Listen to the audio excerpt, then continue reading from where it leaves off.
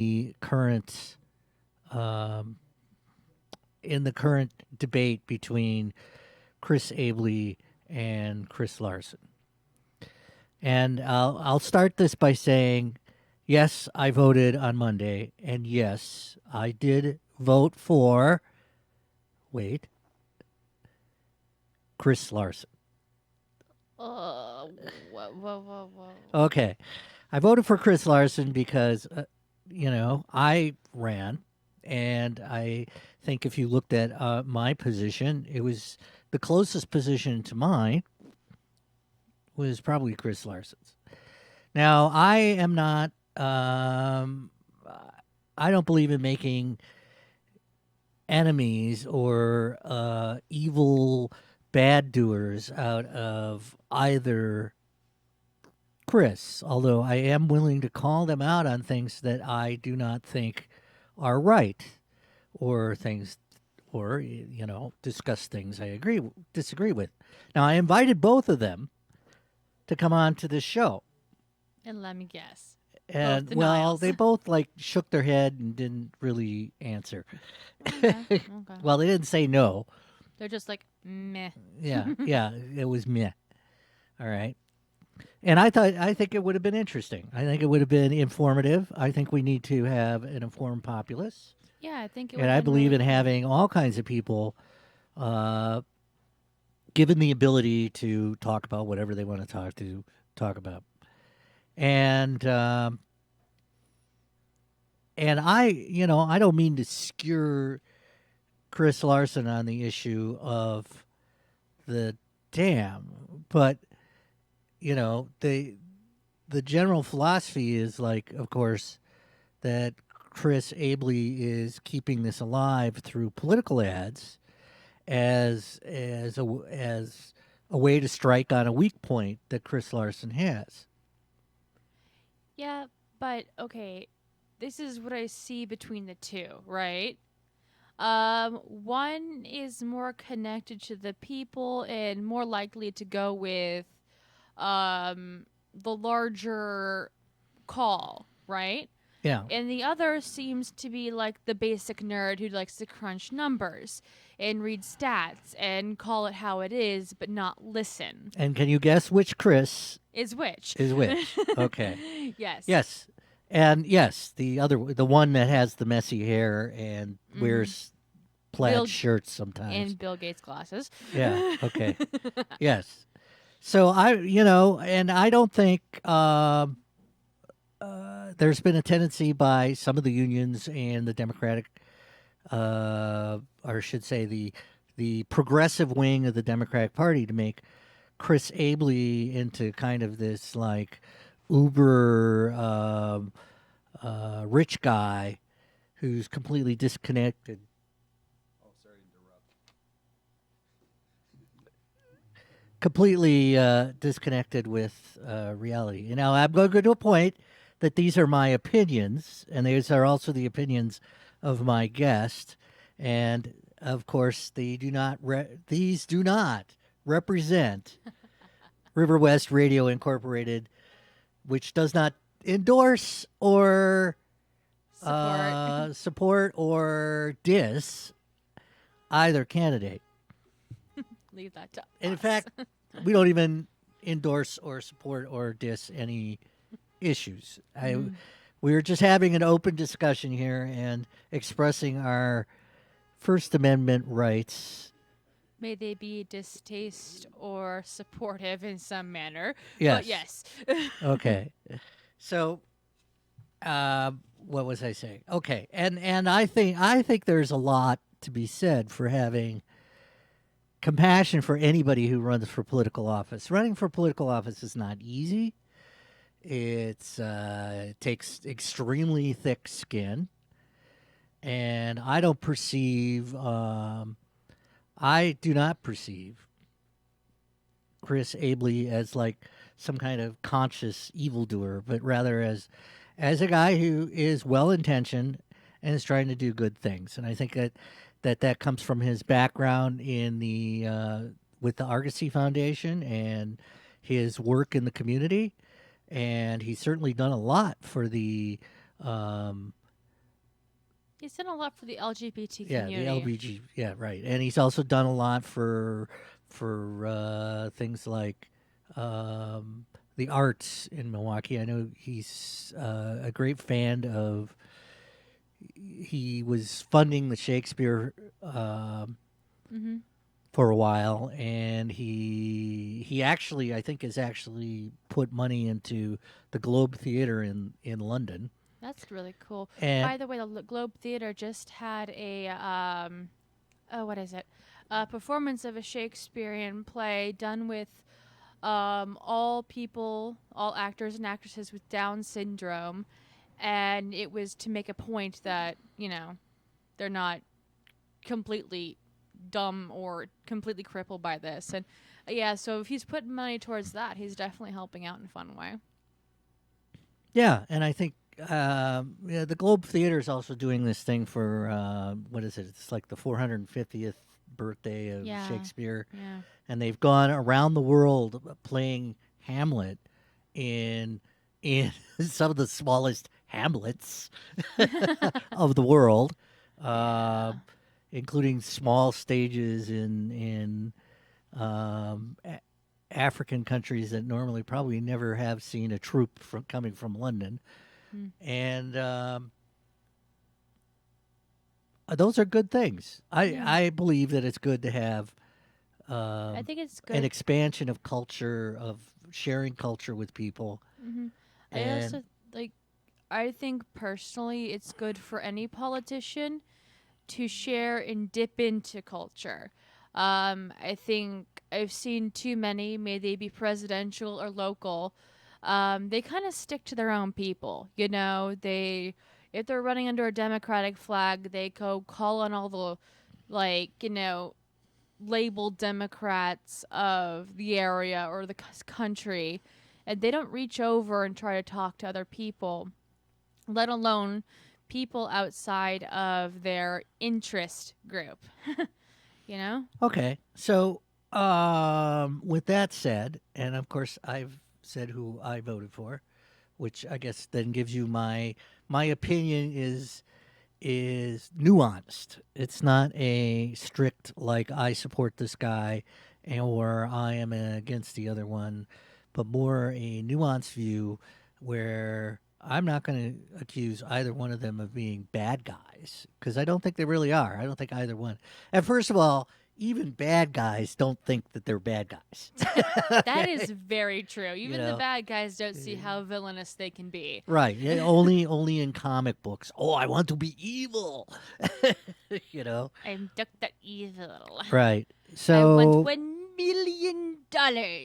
yeah. Only a million? Only $1 million? That's not worth a lot. Well, I want sharks with lasers. Okay. Sorry. Okay. So we're I was going to go on. Anyways, so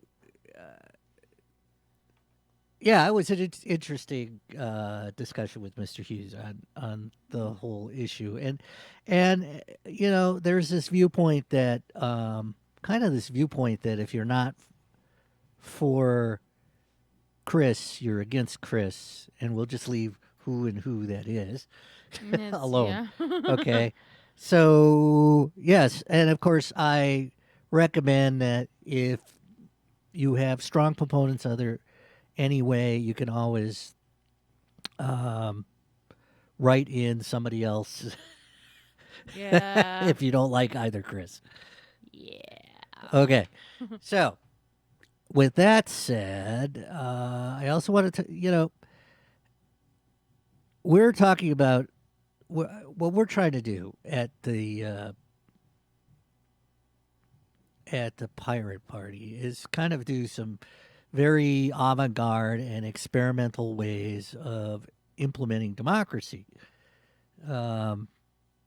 First of all, the party's organized as a cooperative, and that was done quite purposely because cooperatives are protected under state law, and in the way they're structured. Cooperatives are I should say Wisconsin and Minnesota probably have the best cooperative law in the United States. And the reason goes back to the history of cooperatives. Cooperatives are kind of steeped in leftist and socialist history. One of the reasons is that the peasants in the steppes of Russia often had agricultural cooperatives, and in the early days when people started contemplating some form of revolution against the autocratic rule of the czar, the movements came forward that felt that people should go out and live with the peasants and understand how the peasants lived. And these are, you can kind of think of this as like the hippie movement of the 1860s.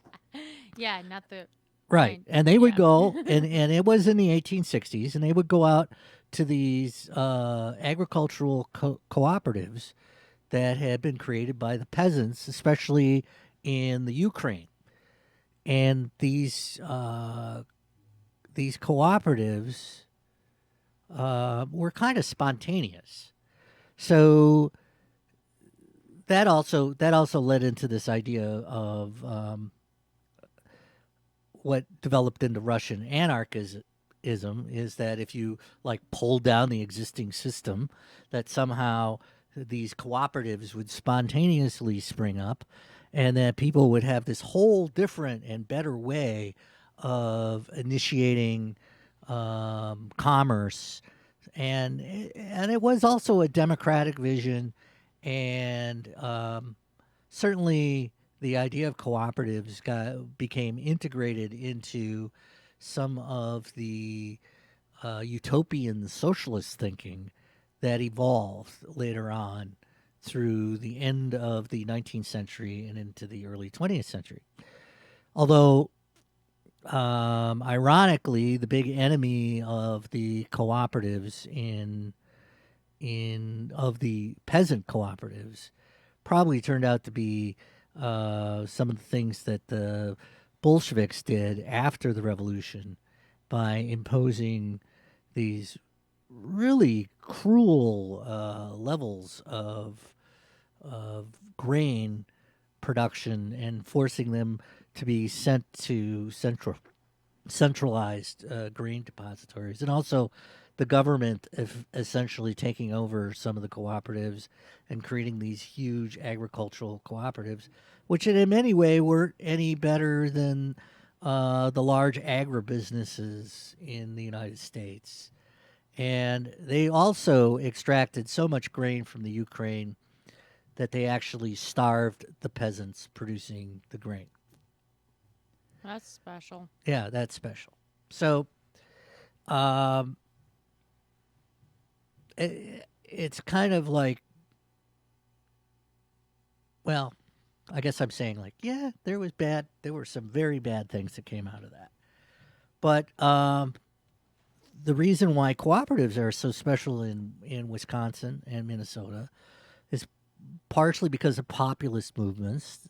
Certainly, progressive populism kind of supported the idea of cooperatives.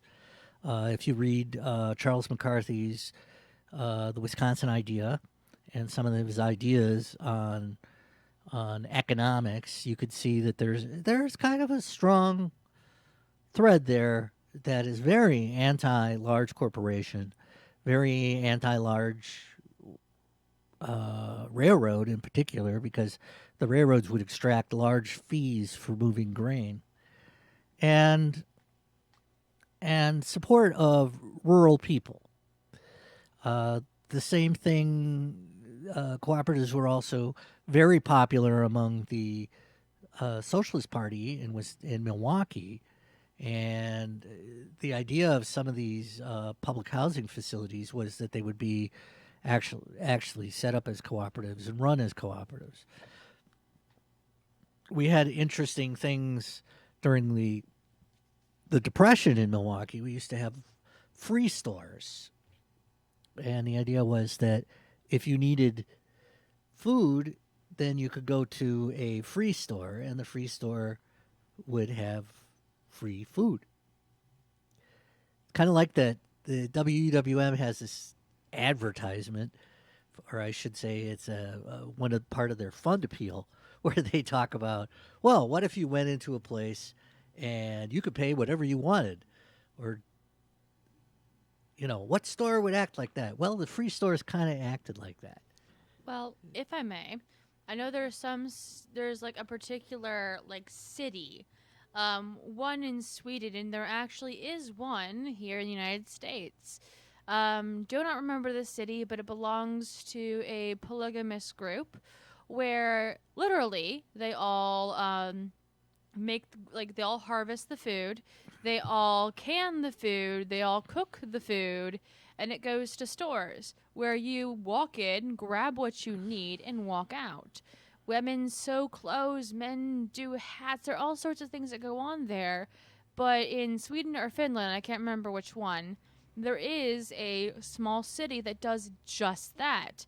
Not only do they have free stores, essentially, but they also have many restaurants where you can pay what you want for your meal. Right.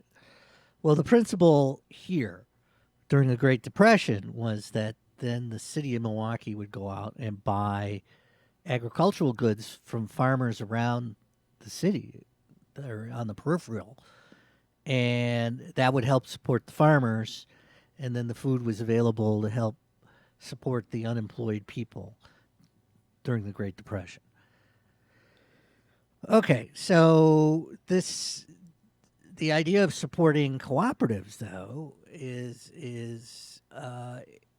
seen as another mechanism for us having commerce that is not based on the accrual of capital to a few individuals or the centralization of capital into the hands of the elite, but rather that as a member of a cooperative, you are a capital investor in the organization, and therefore you have the right to their books, you have a right to vote, and in the way that cooperative law is set up in Wisconsin, you have to define that right to vote, and it's almost always, and I believe the way the law is, you can have multiple classes of membership, but normally if you have a single class of membership, it's one person, one vote. There's no like elite group that runs the thing. You look like you're listening to things. Yeah, pretty much. Okay. Sorry, this conversation has taken a historical movement to this is the legal move of cooperatives to historical of cooperatives back to the legal. And yes, and I'm like wandering around. And it's very Okay. dull at this point because you're talking in Yes, circles. I'm extremely. That's right, and this show is designed in case you can't get to sleep at night. This show is designed This to is help designed you to help get you there. get to sleep, Well, okay. or at least have interesting dreams. I hope. Psst. Okay, well, can I touch on something? Okay. Okay, so recently Senator Larson and Senator, what's her name? Taylor, Lena Taylor.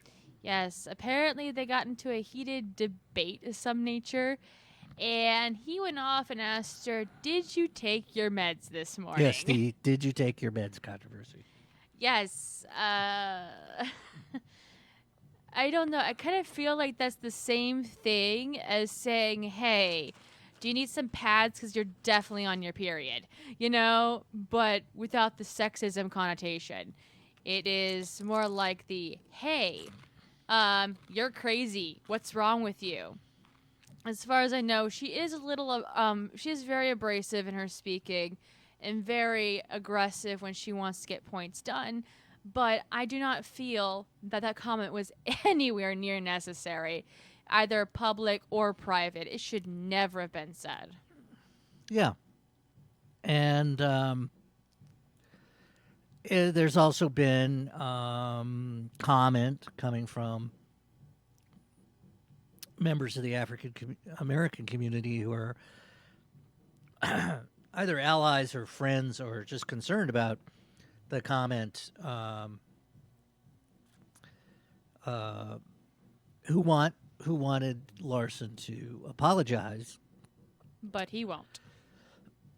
Well, I don't know that he won't, but it's like he does have a tendency to stick. Excuse me, stick to talking points. Or dodge the questions, as I've seen numerous on various debates, especially the one that was held on TV between Abley and Larson. Oh, Lord, there are so many talk-arounds. You thought it was some presidential run. It was quite embarrassing. But I think I find that comment not only offensive, but I find it abusive. It's now making a joke that people with mental illness or people that take medication, it's now making them into a joke. I don't know. That's the way I take on it. It's just, hey, you're so angry. Did you take your meds this morning? Because you really are angry. I guess it's kind of like insulting a community inside a community. I don't know if that was anywhere near appropriate. Well, Senator Larson did put out a press release, which I know you can probably find in multiple places like Wiz Politics, and it's definitely posted up at Urban Milwaukee. And you could read kind of his side of the story there. Although I thought it was interesting that there was a reaction to former Alderman McGee, Jr., right? I think it's McGee Jr. McGee And he, because he posted a little snippet where some people at some conference or someplace had had essentially brought this up to Larson, and as a result, there was a kind of very uncomfortable looking event going on. So,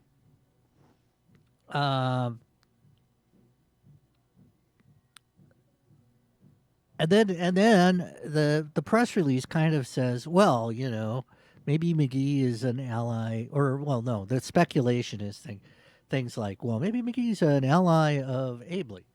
That And which prompted me to post this idea that, you know, maybe people aren't really allies of either one and are just concerned. Yeah, they're just concerned in calling out the BS where BS is required. Right. And because I it does concern me when you create a situation where you assume somebody who's questioning you Is against you. is against you. Well, maybe what we want, and I think this is a philosophy of my party, if it's not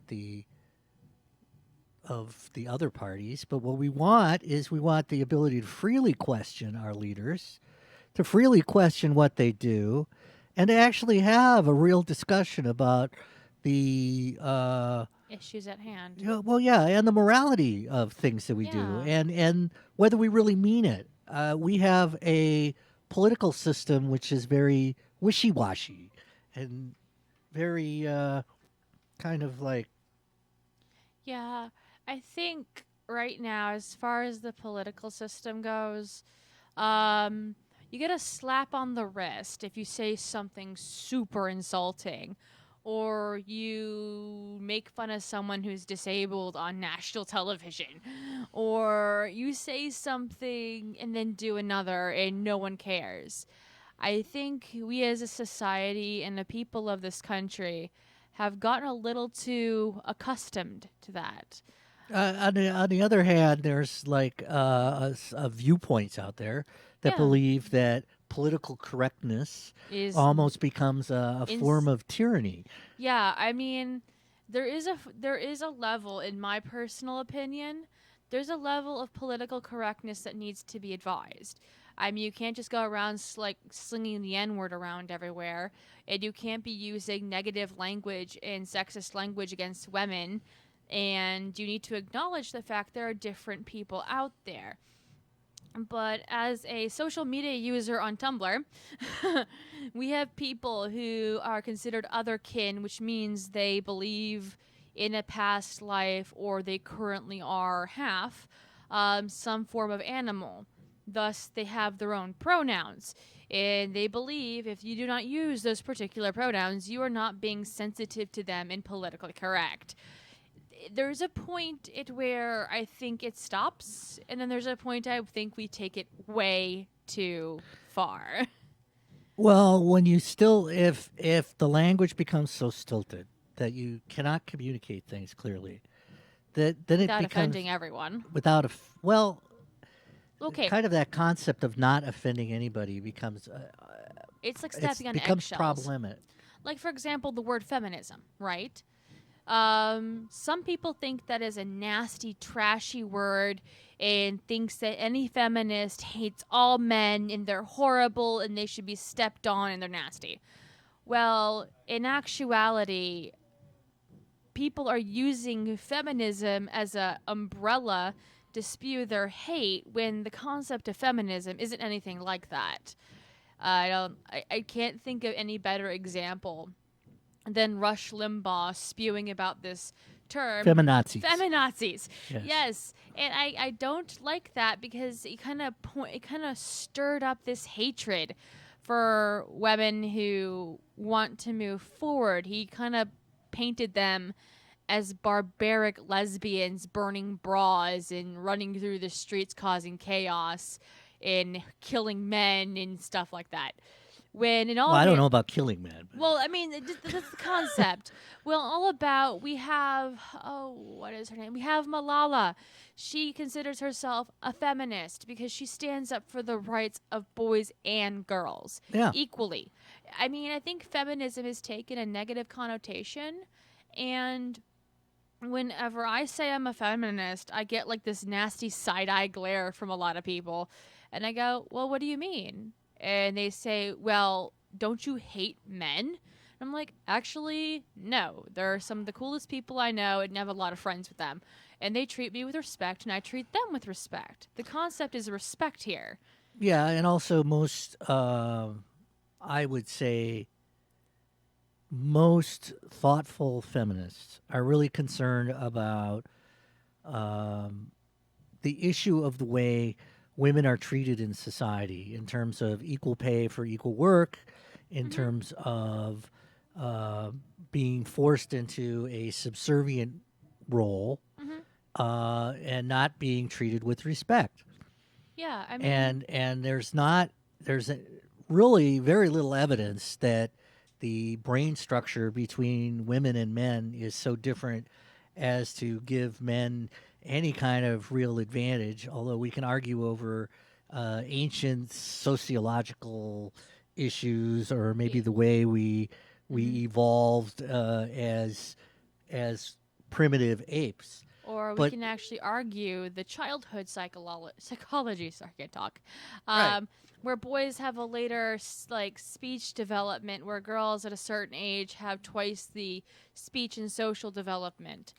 But is that physiological or cultural? I think that might be more cultural than anything else, It's because I think I'm- hard to pull things it's hard apart. to pull them apart because I think it's actually more cultural. I do not think, or locationized, even that. Not just cultural, but where in that culture you belong, or where in what country you belong. Yes, people grow up differently in different countries, And how they do act is- differently. Yeah. You know, and like one of the side effects of the way European imperialists would view themselves and view the countries that they have taken over is they would often like feminize the people of that country. They would view like, you know, our little brown brothers or our Yeah, or a little petite little things. Like they think Right. they're like children, right. They and- treat them like children. like frilly children, and that is really ridiculous. And I see that. I see a direct relationship between those historical patterns and the patterns by which people in Wisconsin treat the inner city of Milwaukee, Oh and yeah. even the In Chicago and especially, the same thing. Hispanic area in Milwaukee. Oh Lord. And like in Chicago, I think is the prime example. Well, it's more diverse in Chicago Well, too. yes, it's more diverse, but you can tell who's from a suburb and who's from the city Yes. just by walking down the street. People who are from the city have a faster paced walk, they have where they want to go. Most suburbanites have huge strollers for kids, whereas city mothers and fathers have smaller strollers that are more compact and easy to get in and out around. Yeah. Well, And they know, I mean, it's so funny just let's watching them come in from the metro for like a day, a warm day in Chicago, to go to the museums. It's almost like a tourist. let's avoid excessive cultural stereotyping. Oh yeah, sure. And by the way, the stereotyping that we're doing does not reflect the opinions of River West Radio yeah, it's just me. Incorporated. It's just me. Okay. It's just me. Okay. Sorry, guys. It's just me. Okay. So, But yeah. but I do believe. I mean, this is my opinion. Is that there is this kind of cultural imperialism that goes on between the suburban white communities and the African American communities in Milwaukee, and also the immigrant communities and the Hispanic communities, kind of the non-white communities. yeah. So and white is a weird term because the meaning of white kind of changes over time. It is Yeah. it is just like I mean, I would consider race myself like race gender and class. class. Yeah. They're Always fluxing. they're fluxing because they're really imposed, Yeah. I mean, culturally imposed. I think white is no longer a definition of color of skin. Because if we're going by that, I think I would call myself a nice light cream. But again, we're talking about this idea of whiteness. When I talk to any of my other minority friends or even my fellow friends I might see in a mosque, right? They make jokes of this is what white people do. When it's now a social thing and more of a view on attitude. Right, and It's- yeah. in some areas, Asians are treated like whites, and in some areas they aren't. Yeah. It's It all depends rather on where interesting. you are. I mean, And lot of in fact, people- if you're well off, Yeah. right? If you're like well off and- or well educated or a doctor, right? Mhm. Even if you would be classically not categorized as white, you tend to fall into the same cultural patterns as white. as white. Yeah, I had a lot of friends in Chicago. They were pretty much all minorities, many of them from the African American community. And I got my first real culture shock down there coming from pretty much all whites town in Indiana. Very rich, nice, fancy suburb. Went there and I got a really big culture shock because I didn't understand what talking white meant. It is this concept that it's in some like inner city areas. I'm not saying all by any means, but in some areas where if you're African American, Latino, or whatever, you're looked down upon for being educated or talking white. And it's a really disturbing thing. I don't know how common it is because, again, I just got to hear about it and learn from it from my fellow work people. But I was really disturbed because I thought, again, me being this ignorant white person from the suburbs of Indiana, I had no idea that people didn't learn the way I did. They didn't get the same chances, nor do they understand. But there's a tendency to do that anywhere. I mean, I know, it happens everywhere. White working class people are sometimes Shunned as stupid. No, the other way around. Oh. They will shun well-educated white people because they believe they're being snobby or being elitist when they're probably just like talking the way they talk. Yeah, I mean, that was like my show a few weeks ago where I was talking about that, where I was discussing education in United States history and global history, on how you may feel like someone's talking down to you or talking above your brain level. Well, in all honesty, they are. They're not being snobs. They're not being like, stick your nose up in the air, I know more than you do.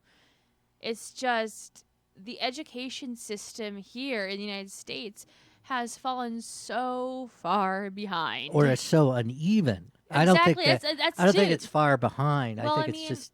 not far behind in some areas, I should say, because I went to a private Catholic high school where I was given a laptop and I had access to college level stuff and everything in the world. Whereas if I went to a public school a couple miles away, I would have maybe a fourth of that access. So I think it's more a location and type of school you go to. So that also is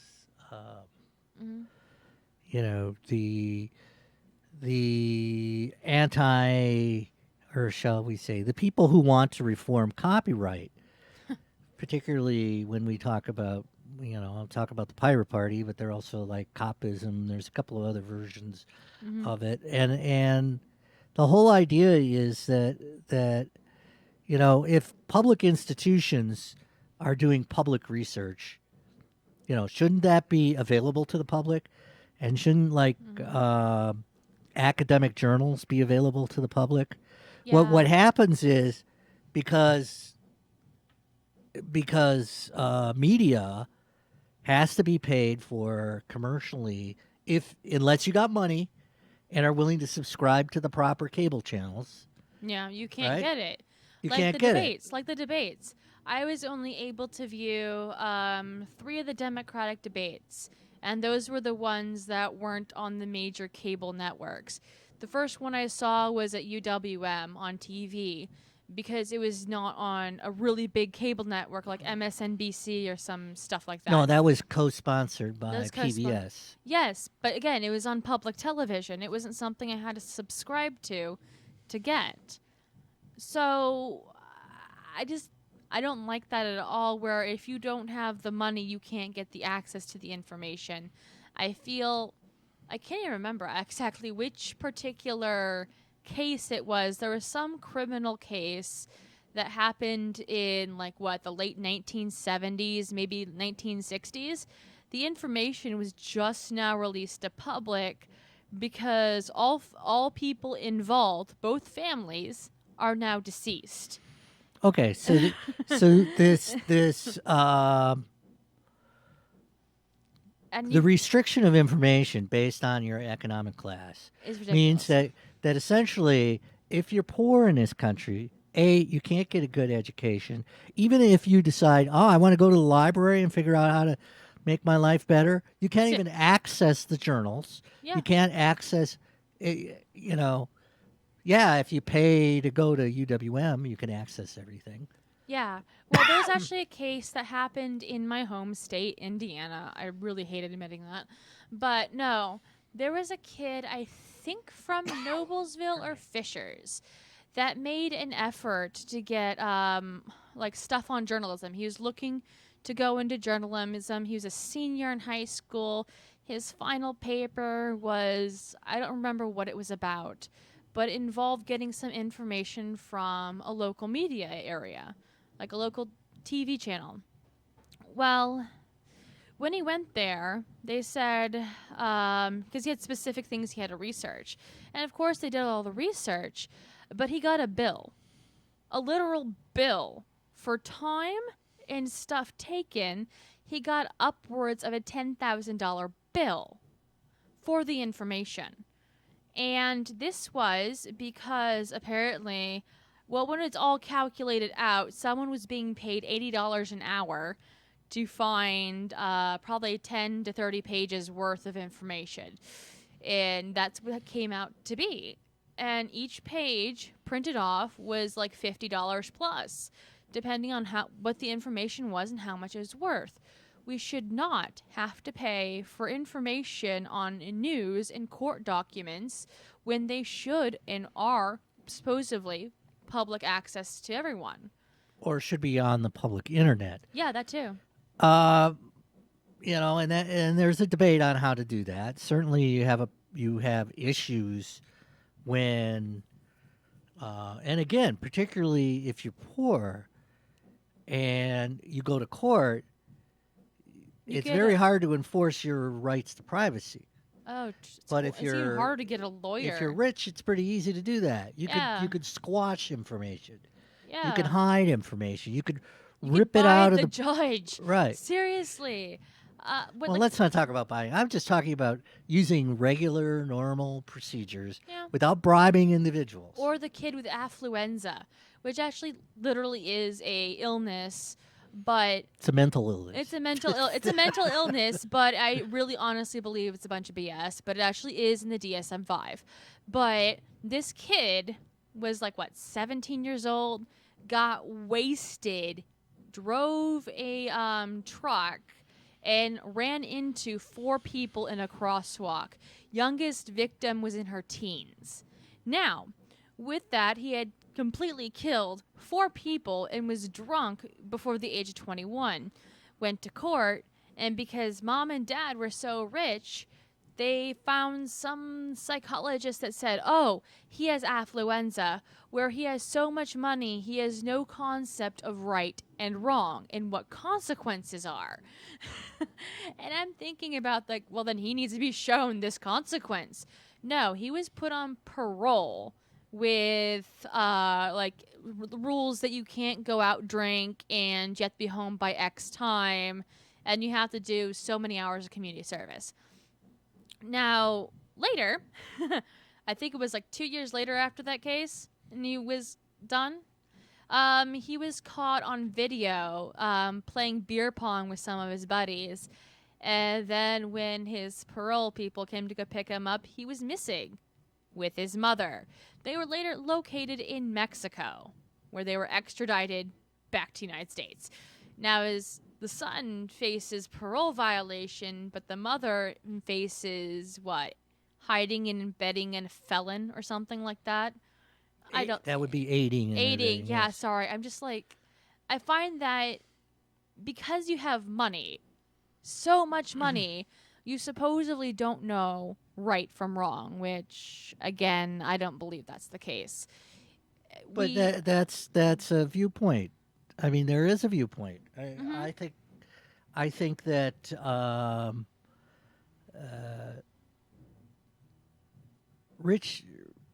very rich people who grow up around other rich people, don't understand this idea that there are poor people out there who feel like the rich people are criminals. That they're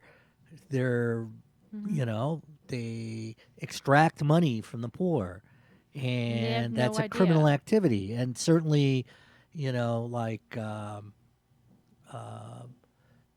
Marxist the value of labor theory views the capitalist as a criminal, stealing the wealth of your labor. Yeah. Through the way that he marks up your wages and then sells them to other people. Yeah. Or marks up your services. Mm-hmm. So, and then they criminalize the idea that the workers can, create an association and try to collectively negotiate. So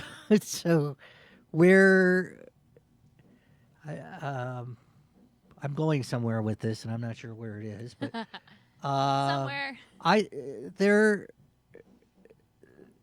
There are these oppositional forces, and where do you define what is real morality or really doing things for people in a this kind of opposing system, whatever. in a system where you have these people in opposition to each other. And that's where becomes the the norm. Like in Germany, the German government has made it so corporations have to have members of unions on their board of directors. That creates a different business environment than we have in the United States, where really the labor is always on the other side of the table, always an opponent to the people who own the corporations. Well, you were speaking about morals, and I'm going to touch on that real fast. A lot of people go, oh, if someone doesn't have morals, then they haven't found like religion in some aspects. But when you say the rich do not know morals, they do not know right from wrong, they do not know or do not understand that their money comes from a different group of people that are less off than they are, I don't think religion really says it matters. I mean, you look at the mega churches in the South with, what is it, Joel Osteen or whoever he is? Or even in the suburbs. In the suburbs. Yes, that's true. But no, it's like this man has like a $4.7 million mansion. And somehow he says he talks for God. And I kind of find that very skeptical. I don't believe that you must have religion to have morals, but I think you must be exposed to different people to have morals. You know? I mean, for me, to understand things, how to, stupid can be fixed because you can teach and you can educate, but ignorance cannot be fixed unless they personally live inside of it, what they're ignorant about. In a way, you've just kind of like expressed something that reflects the story of Siddhartha, of the Buddha, right? Who is raised as a rich prince, and then walks outside and sees The disparity. suffering and Yes. poverty and death, and then changes his life, leaves his wife and family, and goes off to try to find Peace. peace. Yes, and that's the funny thing. People think Buddhism is a religion. It's more like a philosophy completely.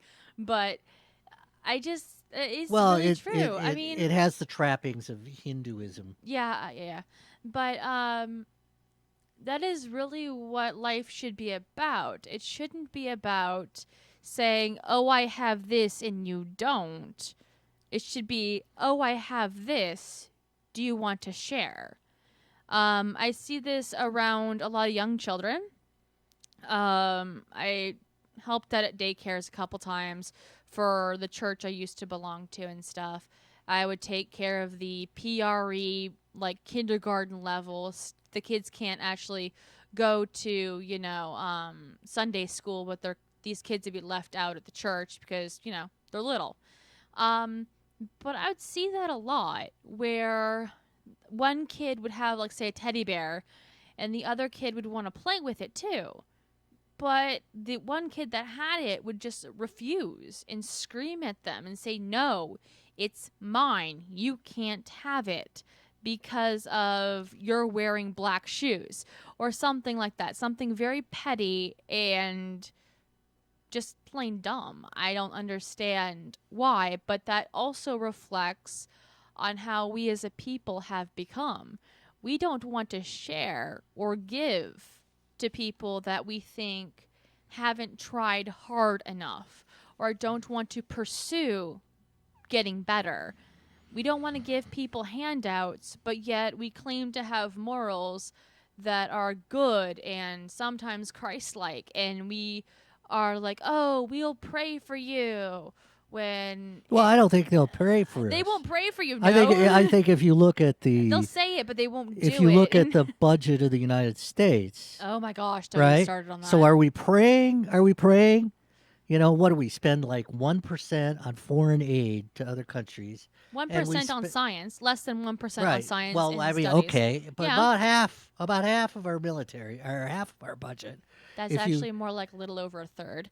But yeah, that was 2016. No, about half of our budget is military related. Possibly.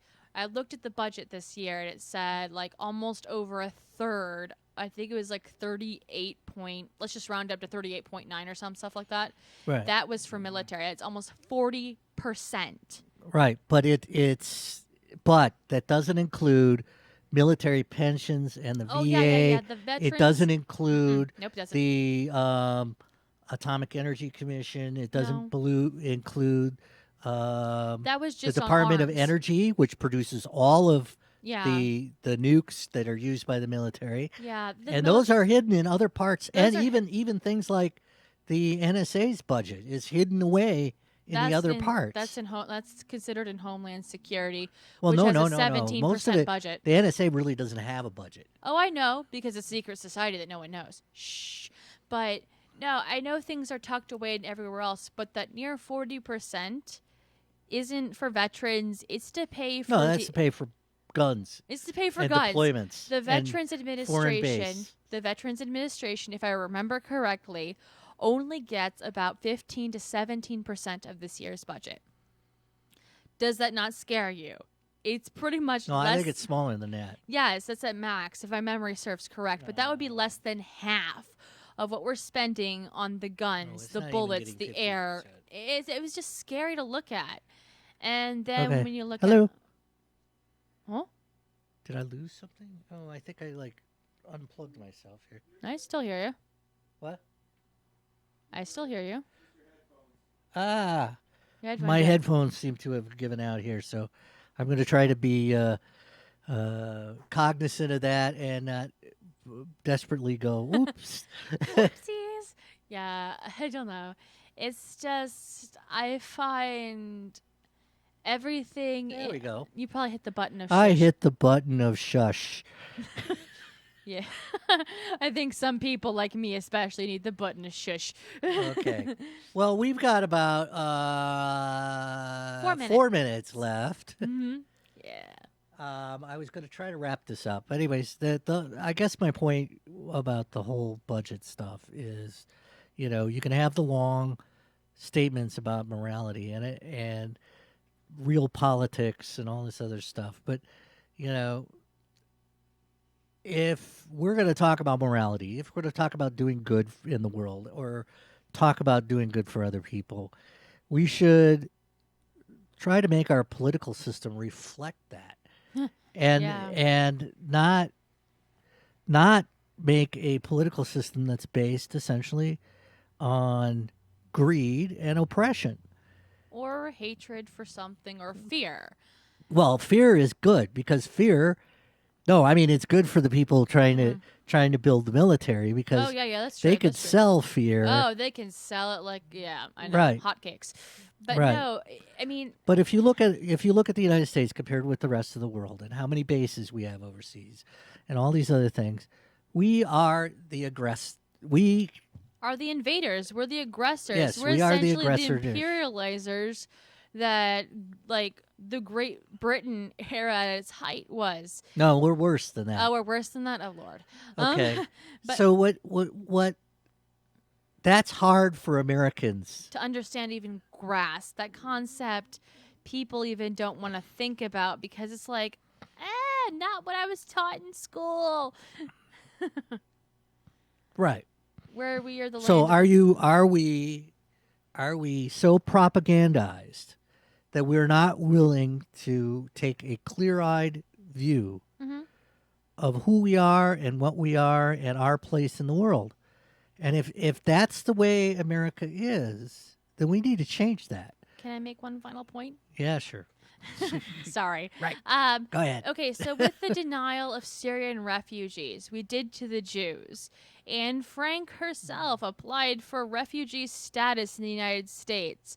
Jews came across the sea and the oceans all around to try and seek safe haven in the United States During the Nazi period. during the Nazi period. If we would have accepted them, Anne Frank would be in her, late 60s? Am I I correct? think older than Older than that. that, like something, like It somewhere. was 60 years ago was the end of World War II. So she she'd would have probably been like 80. 80, yeah. But still, regardless, she would have still been a living woman and lived through history. But now we're doing the same exact thing out of fear for this ridiculous concept of what people are calling Islam. or anybody from the Middle East. Yeah, and yeah, that doesn't too. that because You there's can lots of religions there, Mm-hmm. and the refugees Yeah. actually have a broad spectrum of religions, including various Christian sects. Okay, it is 59 minutes after the hour, and you are listening to River West Radio 104.1 from beautiful downtown River West, Wisconsin. And you have a good day. Thank you.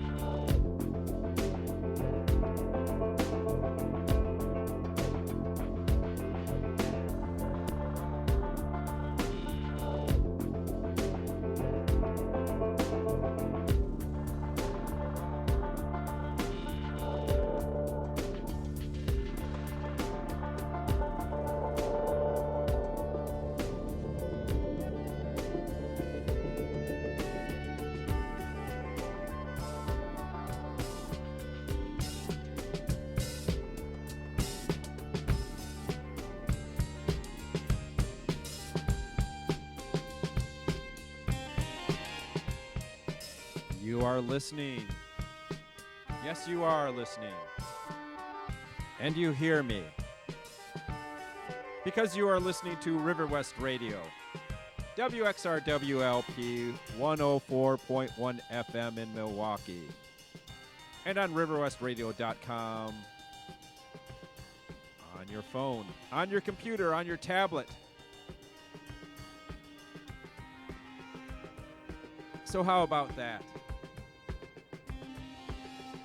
It's Thursday, March 24th. It's 3:01 p.m. A light snow is coming down on Center Street, where according to weather.gov, it's 34 degrees Fahrenheit, which makes sense because the snow is falling and melting. My name is Martin. I came in early so that Joe could do the Bosun Hour with Meg of Abby Normal. Oh, yes, and I would like to point out that I, as program manager at River West Radio, have no opinions about anything, and I certainly do not endorse anyone or anything. So if you ask me, I'll say, I don't know, I guess something. But as soon as I leave, I talk all sort of crazy stuff about what I think with my half-baked ideas, with the little things I read here and there. So it's probably best that as program manager, I don't say any of my opinions on the air. But I do love River West Radio and having all of the producers come in. There's over 50 producers. Actually, there's over 50 shows. There's a lot more producers because there's more than one producer per show. Kind of an amazing thing that all these people come in after planning what they're going to do, after thinking about what they're going to say all week long, and they make a show. And then with the good graces of the FCC on our little 100-watt signal, we modulate the frequency of the air around you. And it goes out about 3.5 miles into your houses and cars. And I'm trying to get a thing to have radio be like it used to be, where it wasn't just something that you listened to in the car. Hi, Sarah Lou. Hi, Quentin. They're coming in to get the store part of this going. Anyway, so the thing that I like to tell people who, for some reason, don't have a radio in their house. Never understood that, because I've had a radio in my house. I've had radios in my house since I was young. I always love that you can just switch on the radio and it's like podcasting that immediately downloads. It's like Bluetooth speakers where you can have a radio on in every room and it's miraculously synced up. But I've been saying to people, yeah, River West Radio is not just for the in the car. It's ideally in your house. So many programs like the one we just heard, Bosun Hour, you don't really capture what they're talking about if you're just driving around for 7, 10, 12 minutes on the way home from work. So many of the shows, you really should just listen to them in your house while you're doing dishes, while you're cooking, while you're cleaning, while you're getting ready for bed. When you're doing something where you don't want to sit and watch a television or watch your screen. So I'm not going to tell you to do this, so don't do this, obviously. But imagine this, for all you people that don't have a radio in your house. Imagine taking your car and going, I'm going to say 500 miles an hour, and you smash into the front of your house, and your car is suddenly in the middle of your living room. That would be bad. Car is messed up, your house is messed up. But there's one good thing about it. You would be able to listen to the radio in your house. Hopefully the door busted open and you can turn on the speakers and the radio still works. Might have to get a battery charger to keep that radio going. And also you may want to try and remove all that leaking gasoline by some other method than lighting a match. Okay, that was a horrible vision to make because car crash is not good. Radio in the house is good. Anyway, it's a really beautiful day for radio. 34 degrees. It's nice. The rain and snow and the 37 mile an hour winds. No, that can't be right. I really have to get used to reading weather.gov. It's one of those things that's nice. We can't use any of the copyrighted weather that was produced for weather.com and all the different weather forecasters out there. But because we the people have paid the government to make weather.gov, I can tell you fun things like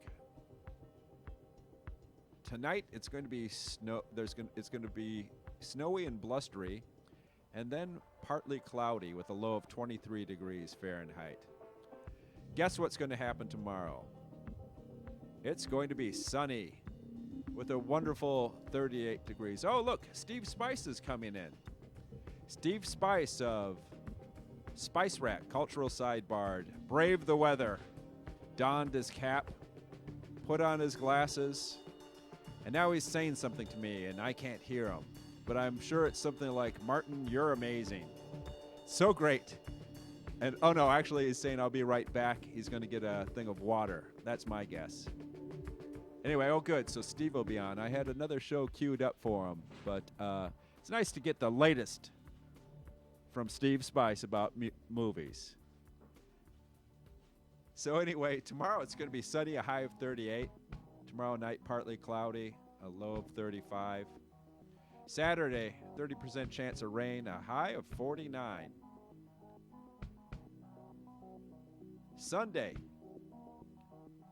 what the Christians call Easter, there's a 40% chance of rain with a high of 43. There goes Joe, there goes Meg. Thanks for coming in, guys. Appreciate it. They came in early because we will be closed on Sunday, Easter Sunday. But I wanted to have new shows. And Zav, the station manager, said, oh, why don't you have people come in on Thursday night to fill in from 9 to 11 during what used to be Packerverse and which will be Packerverse again. But, oh yes, so we're actually going to have a couple of shows come in from 7 to 9 so that we have some new content instead of playing last week's Sunday show this coming Sunday. Nice new stuff.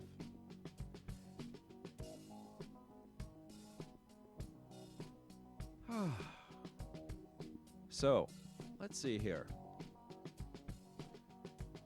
I'm going to click on some things.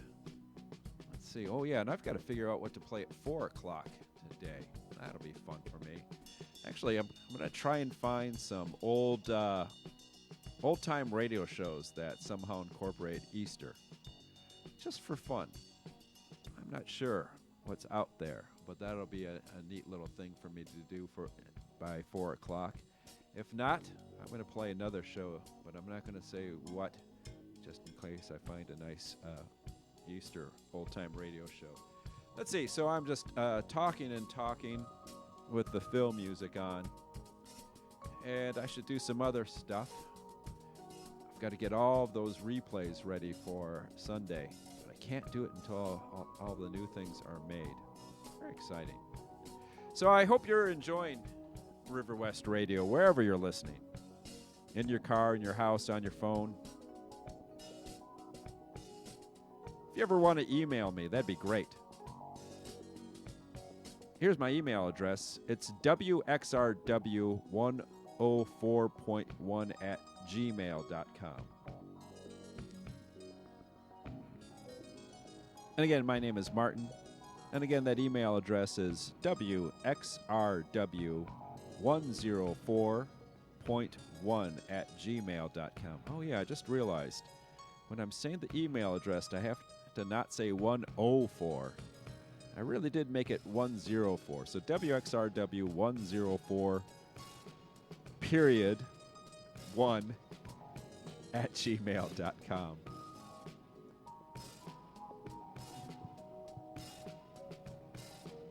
So we have some other exciting things coming up this weekend.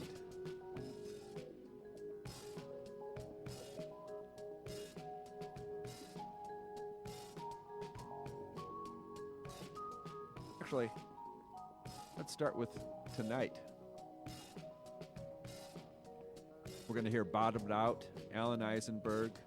Bottomed Out at 5, Alan Eisenberg at 5:30, Ingrid's Inspirational Hour at 6. Ching Su Ru, they'll be coming in at 7 p.m. to do a show for Sunday. 8 p.m. as usual will be Musicology.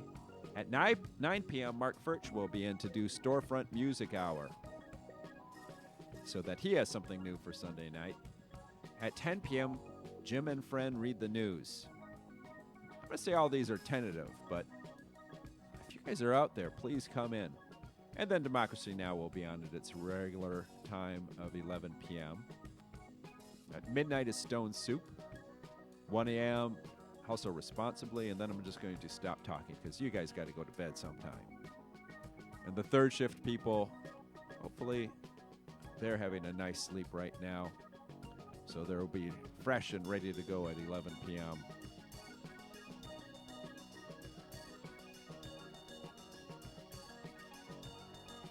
Saturday, we have some new shows. MKE Vibe with Tam Lawrence.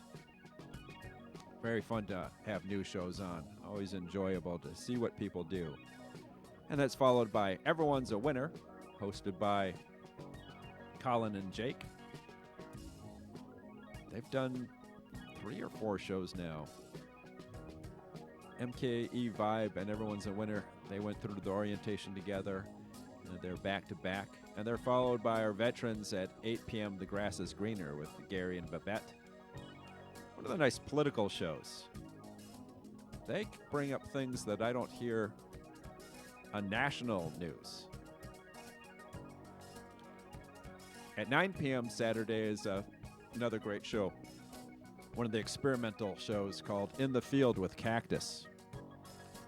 Cactus goes out into the world with a recorder and he captures the sound. He doesn't talk. You hear him walk around. For some reason, I always like it when I hear him walking around. You might hear the lake, the river, sirens, cars, or even trick-or-treaters. At 10 p.m. Saturday night it's 12 o'clock somewhere. Very fun show with Jesus, Willie Wimbledon, DJ, VJ Lolo. Wait, I think I messed that up. Lolo. Let's just say Lolo. Big Worm, Cottrell. I think I got everyone. But they're on 10 to midnight, and it's their 25th show. So they're going to put together a little best of their, I always want to say siphoning, but it's not that. Come on, Grandpa. What do you call it when kids rap off the top of their heads? Not siren, that's making a baby. Ciphering. So hopefully from 11 to midnight, they'll have a bunch of the best of ciphering. And then right about now, oh, look, there's Mako. Good old Mako. Mako waves, and he's got his coffee. Didn't see him come in. Oh, sneak around. Never mind. Maybe it's not even Mako. So if anyone cares where Mako is, I don't know if I see him or not, to be honest. Oh, all right. Well, at some point, I'm going to have to stop babbling. I've got to get out the program log sheets for Studio A and B here in beautiful downtown River West, 824 East Center Street. But really, on a day like this, the best thing to do would be go to riverwestradio.com and click around or tap around. We've made some improvements, and we're still working on it.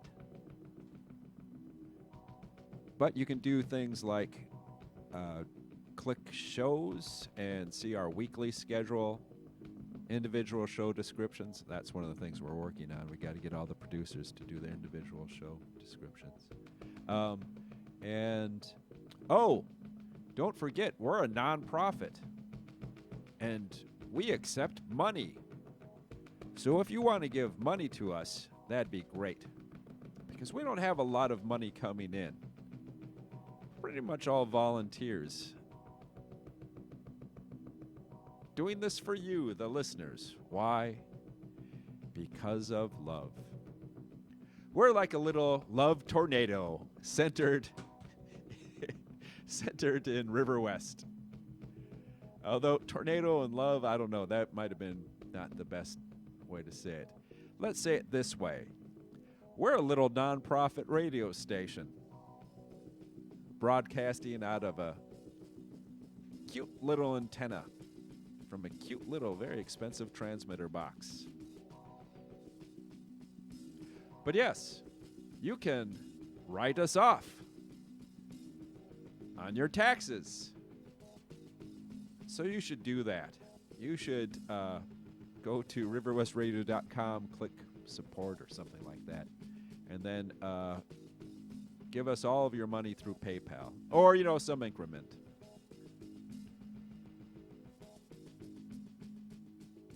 That'd be fun. Give $1 just to get the ball rolling.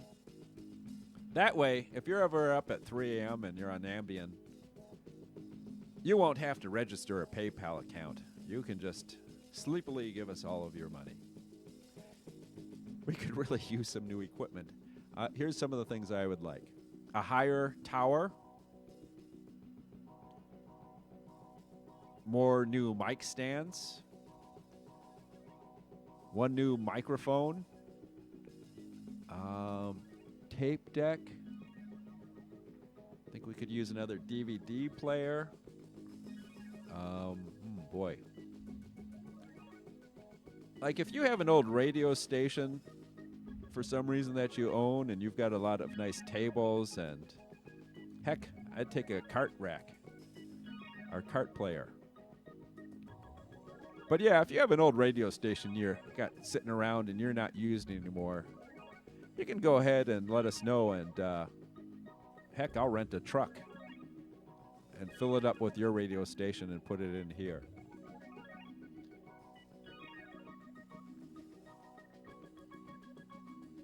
We've got a lot of nice stuff here that actually makes a radio station run. But, you know, not the best stuff. Our chairs are from who knows where. I'm guessing some school from the 50s, maybe the 60s. No, they look more like 50s chairs. We've got some TV trays that we use for the mic stands. Oh, yeah. Like if you have a nice computer with a good sound card in it that you just aren't using anymore, let me know at wxrw104.1@gmail.com. I would love to get another computer.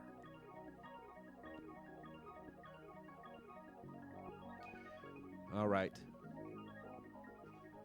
Now it's 20 minutes after 3.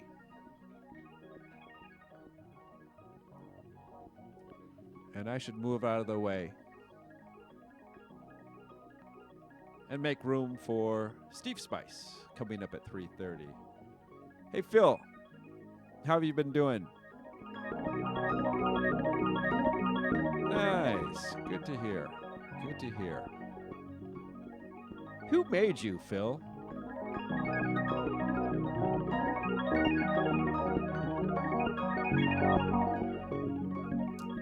I guess I don't know what you said exactly.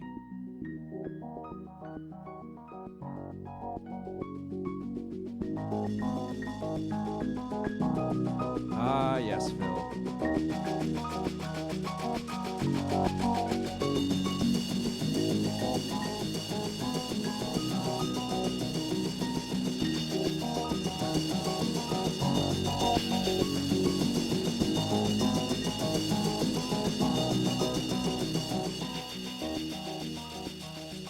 So yes, you are listening. That's why you hear me. That's why I'm in your head.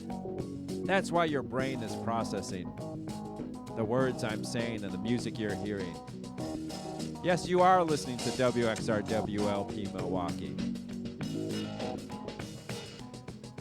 We have to say that at the top of the hour, so we do. And then we like to say it, so we say it even more. Ooh, Phil. Sounds like you fell off a cliff. Well, Steve has his bottle of water. I've warmed up his seat, but I've got to get out his log. So I'm going to give it to you, Phil, while you do something with your drum. Thanks for being so lovable, River West. And all you River Westerners all around the world.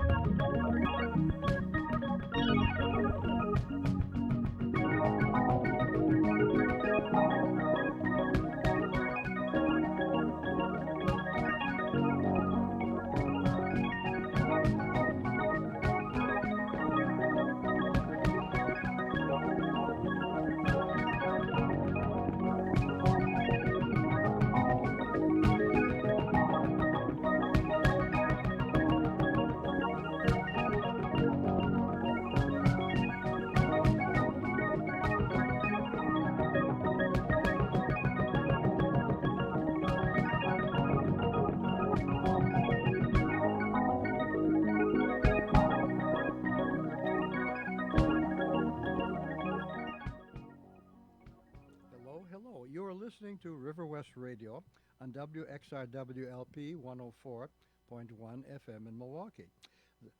And on riverwestradio.com. Now you can listen everywhere with the Stitcher app and TuneIn Radio app on your phone. This is Steve Spice, introducing the Spice Rack once again. Although today I'm not quite sure what I want to discuss. A couple of things kind of hit me in an odd sort of way. Maybe it's the weather. For example, one of my colleagues was razzing me about, doing something trendy, talking about superheroes. Kind of a thankless task, but it reminded me of the fact that the new review came out in Entertainment Magazine on the new Batman versus Superman movie to very bad press. I mean, they're supposed to be working together. I didn't see the film. I probably will, just for the heck of it. But it seems as though this is very typical of overkill in what happens in new movies.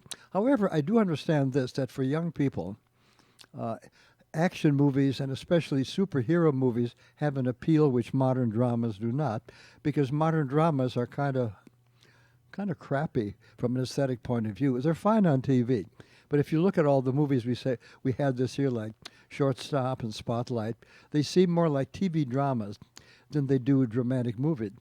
I did see one new film. I saw 10 Cloverfield Lane. I think that's the right title. These people are in a bunker underground because the air is polluted, or rather two of them have been forced into the bunker. The heavy-set old fellow, played by John Goodman, I believe, is a little bit off the wall. But the film starts with an interesting possibility of characterization. After that, it goes downhill rather fast. When violence sets in, there's a shooting, and eventually the leading lady, the young girl, kind of nicely played, I can't remember her name, somehow escapes and finds herself confronted with space creatures, finds herself confronted with shooting bolts of light, crashes her truck into this. And what started as a rather intriguing sci-fi movie becomes kind of a mess at the end, an action-packed mess. And she remains unscathed after going through everything imaginable, being attacked, warding off some ugly-looking creatures from outer space and all the rest of it. She somehow emerges unscathed. We're never quite sure whether the air was as polluted as all that, because the main character who was off the wall may have been deluding the other two. Anyway, it's one of those movies that shows what's wrong with so many modern directors. Given the opportunity to do something unique and challenging, the first half of the movie is not all that bad.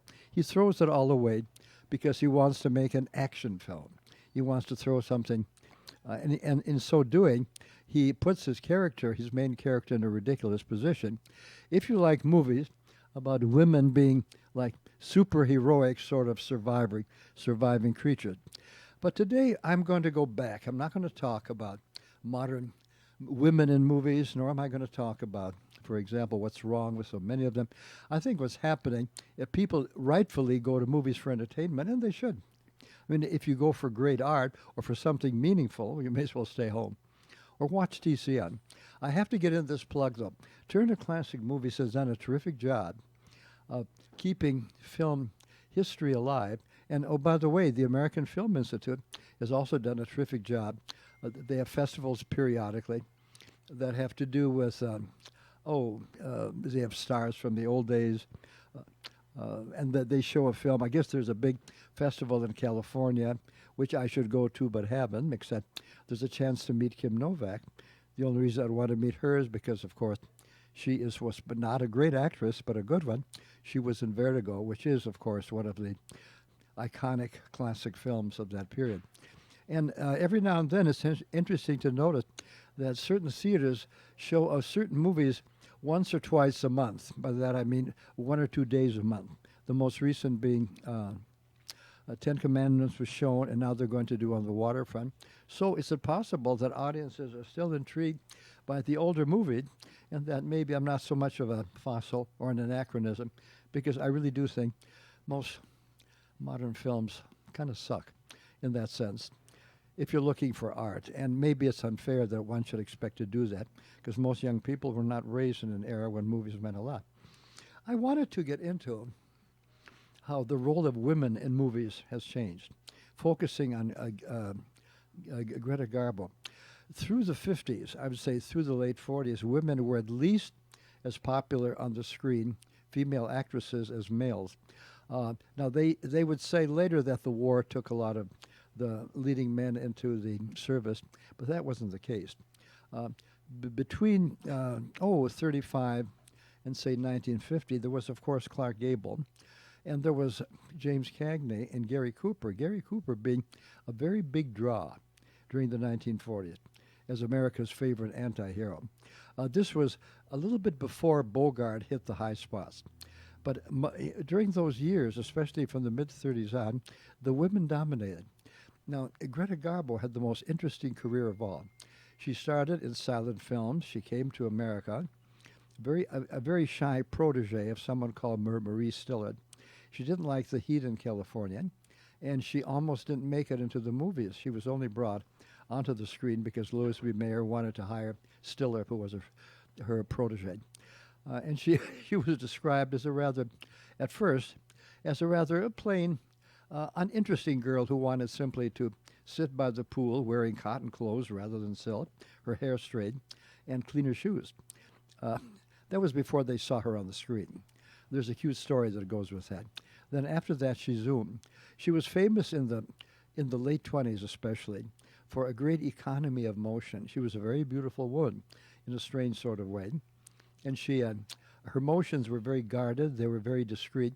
She did not throw her hands around and flay to the moon as was typical of silent screen acting. She brought a new delicacy to that, which carried her through. Well, then sound came. What to do about Greta Garbo and sound? And that kind of changed not only her potential, it also brought out a few odd characteristics about her. For one thing, she had kind of a low voice, a low baritone voice. And her first movie was an odd choice. They put her in Eugene O'Neill's Anna Christie, where she plays a Swedish prostitute, an ex-prostitute, who wants to keep her past hidden, who had been working in a house, as she said, out east. I hate men, they're all pigs. She quotes, however, if you can picture Greta Garbo in a house of prostitution, then your imagination is even more wild than the people who put the film together. She had to assume an American Swedish accent over her natural Swedish accent, and O'Neill's dialogue is not of the best, but she pulls it off. She wants to make a clean start, and her father, of course, doesn't know about her past. She has a new boyfriend who thinks she's as pure as the driven snow until he finds the truth. She pulled it off, but it gave her persona a new fascination. And after this, being at MGM was not a blessing for Greta Garbo. They didn't quite know what to do with her, although, of course, she became enormously popular in sound film. There were a few good ones that came along, but she was unusual in a couple of ways. For one thing, there was an odd androgyny to her. It was never declared openly that she was homosexual. She might have been bi, but she was the sort of woman who never would have let that become a major factor in her personal or her artistic career. She allegedly had affairs with men, but on the other hand, one gets the feeling that she was a sad, private kind of an individual. Somebody who did not, maybe she had never been in love, and maybe she had never experienced a grand passion, and not being able to do that, as she became more famous, she realized that privacy was her only outlet. But on the screen, an odd sort of magic sets in. One reviewer said once, she has to be very carefully photographed, preferably in close-up or in mid-shot. She had a very angular figure, kind of a boyish figure, yet on the other hand, in a number of her movies, in Camille and in Anna Karenina, she looks very lovely in off-shoulder evening gowns. She had very lovely shoulders, but they were not the fleshy kind of, super soft, mushroomy kind of shoulders that many of the actresses had at that time. Garbo liked to swim. She was Swedish, tall, rather athletic, and yet, although she was very beautiful and feminine, there was something about her that appealed to both men and women, and possibly to bisexuals as well. But it would be unfair to classify her.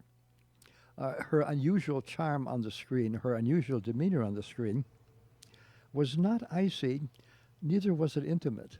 She had a warmth that was carefully subdued but it was the kind of warmth that was always there. And she kind of, no, even on the set, other actors and actresses didn't know what to make of her. The Divine One, she was called.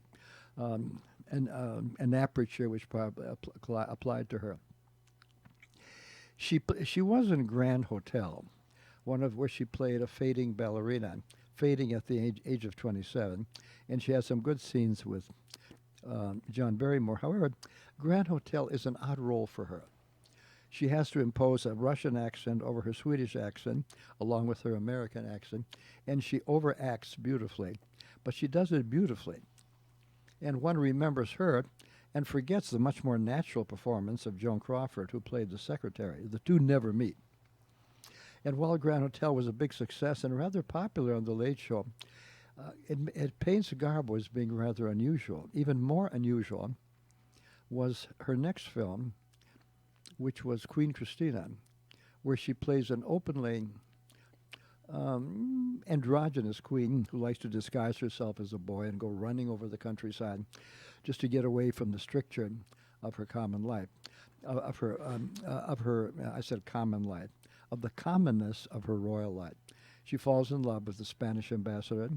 They have a very famously filmed scene in a hotel, trapped during a snowstorm, and John Gilbert was not the ideal leading man for her.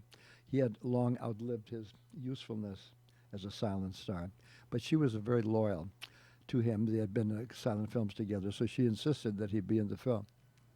There's some very memorable things in Queen Christina, but the appearance of Garbo ranges from beautiful to austere to never forbidding, but this was a woman whose grandiosity was unusual.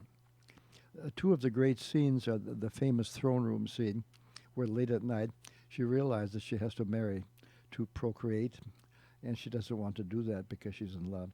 And when the minister reminds her of her scene, she says, "Am I great? Am I really great? I feel so weak, and I feel so little and timid." She says, "After all, one's life is all one has," and she will do what she can to let that life prevail. Then that's followed by the abdication scene, where she announces against the objection of her many great admirers that she will not marry the Duke of Palatine, an older gentleman, also Swedish, but she will simply, rather than do her duty, she will abdicate. And of course that leads to the very final scene, a very famous scene on board ship, where her lover-to-be, her Spanish lover-to-be, is killed in a duel. And she discovers this as she goes on board the ship. That leads to that famous, widely discussed, classic close-up at the end as the ship starts to leave port, and she will go to Spain anyway. The camera slowly moves in on her until finally her face dominates the entire scene. And the famous close-up with an unblinking Garbo, the close-up is held for almost a minute, or the better part of a minute. It was difficult to film because they needed a wide lens, whatever a wide lens is, developing into a more intimate lens. And the director simply told her, "Keep your mind empty, think of nothing."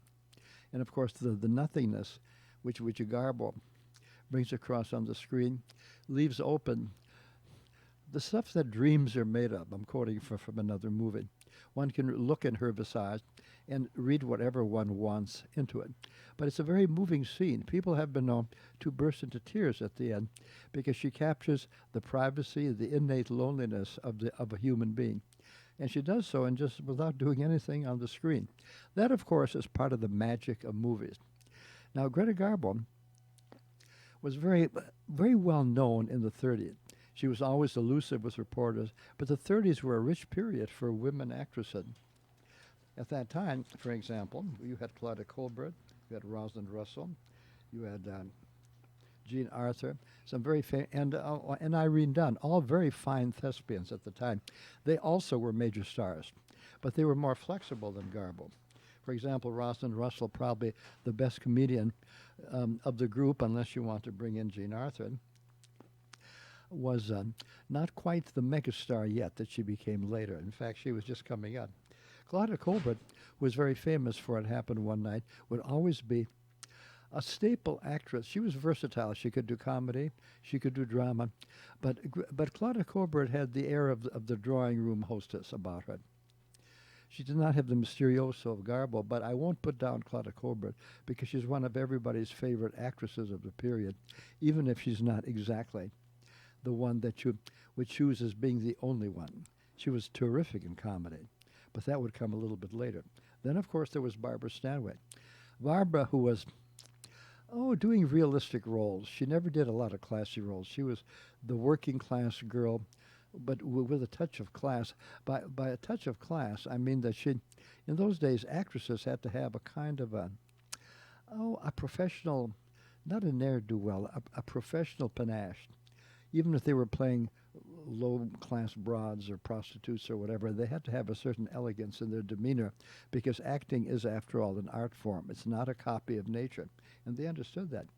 Well, anyway, it's interesting how that worked. Now, Garbo made a couple of more intriguing films. As she went along, her accent she lost much of her Swedish accent. She did a very beautiful Anna Karenina with Frederick Marth, where she looked absolutely dashing.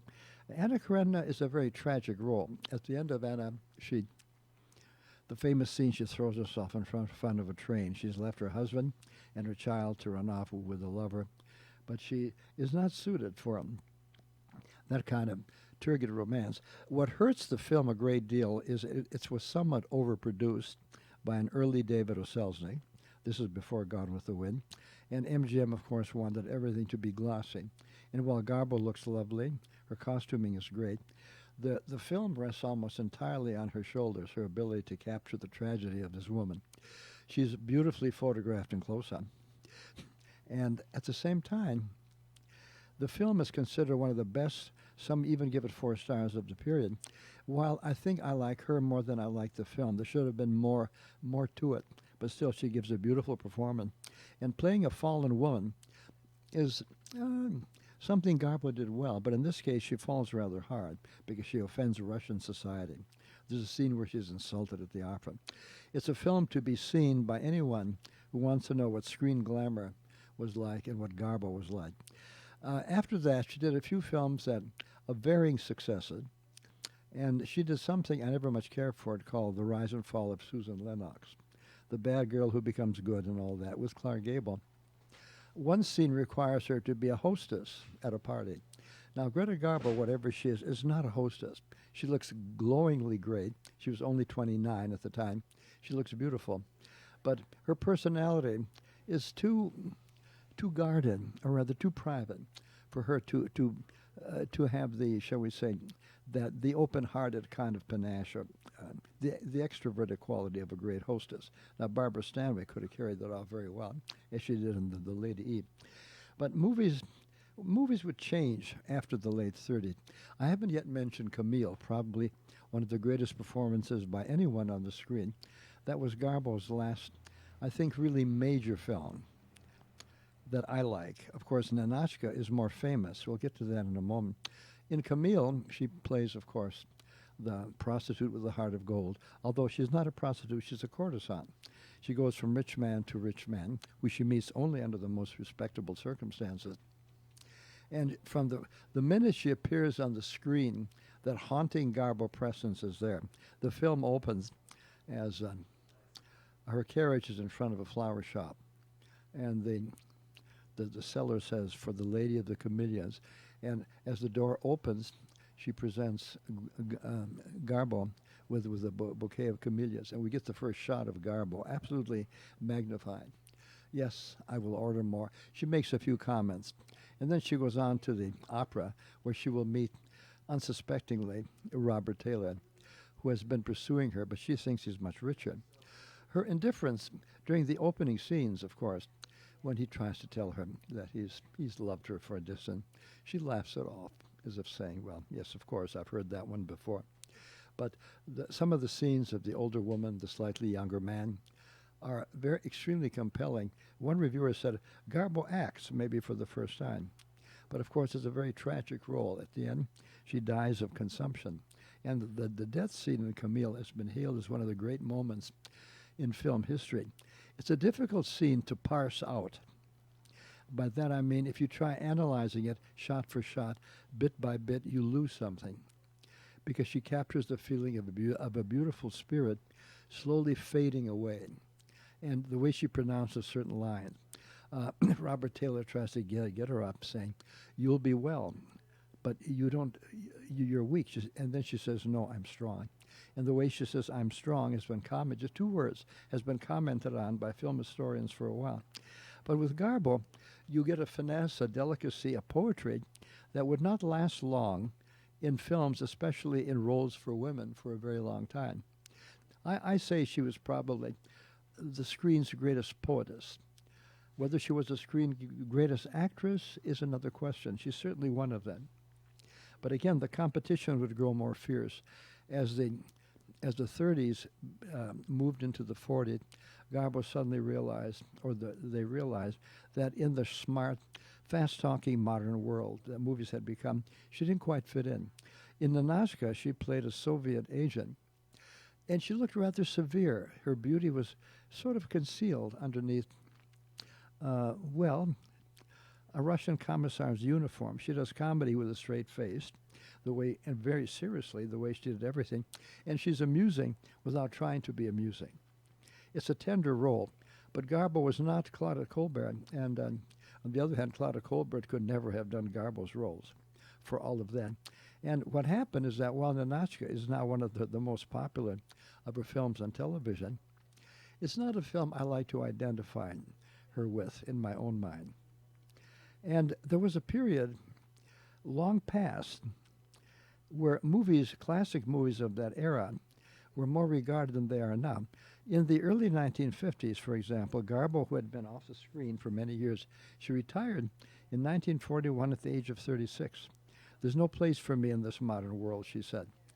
And her films were shown on television for the first time in Europe in the 50s.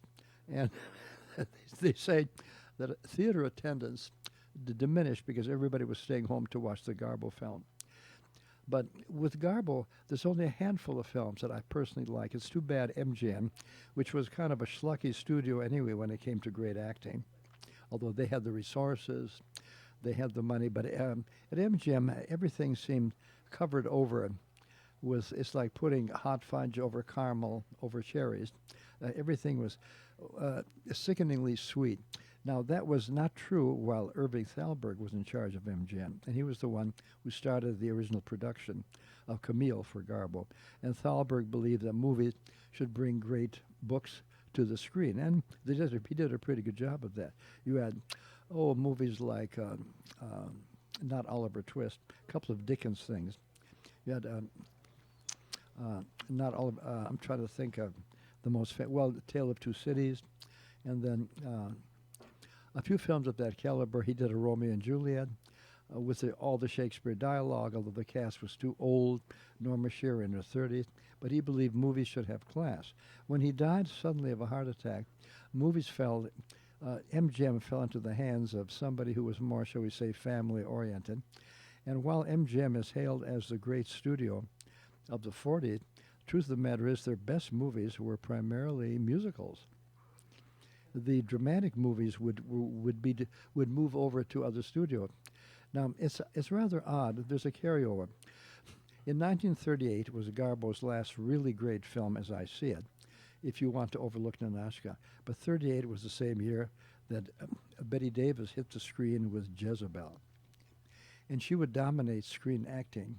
I'm going to get more into that at a later broad. She would dominate screen acting for the next 7 or 8 years. Whereas Garbo had been the great poetess of the 30s, Bette Davis was something else again. She was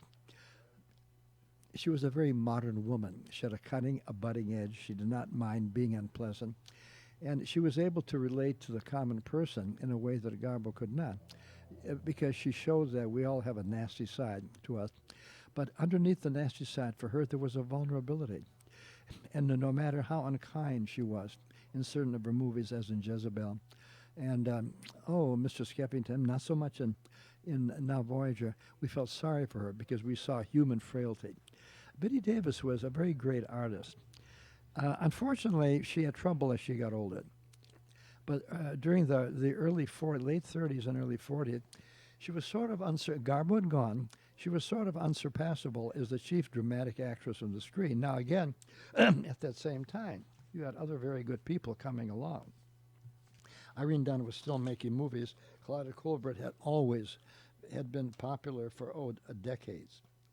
And while the 40s, of course, placed a great premium on female stars of dramatic ability, it was also the period of the glamorous female star, for example. Those were the days when Rita Hayworth was the #1 glamour queen of the screen, not more so than anyone else, more so than Lana Turner, for example, who was simply pretty. One person described, a reviewer described Rita Hayworth as being the thinking man's pinup girls, as opposed to Lana Turner, who was more down to earth. But actually, the most financially successful actress of the 40s was none of these. It was Betty Grable. Betty Grable, whose 20th Century Fox musicals were charming, they were slight, and she was she was once unkindly described as the cocktail waitress made good. That would be unfair. Betty Grable might have had an ordinariness to it, but she could sing somewhat, she could dance somewhat, she could be charming, and she was very entertaining. And her movies were high entertainment quality. Of course, I would rather have seen a Betty Davis than a Betty Grable movie, but I would not miss a Betty Grable movie, and neither did anybody else. But those were the days when movies were meant to be enjoyable, and I can't help but go back once more to this 10 Cloverfield Lane, a rather unpleasant film, which eventually turns off the audience. In the 30s and 40s, people went to movies for pleasure. Now, that's a two-edged sword. One is that, for example, that period is often criticized as being too commercial. In other words, the studio treated movies like product. The actors and actresses were studio, shall we say, chattel, if not cattle, as Alfred Hitchcock once called them. But the truth is that when one went to the movies in the 40s, one expected the best in photography and color design. One expected the best in structure, because that was all the movies could do. There was no sex, no violence, no swearing, nothing too graphic. So the movies depended almost entirely upon what was called star power. But the stars, no matter how pampered they were, had to deliver. If they couldn't deliver, then nothing was worth anything. In other words, for example, it was difficult to be a star because you had to have that innate gift. These days, with the director taking over, stars are anybody you can get, although some of them are more, shall we say, more talented than others. But whereas, for example, people used to revere Garbo and Betty Davis and later Ingrid Bergman, one does not feel quite the same way about Kate Blanchett and maybe Meryl Streep. She might be the sole exception. However, I've often felt and do feel that while the Golden Age had its ups and downs, it was a period which is often reprised on television and at film festival that we need to pay more attention to. And I frankly do feel that more of this later. I want to talk more about the great ladies of the 40s and maybe go into some of the more recent films, two in particular. Anyway, my time is almost up. I've gone on and on and on. But next time, Martin is looking at me. I'm going to be discussing more modern films, two in particular, two very recent films. So I will not be buried in the golden, but I will not be talking about superhero movies. You do what you like, Steve. Okay. Am I off? Almost. Okay. Just do that. Okay. You are listening to WRXWLP Milwaukee. I hope Say that again. That wasn't quite right. you are listening to WRX. No, that's not right either. WXRWLP Milwaukee. That's right. My glasses are fogging over, folks. Sorry about that.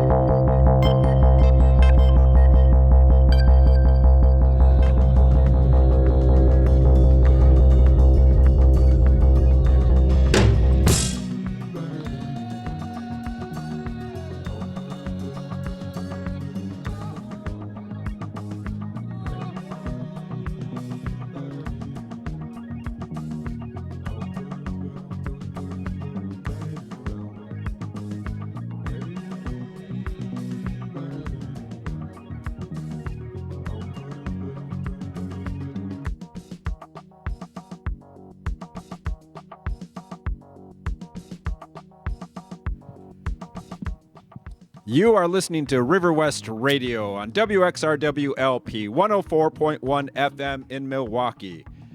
And it's time for another exciting musical adventure with Quentin on Kaleidoscope Radio. Today's episode is brought to you in part by the definition of everything. Everything would like you to know that everything there is, all that exists, is one of its definitions. Another definition of everything is all that is related to a particular thing.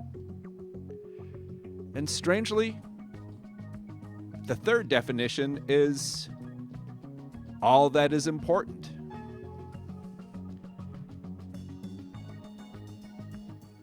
And it sounds like Quentin's ready to play. He is.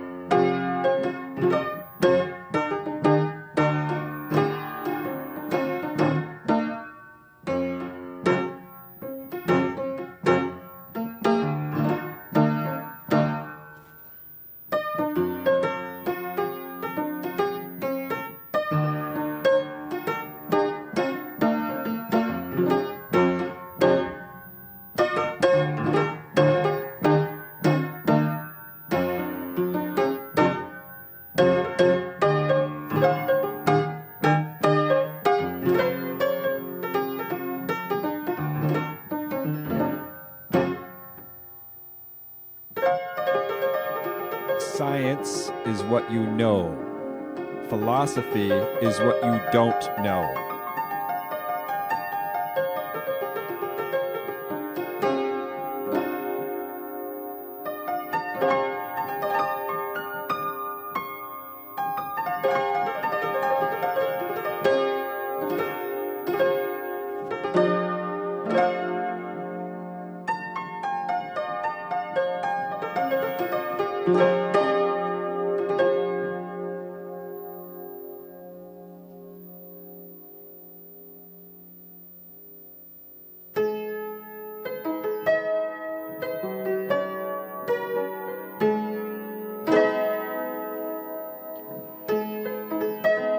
Life must be understood backward, but it must be lived forward.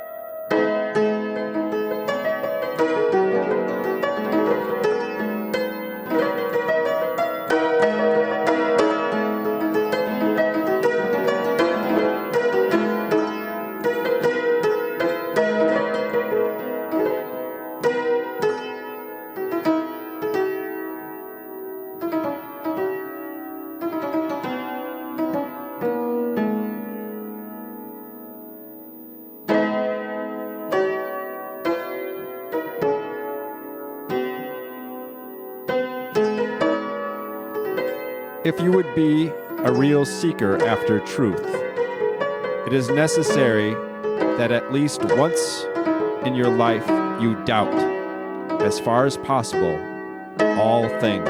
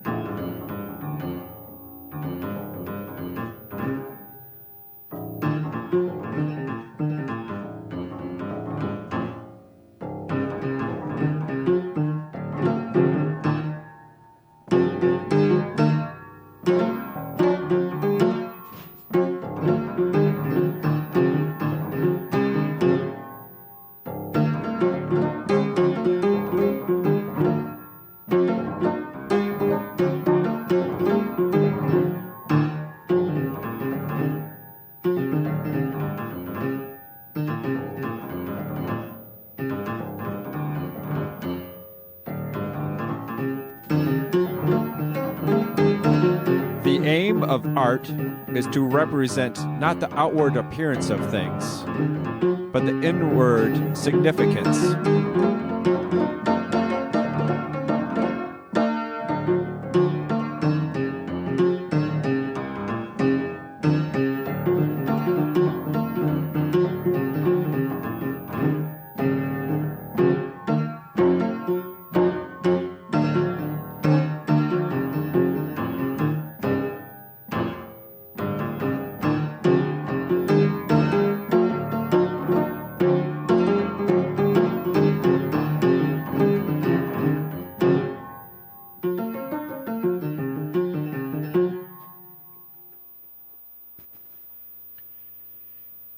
Anybody can become angry. That is easy. But to be angry with the right person and to the right degree, and at the right time, for the right purpose, and in the right way, that is not within everyone's power, and is not easy.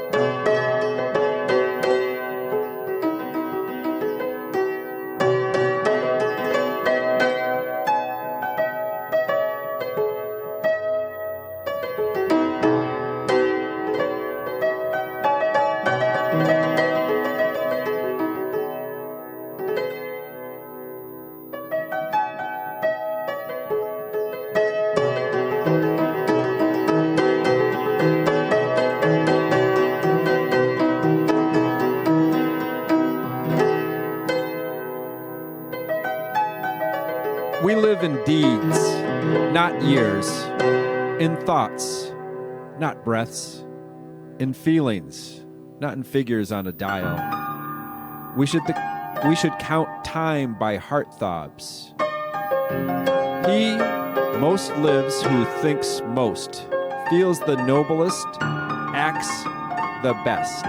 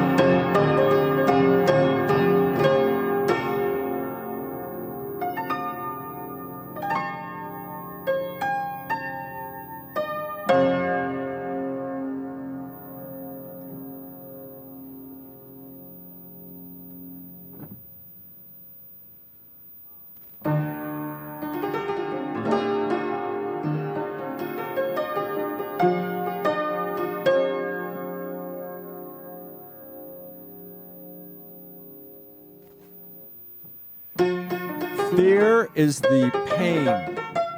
No. Fear is pain arising from the anticipation of evil.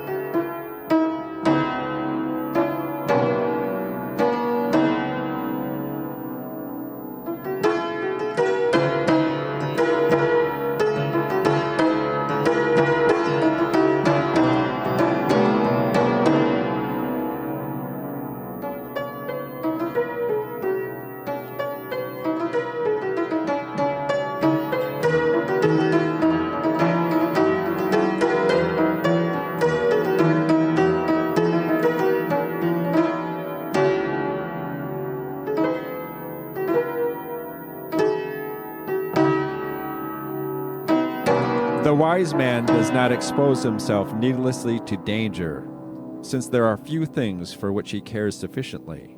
But he is willing in great crisis to give even his life knowing that under certain conditions it is not worthwhile to live.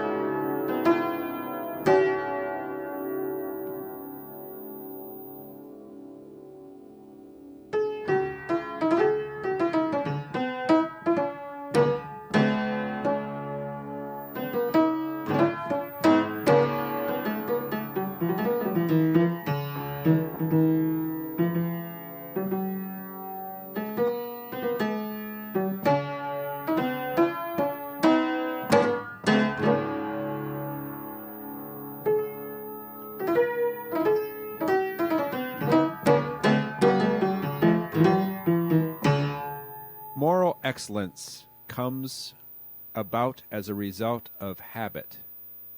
We become just by doing just acts, temperate by doing temperate acts, brave by doing brave acts.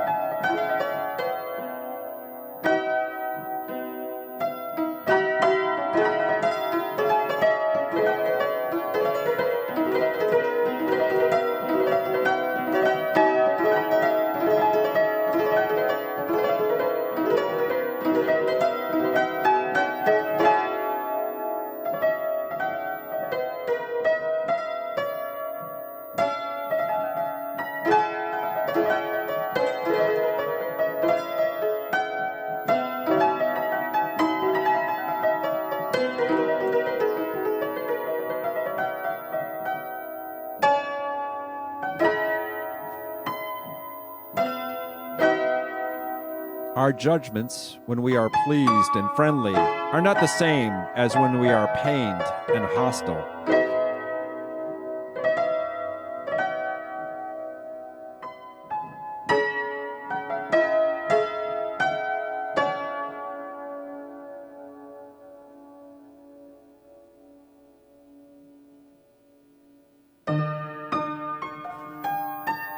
Hope is a waking dream.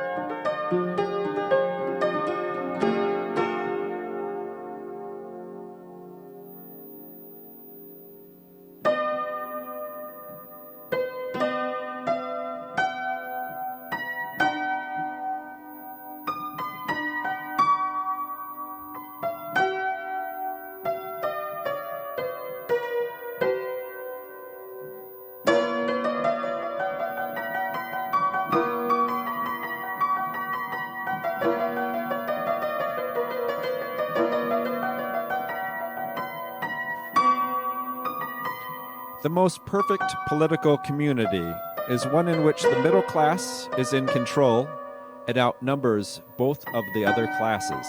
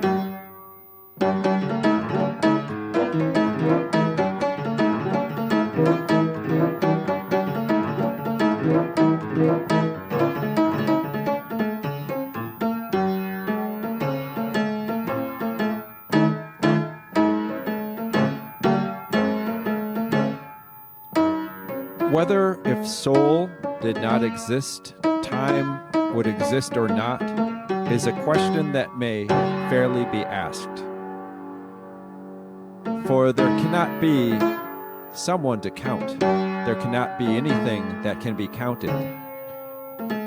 So that evidently there cannot be number. For number is either what has been or what can be counted.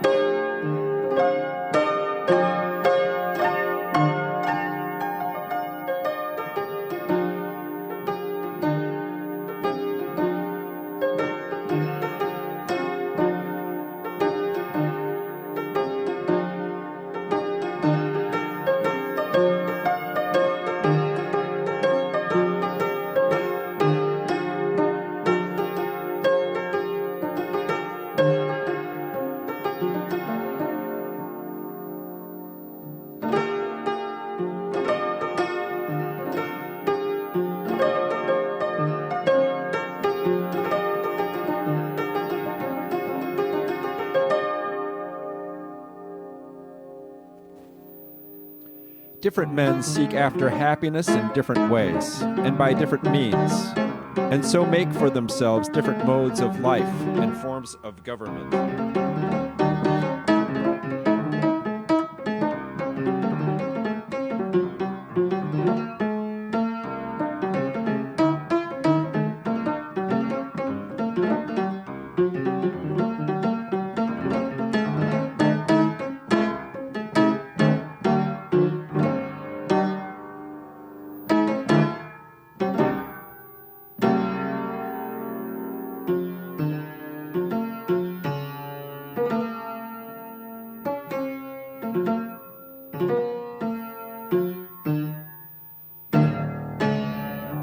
All paid jobs absorb and degrade the mind.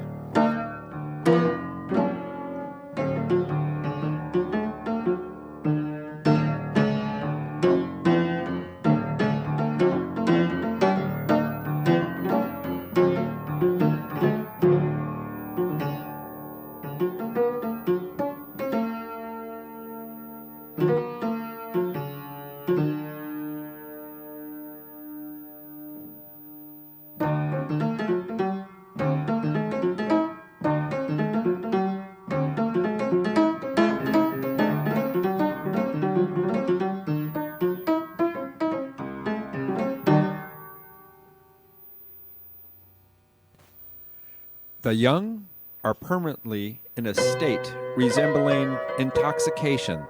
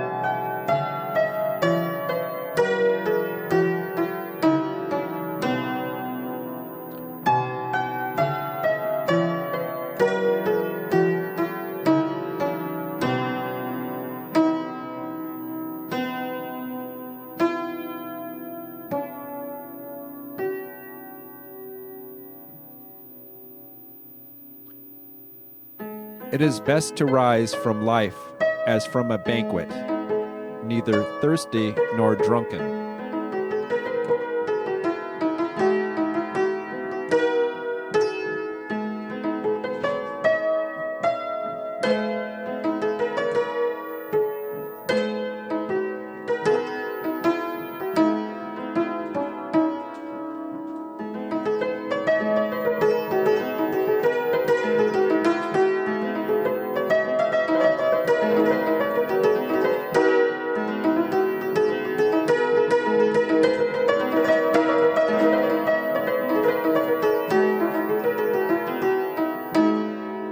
Men are swayed more by fear than by reverence.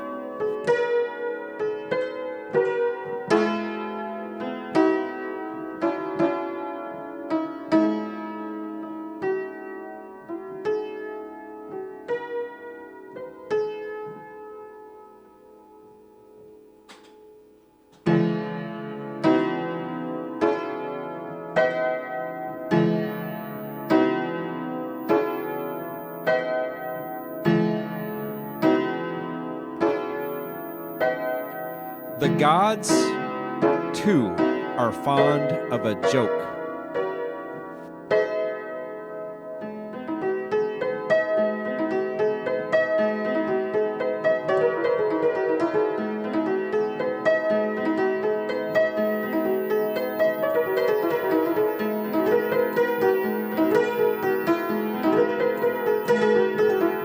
Quentin plays the piano today in 2016.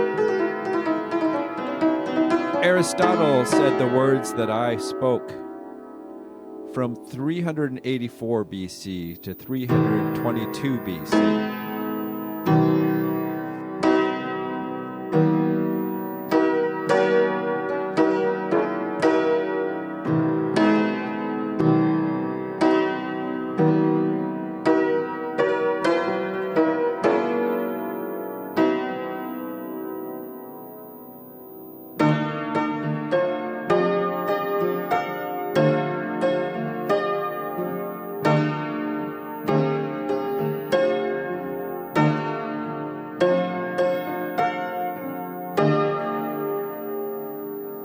This episode of Kaleidoscope Radio was brought to you by everything, everything, everything, everything, everything, everything, everything.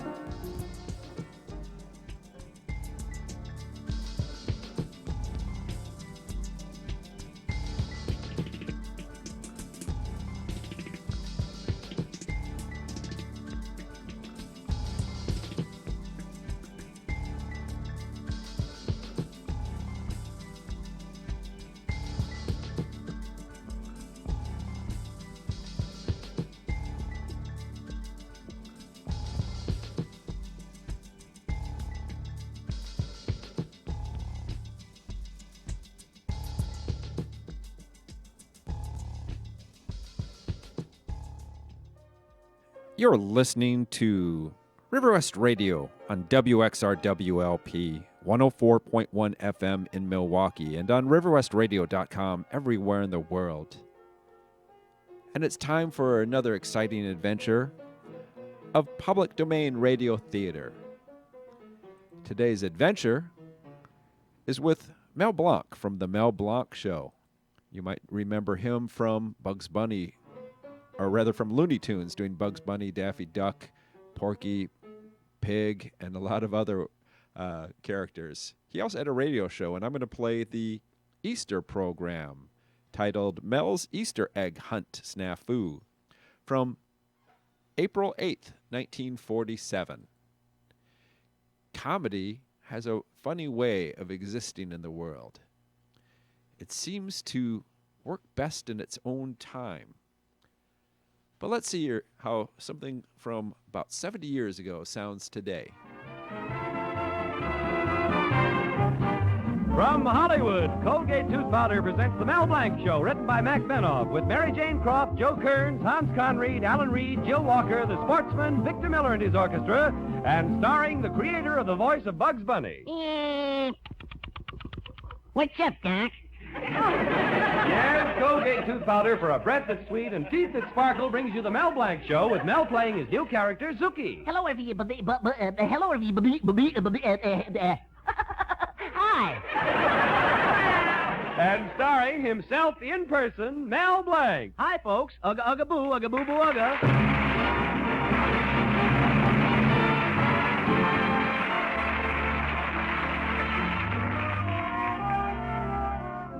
A few days ago, the whole country was filled with a festive holiday spirit. 129,999,999 people had a great time. Only one person had a miserable day. And who was that one person? You guessed it, Mel Blanc. It all started with the annual Easter egg hunt in Mel Blanc's little town. It seems that the local merchants offered cash prizes to anyone who found an egg with their ad written on it, and Mel Blanc would... Well, let's start at the beginning. It was just an ordinary day, and young couples were discussing the weather.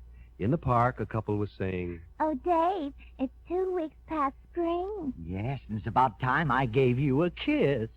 and in another part of town could be heard, Oh, well, it's 2 weeks past spring. Yes, it's about time I gave you a kiss. And in Mel Blanc's Fix-It shop, where we find Mel and his girlfriend, Betty Colby, Betty is saying, Oh, Mel, it's 2 weeks past spring. Yes, and it's about time I stopped wearing my long winter underwear. That was Mel Blanc in a romantic mood. But now we find Mel and Betty discussing a more serious topic. Say, by the way, Mel, how's business? Well, Betty, it started out terrible, and it's been falling off ever since. There just doesn't seem to be any more fix-it work in this town. You mean you fixed everything so it can't be broken again? No, I've broken everything so it can't be fixed again. Well, I'm in a sad way financially, Betty. Well, have you tried getting a GI loan? Yeah, but I can't find a GI who wants to give me a loan. Stop being silly. Can't you get what you need at the bank? Well, not anymore. Mr. Grimes, the banker, told me not to come back again. Well, how can you get a loan without the bank? Easy. I just fill my pen at the post office. Gosh, Mel, you really are broke. Betty, I'm so broke that yesterday when I weighed myself, the penny came back with a card saying, Here, you need it more than we do. Oh, Mel, stop being such a defeatist. If you only advertise the Fix-It Shop more, you do a lot better business. I'll bet you haven't even got an egg in the egg hunt. Oh, yes, I have, Betty. It's marked Mel Blanc's Fix-It Shop, and if anybody finds it, they get a prize. Well, Blum's Candies is offering $25 for their egg, and my father's supermarket's offering $50 for his egg. What are you giving with your egg? Bacon and a side order of potatoes. Either that or $1 in cash. Oh, $1. No wonder you never get anywhere, and Father doesn't think anything of you. Oh, hello, Betty. Hello, Mel. Father. Hello, Mr. Colby. Mel Blanc, you idiot. I asked you to fix my cash register. What have you done to it? Well, gosh, Mr. Colby, I ran out of parts, so I substituted them with some from a jukebox I was fixing. A jukebox? No wonder. Why? What happened to the cash register? Plenty. Every time I ring up a nickel, it plays How Are Things in Glockamore. Mel Blanc, you're a failure and a moron. Oh, but Mr. Colby... Believe me, I'm telling you this for your own good. Oh, I wish someone had taken the trouble to tell me how to become a fine, decent, upstanding citizen when I was young. Gosh, Mr. Colby, maybe it isn't too late yet. What? Why, you imbecile. You talk that way to me. Why, I'll bet the cigar I'm smoking costs more than you've made all week. Oh, I wouldn't be too sure of that, Mr. Colby. I wouldn't be too sure. How much did it cost? Well, maybe I was too hasty. 10 cents. Maybe I was too hasty. You win. Just as I thought. And what, may I ask, are you offering to the one who finds your egg in the contest? A quarter? No, $1. No, $100. $100? Well, my son, if you can afford to offer $100, you must be going places. Yeah, I wonder if I can make the next train to Mexico. I mean, Well, I certainly would like to know where your egg is hidden, you nincom... Come to see us anytime, Mel. Well, come, Betty. Let's go. Goodbye, future son-in-law. Goodbye, future. Oh, what a fix I got myself into. $100. Where can I get that much money? Maybe I can go to Joe's pawn shop and talk to him about my watch. Nah, Joe won't give it back to me. I gotta do something. Hello, Mel. How are you? Oh, Professor Potchnick, my favorite teacher. You look peeved about something, Professor. I am. I was sitting in the park and some kids were painting Easter eggs. Then I dozed off for a while. What happened? When I woke up, my nose was red, white, and blue. Mel, you don't look so good yourself. What's the matter? Oh, Professor, I'm in terrible trouble. I need money. Mel, my boy, I would give you the shirt off my back. And it would fit you, too, because it's your shirt. Thanks, Potch. You know me, Mel. Money never meant a thing to me. When I first married my wife, I never worried about money.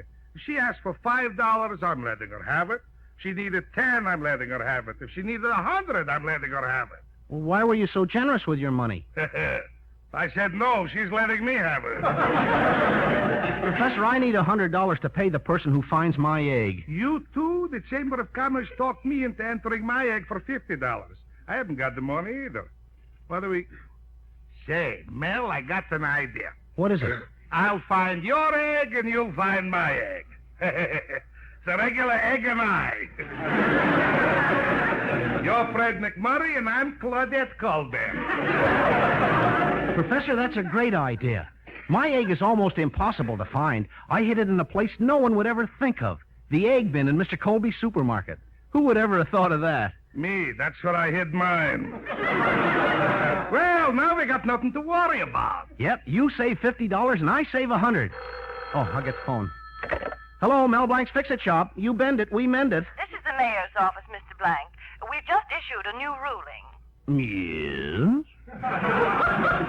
Any merchant offering a prize in the contest cannot take part in the egg hunt. Yeah. What? You mean I can't find Professor Potchnick's egg and he can't find mine? That's right. Goodbye. Professor, did you hear that? Hear it? I've already passed out and come to. Mel, what are you going to do? Professor, as soon as I come to, I'm going to pass out.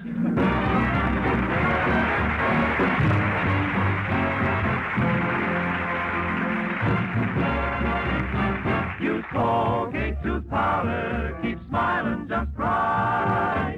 Use it each morning and use it each night. It cleans your teeth, makes breath so sweet. Use Colgate tooth powder. Want teeth that sparkle and dazzle, a breath that's fresh and sweet? Then try Colgate tooth powder, for the new all-purpose Colgate tooth powder cleans your teeth and sweetens your breath. Yes, this new all-purpose tooth powder produces an amazingly rich active foam that's marvelously effective. Every time you brush your teeth with this new all-purpose Colgate tooth powder, your whole mouth feels clean, sweet, fresh. Your teeth regain their natural sparkle. It's been proved in 7 cases out of 10 that Colgate tooth powder instantly stops unpleasing breath that originates in the mouth. And as for cleaning, you can depend on Colgate tooth powder revealing the natural brilliance of your teeth. Yes, Colgate tooth powder, the new all-purpose tooth powder, does everything you can expect or ask of a dentifrice. Try Colgate tooth powder today for teeth that sparkle and a breath that's sweet. Use Colgate tooth powder. Now, Victor Miller, the sportsman, and If This Isn't Love.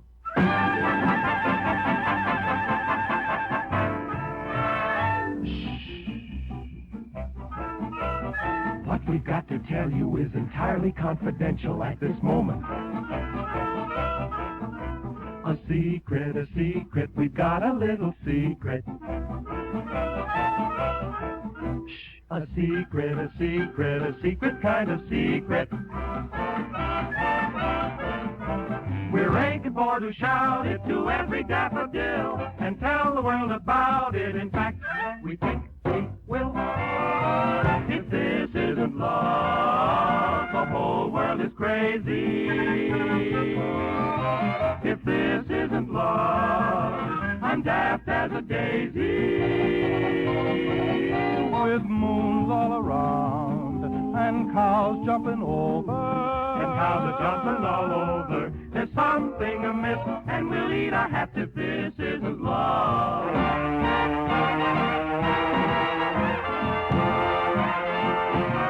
We're feeling like an apple on top of William Tell. With this I cannot grapple. Because you're so adorable. If this isn't love, Then winter is summer. autumn, spring, and fall. If this isn't love, My heart needs a summer. and that isn't all. We're swinging on stars, we're riding on rainbows, we're busting with bliss, and we'll kiss your hand if this isn't love.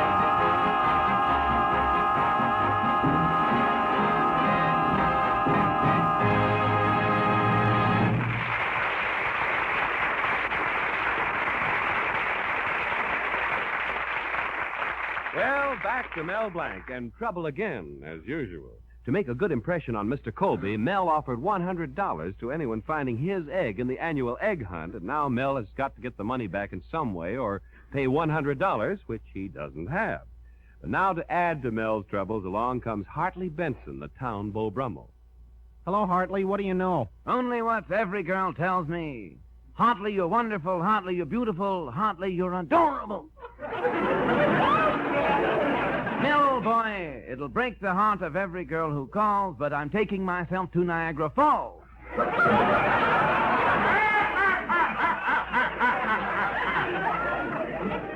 Oh, Hartley, the way you rave, you'd think every woman was crazy about you. Well, form your own conclusion, Mel, but the telephone company comes to me for their phone numbers. In fact, statistics show that last year, 200 women dialed the operator and said, I want a policeman. 400 women said, I want a fireman. And 28,749 said, I want Hartley Benson.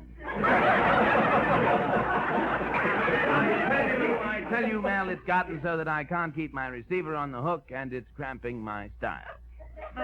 Why? Well, as soon as I'm out with a girl, 3 minutes, I say, deposit another 5 cents, please.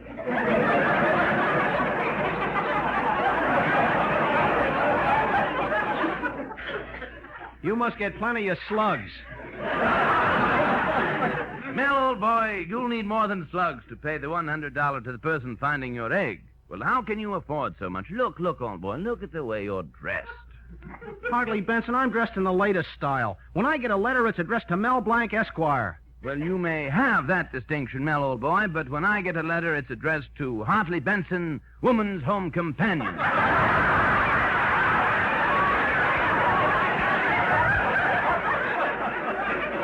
So you see, Mel, I'm practically a household necessity.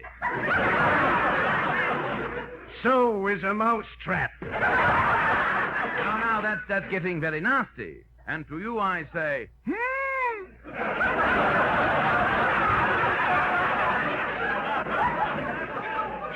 Now that I've blown my top, I must go. And I leave you with the two most beautiful words in the English language, Hartley Benson. Goodbye, old Mel. Nice old seeing you.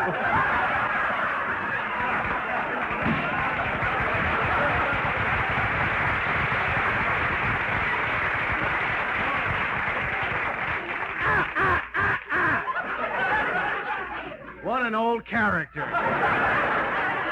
Bet if he could get his parents' consent, he'd marry himself. Oh, but that still doesn't solve the problem of how to get my egg out of Mr. Colby's egg bin. Hello, Mel. Hello, mighty potentate. Ugga, boo, ugga, boo, boo, ugga. Say, mighty potentate, I noticed the flag flying at half-mast outside your house. Are you commemorating some tragic event? Oh, yes, Mel. My wedding anniversary. Oh, too bad. I mean, congratulations. How long have you and your wife been married, mighty pote? Yesterday, Mel, was the 20th round. Tell you, Mel, I'd been better off I'd married John L. Sullivan. John fought clean. You know, I'll never forget the day we were married. It was in 1929. Oh, that's the year of the big crash. Yeah. Looked as though the whole thing fell on my wife's face. You know, Mel, I should have known there was something wrong at the ceremony. You know how on the back of every bridal auto it says, just married? Yeah? On the back of our car it said, condemned. Mighty potentate, how come I wasn't invited to your anniversary party? Well, Mel, I tell you, it was just for relatives and my wife's friends. Naturally, we had only relatives. What a party. When I carved the turkey, my wife stood next to me and she said, John, carve the wing for Cousin George. Now carve for Uncle Leon. Carve Tom. And carve me. Gad, what a temptation.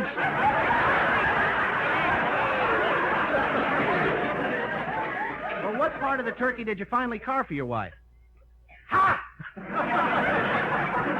I don't know why I'm telling you all this. It's just that I've got no one to talk to. Well, buck up, mighty potentate. You think you've got troubles. I've got a $100 egg in Colby's egg bin. How can I get it back without Colby recognizing me? Well, that's easy, Mel. You're good at disguises. Make believe you're an out-of-town farmer buying some eggs. You'll get it back. Say, that's a great idea. Thanks, mighty potentate. Well, so long, Mel. I gotta be going now. Oh, where are you going, mighty potentate? Well, I can do one of two things. I can go to the movies and see my favorite brunette, or I can go home and look under the wig I married. So long, Mel.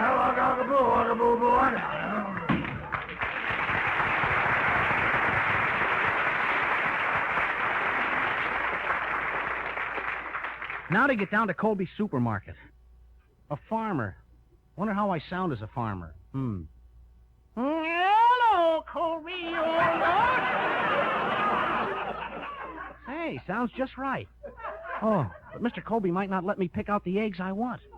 I know. I'll send Zuki over to distract his attention in some other part of the supermarket while I pick out my egg. Oh, Zuki! Zuki!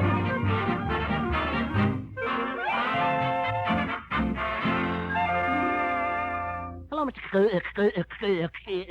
Happy Easter. Happy Easter. How long is it till Christmas? Well, Zuki, what can I do for you? Well, I want a bottle of meat,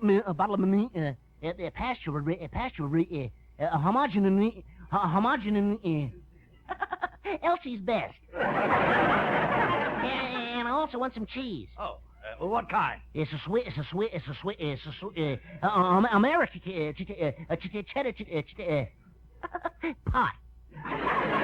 No, make it Swiss. Oh, how much? Well, slice it until I tell you to stop. Oh, okay. You say when. Well,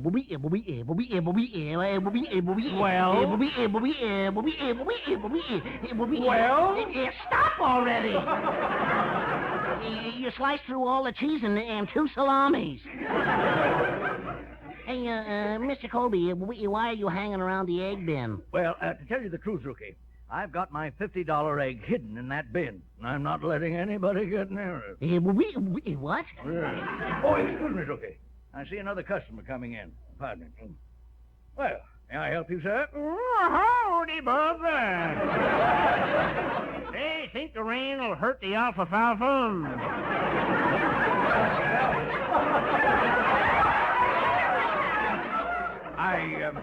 I take it you're a farmer. Oh, yep. I've been milking cows all my life. It's all I ever done, milk cows. Getting so I can't shake a man's hand without putting a pail under it.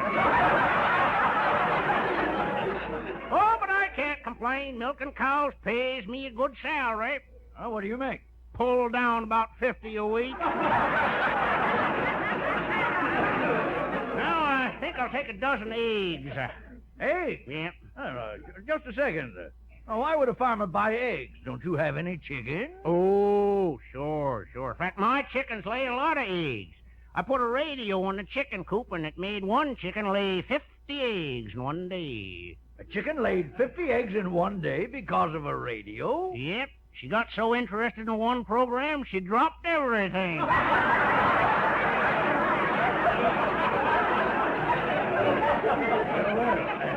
Well, then, what do you want the eggs for? Well, we use the eggs for hatching purposes. Got me a setting hen. Yeah, she was setting on some eggs when she took sick. Now I had to sit on the eggs myself for a week. What happened? Have a cigar. Yeah, I'm also having a lot of trouble with my Rhode Island Red. Trouble with your Rhode Island Red? Yep, she's being investigated by Congress. Now I'll take my eggs. All right. But I'll pick 'em out for you. You'll pick 'em out from... Well, don't bother. I'll be back. What am I going to do now? I got it. I'm desperate. I'll hold him up. I'll take one of these bananas off the stand, wrap a handkerchief around it, and use it as my gun. And I'll put a handkerchief over my face, too. See, it's a good thing Mother taught me to be neat. Always carry 2 hankies. Well, here I go. Stick 'em up, Colby. This is a holdup. Oh, don't shoot, mister. Take my money, take my clothes, take my jewelry. I don't want none of those. Well, what do you want? Your eggs. My eggs? Yeah, I steal 'em all the time. I'm an egg yeg.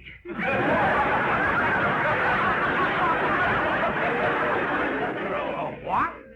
You've heard of the James boys, Frank and Jesse? Well, I'm one of their brothers.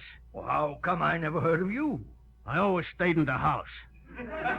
What's your name? Home James.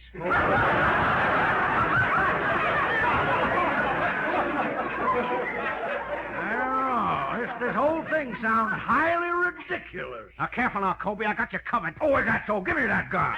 Be careful, Mr. Colby. You're bending it. I'm bending it? Yeah, this isn't really a gun. It's one of your bananas. Oh, Mel Blanc, I'll break every bone in your body.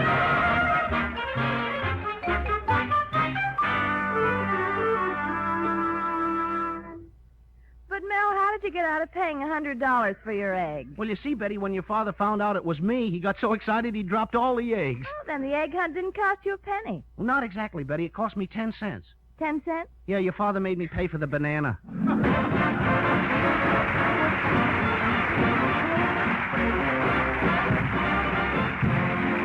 Blanc will be back in just a minute. Use Colgate tooth powder, keep smiling just right. Use it each morning and use it each night. It cleans your teeth, makes breath so sweet. Use Colgate tooth powder. Isn't it so? The whiter your teeth, the brighter your smile, the cleaner your mouth, the sweeter your breath. Then try Colgate tooth powder, Colgate all-purpose tooth powder. Thanks to its foam, its rich, lively, penetrating foam that swirls around your mouth, Colgate tooth powder leaves your breath fresher, sweeter. In 7 cases out of 10, it's been proved Colgate tooth powder instantly stops unpleasing breath that originates in the mouth. And just wait until you see how beautifully Colgate tooth powder cleans your teeth, reveals their natural brilliance. So for teeth that sparkle and a breath that's sweet, use Colgate tooth powder, the all-purpose tooth powder. Use Colgate tooth powder. This is Mel Blanc saying thanks for listening. Good night, and That's all, folks. This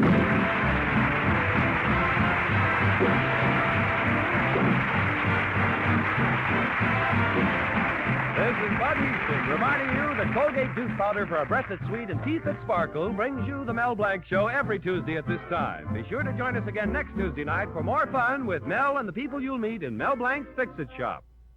Lovely Joan Bennett is another famous Hollywood star to rave over cashmere bouquets. Okay, that was a crazy show from Mel Blanc, the Mel Blanc Show. From April 8th, 1947. Back when they didn't have toothpaste, they had tooth powder. And you swirled it around your mouth. And also, it was always odd to hear how in the 40s and 50s and, geez, it seems like maybe through the 70s, wives were just these foils for their husbands. Oh, boy. Anyway, it's fun to hear Mel Blanc, but comedy, I feel like, does not survive time as well as tragedy or horror. Like even the old science fiction shows that I've played on public domain radio theater, they last even, like there was one where it was set 6,000 years in the future, and 6,000 years in the future sounded awfully a lot like 1967, but still it held up better. There's something about comedy that's very much in the moment. Anyway, you are listening to River West Radio, and this was another adventure in public domain radio theater. So thanks for listening to WXRW LP Milwaukee.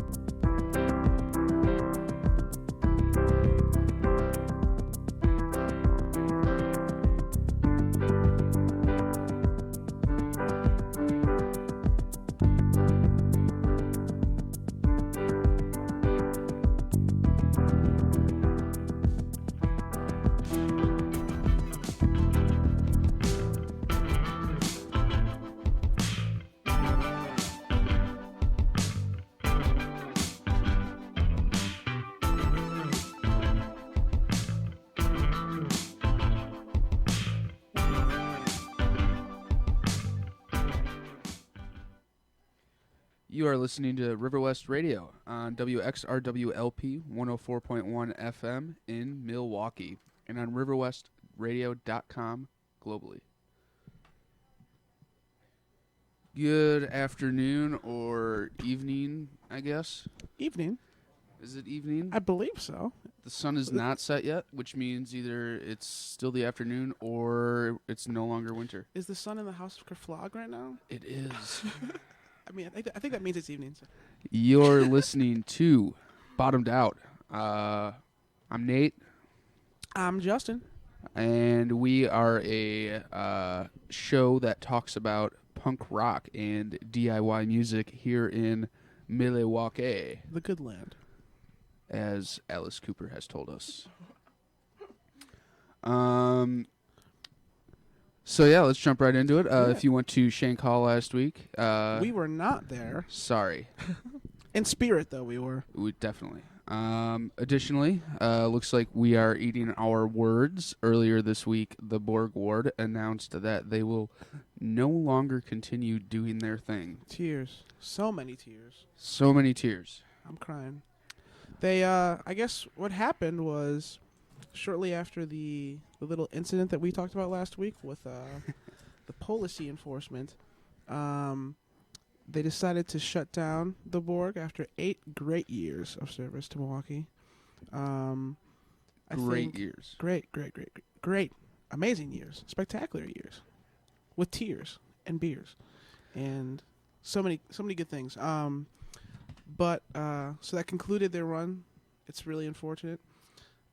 It's been a real bummer this week on Facebook seeing Jay just post a bunch of videos from like long ago. Just because it's like, wow, that's never going to happen again. Mm-hmm. At least in that space, you know? Mm-hmm. So. But I think also it shows just how, like, how much they did in such a right. Even that time period, they did so much just for, you know. So and it kind of reminds you not to take, you know, that for granted. Because now that it's gone, we miss it a whole lot. So much. I'm still crying right now, actually. Yeah. Tears rolling down my eyes. So what's up this week, Nate? What have you been listening to, dog? I've been listening to this really cool band. I don't know if you've heard of them. They're from Texas. Pearl Jam?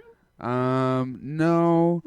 This band is called Mimi Siku. Oh, yes, I do. Yeah, and they just released a new album. I heard it's really good. It's their first album. Yes. It's called The Thrill of Living. You know this band, I mean, Two Nights came through here, like, what, a year and a half ago? Yes. And Parker was telling me about this band, and I was just... He was describing it to me, and I was just like, wow, I'm really, really stoked to hear this. And finally... I think it was like 3 months ago or so. Somebody like posted a live video of them, and it just blew me away. Dude, and since then, I've just been like sitting on my toes waiting for it, and now it's here. It's Same. called "The Thrill of Living." So good. First track, instant success. It's such like So you good. feel like you're already it's really good. It's so good. So this band features members of Two Nights, Father Figure, Fleshborn, Earth Dies Screaming. I don't know if there's any other ex-band members in there, but probably. Two Nights, as you had mentioned, Yep. and then they also, members of this band were also in this band called Cat People. Okay. I think we might have actually seen them, or maybe played with them when we were in Texas, our band Anagrams. They did that Thin Lizzy cover. Oh yeah. Yeah. And I hate Thin Lizzy, so I kind of just left the room. But it was The boys are back in town. Yeah, dude. Yeah. The boys are back in town. No, they were a good band though. They were good musicians. I didn't know that Mimi Siku had members of Cat People. Yeah. That's cool. Definitely. I mean, personally too, what happened was like when Two Nights had played here, my band Stifle went on tour, and like, yes, we happened to play with Mimi Siku, and like, what? Yeah, You never told man. me this, dude. It was it was a long tour, but they were so good. And Yeah. they had like they probably had the best marketing scheme ever, which was just like be a really good band that like doesn't have recordings, and then when your recordings come out, people just like. it's just so anticipated. Yeah, exactly. I don't think that's a marketing scheme, though. It wasn't at all, but like it worked to their advantage. For Yeah, sure. totally. So this new album, it's called The Thrill of Living. I don't know if it's available yet, but it was it's being streamed via therunout.com. The Runout. And it's weird. It's like a SoundCloud stream, but it's like only there if you go to Count Your Lucky Stars SoundCloud. It's not there. It's kind of weird, but exclusive. Right? Yeah, it's exclusive. There you go.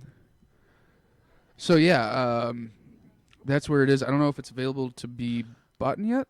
I think soon. Either way, I'm all over that. Yeah, right away. I essentially own it. Like I've listened to it. Like I own that record in my mind. Also, when it does come out, I would say it's in the back catalog of your brain. Yeah, along with rare Alanis Morissette B-sides that are Those are good B-sides. Yeah, man. Those are Like, great it's in that B-sides. good part of my brain.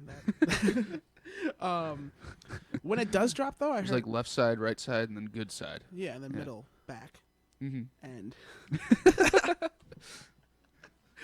what were you saying? Count Your Lucky Stars. Once they drop it, I would say it's like that label's only going to be around for so long now, right? Because did you hear about Empire? Yeah, Empire is including done. Yep. They're going on their last tour. And it's with Warren Franklin and the Founding Fathers. Correct. From my understanding. Who is the brother of Brian Franklin? Yes. Milwaukee legend? You can say that.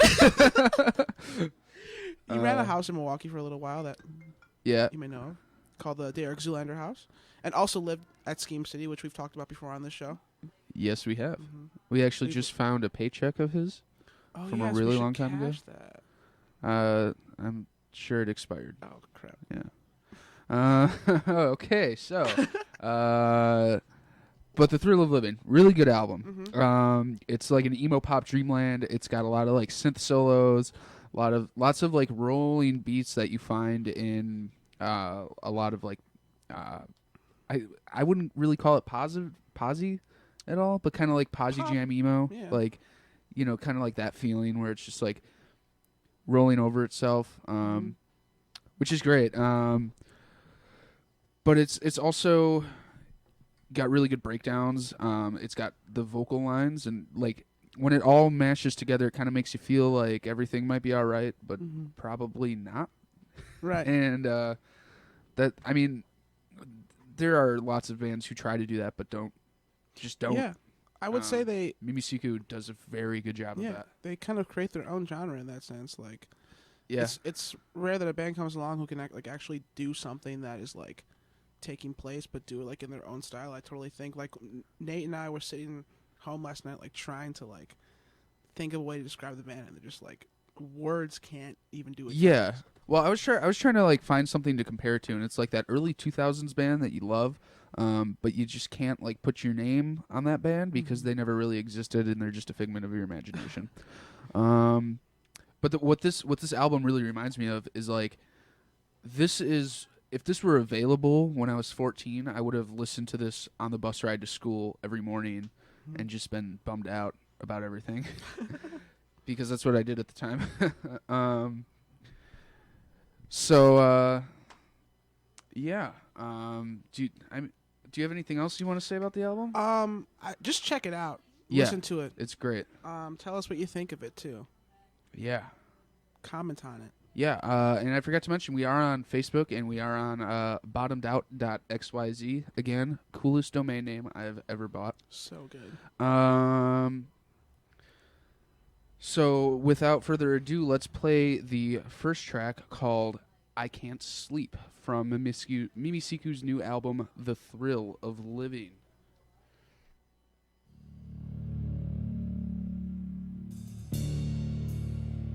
I catch myself having trouble not despising your existence.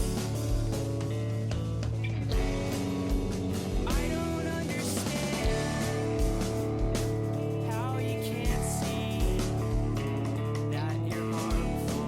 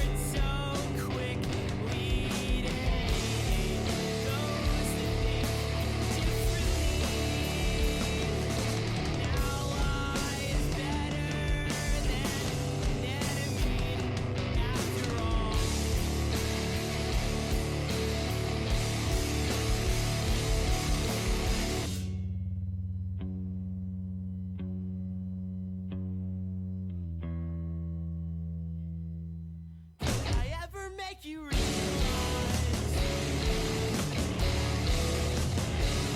Have I ever really tried? Did I ever make you realize? Have I ever really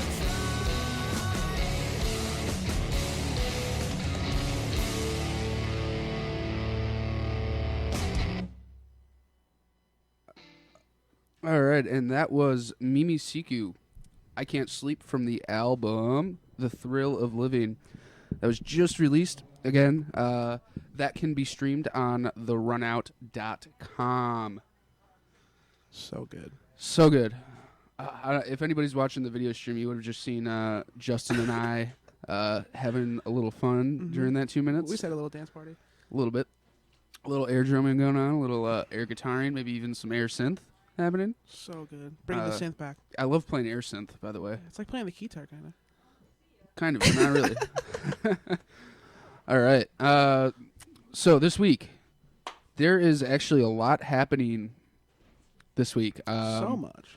Thursday, the 25th, tonight, we have Cookie and, this is interesting, Pterodactyl Jones. Mm-hmm.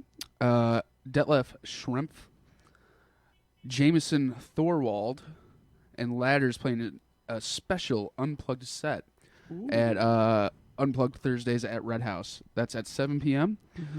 We talked about Red House a couple of weeks ago. It's a really interesting venue. It's a tight space. Good people live there. And shout out to my friend Lucas. Shout out to my friend Jason who lives there. Shout out to my friend Nate. Shout out to my friend Justin. Shout out to my mom. Shout out to your mom. It's a tight space, and if just stop on by if you can. Yeah, if you can. Friday, tomorrow. The February the 26th. Blue Collar Brawlers, the Bizcanes. I'm not sure if I'm pronouncing that correctly. Scissor Kicks, which is, I think, a great name. So good. And the Ingots. That's at Quarters at 9 p.m. Ooh. Yeah, that's going to be that's quite a stacked show. Is Pete going to be there? I don't know. Oh, I think he is. You know, he recently sent me a Facebook friend request. Did you accept? I accepted, of course. Thank you. So smart. No problem. So responsible of you. Saturday, February 27th, Rhythm Changes, formerly Three Stacks Elliott. Correct. The homies. Cree Miles and B. Oh, I'm sorry, Cree Miles and B Free. And Queen Tut, also a fantastic name. So dope. I don't know if that's a solo act or what. But that's at Mad Planet at 9 p.m. Ooh. And then also on Saturday, this is a show that you told me about. It's Big Color, Black Thumb, Apollo Vermouth, and Ravi Lola at Lucky Cat at 7 p.m. That should be an amazing show. That should be. Apollo Vermouth is always so really interesting to watch. Yeah, very good. Good music too. Kind of, would you say drony? I would say yes. Kind of like if I could compare it to something, I would say like grouper, like ambient almost. Ambient's really good, actually. Yeah. She does like a lot of like work with like samplers. Yeah. And also sings and plays guitar. It's really good. And loopers. And the loopas. Loop digging.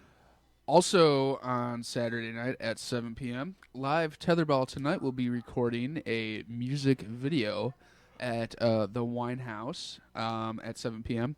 So this is a really cool idea, and I wanted to touch on that. So they're encouraging people to come to the show.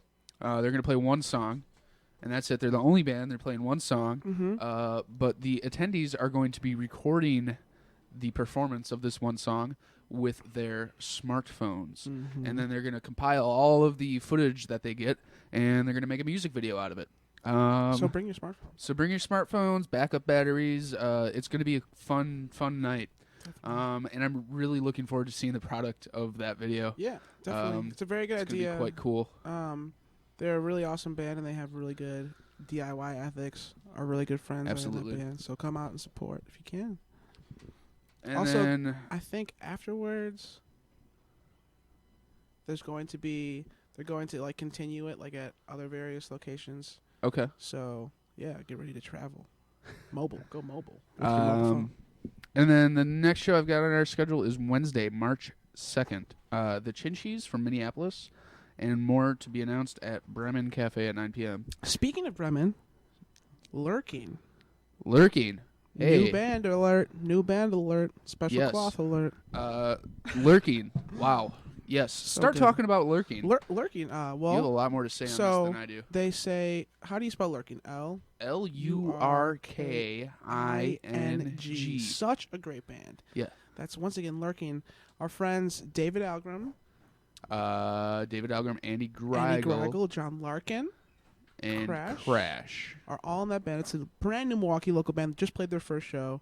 And it was something else. It was wild. Something else. It was the benefit show for Kevin. Yes, the our homie. good friend. Which we ended up raising a good amount of money for our friend Kevin. How much was that? I'm looking into it right now to see exactly how much. Well, I can talk about Lurking for a little bit. They're like really shoegazy. They're really good. They're really. Yeah, I it think is really good. If y'all are fans of Ela, the band Ela, local Milwaukee band, you would definitely like them. If you're fans of the local band Gauss, you would definitely like Yes. them. If you're fans of good music, period. What about Scholar? Scholar. Yeah, how can you not mention Scholar? I'm sorry. That was how rude of me. Well, because like your description of the band says, take like Scholar's pretty guitar parts, Right. I would and Gauss's like shoegaziness and throw it all in this like soup. melting pot of wonderfulness. Music wonderfulness. Yes. You got Lurking. It's Yeah. very good. It's so good. They're going to be playing again with our good friends the Reptilian later in May. Yeah, that's gonna be that is a stacked show, and that's also gonna be just really amazing. It's say been a the long least. time since I've seen the Reptilian, and since then they have come out with. And how do you spell the some Reptilian? tunes. THER. I think it's an A. Oh yeah, The Reptilian. And then just reptile with the Right. N at the end. Word. Yeah. Should be a great show. It will be great. Yeah, let's talk about the Reptilian for half a second too. Okay. How long have they been around? Very long. So long. I Very remember long. I went to see them when I was in high school. Mind you, I'm like 22 right now. Yep. They played this like really big festival at the Miramar actually called Festivus for the rest of us. Oh, yeah. Yeah, and that was with some. I mean, most of those bands that played that are now broken up. That was like a 22 band bill. Yeah. They played across the street before. At the Jackpot Gallery? Yeah, when it was the Eagles Nest actually. Yeah. So big history in the city. Toured with them before, like really great people. Yep. Just been doing it for a while, and they have like a really big following now, and it should be a dope show. What would you have to say about the Reptilian? Like, I would have to say that Full Health is definitely Full. I'm sorry, Low. Hits. Low Health, yes. Low the- Health. The current Fully.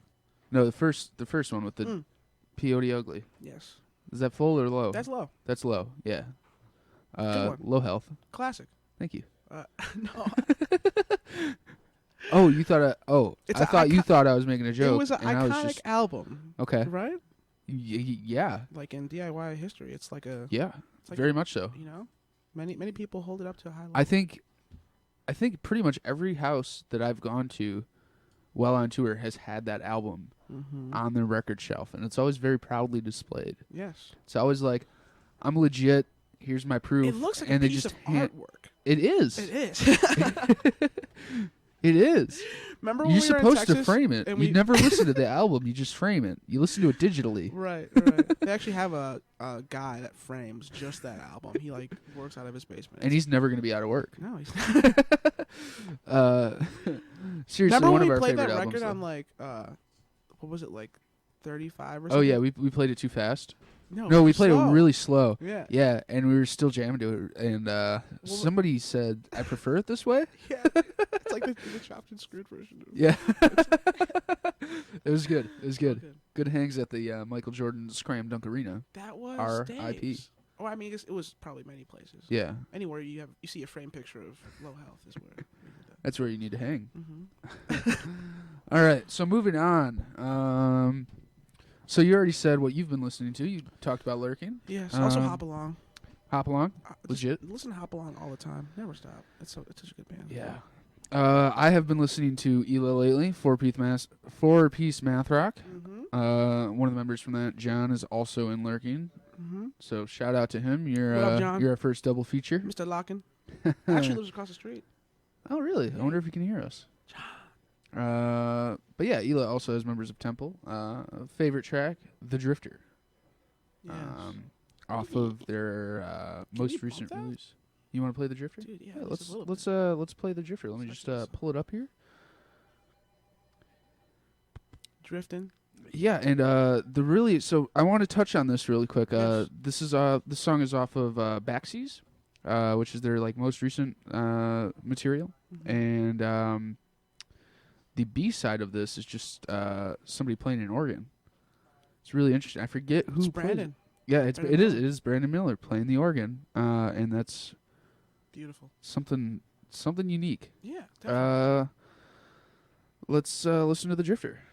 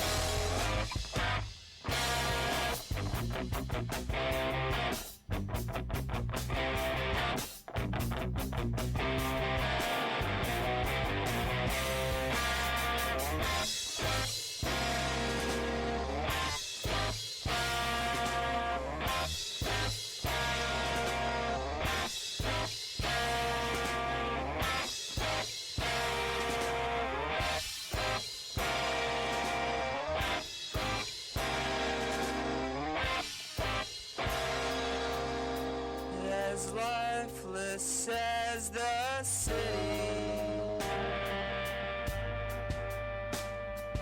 a concrete mouth that eats the air.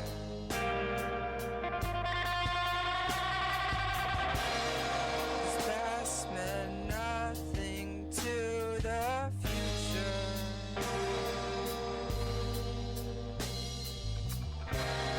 As it passed the point of no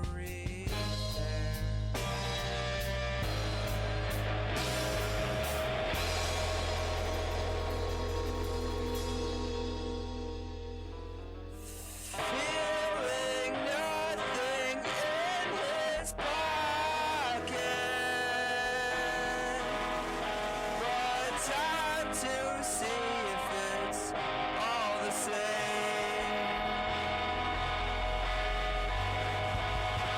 All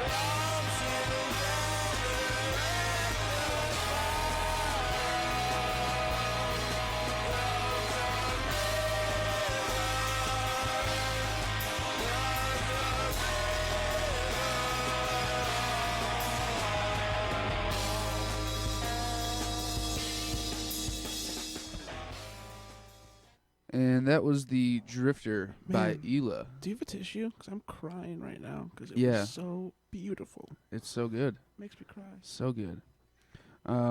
So that's our show for today. Yes. Next week though, be sure to tune in as we're gonna have a Mystery guest, mystery guest, mystery guest, mystery guest. Ooh. That's gonna be a good show. Feel like we're kind of in the swing of things now, so Definitely. we can get some people to answer some questions for us, and maybe do some freestyles or drop a Definitely. beat or something, or Yeah. talk about their music. Yeah. Or even talk about Drake and Josh. Could do that. Who knows? Because it's a Mystery guest. Ooh. So thanks, for tuning in on this lovely day. Beautiful gray day. Yeah, but you know what that means, though, right? The sun is in the house of Kerflog. And pretty soon it's not going to be so cold outside, and pretty soon it's shorts and a t-shirt weather. Dude, yeah, I think I actually see the ice cream man coming right now from a distance. Can you hear Yeah, that? I hear it. Wait, that's actually just the mystery guest, I think. Oh, the mystery guest, right? It's going to be a good show. Once again, you've been listening to Bottomed Out. We are online at bottomedout.xyz. We are also on Facebook under the moniker Bottomed Out. If you've got anything you want us to talk about, Let us know. Just send us a message on Facebook. Yeah. Or you can email hi@bottomedout.xyz. Or you MySpace. can just see us in person, because we are real people. We're not just a voice on the radio. Yeah. Or the internet, if you're listening to us via the internet. Right. Mm-hmm. More than that. Thank you for listening. Hi, Mom. Once again, you've been listening to River West Radio on WXRWLP 104.1 FM in Milwaukee, and on riverwestradio.com globally.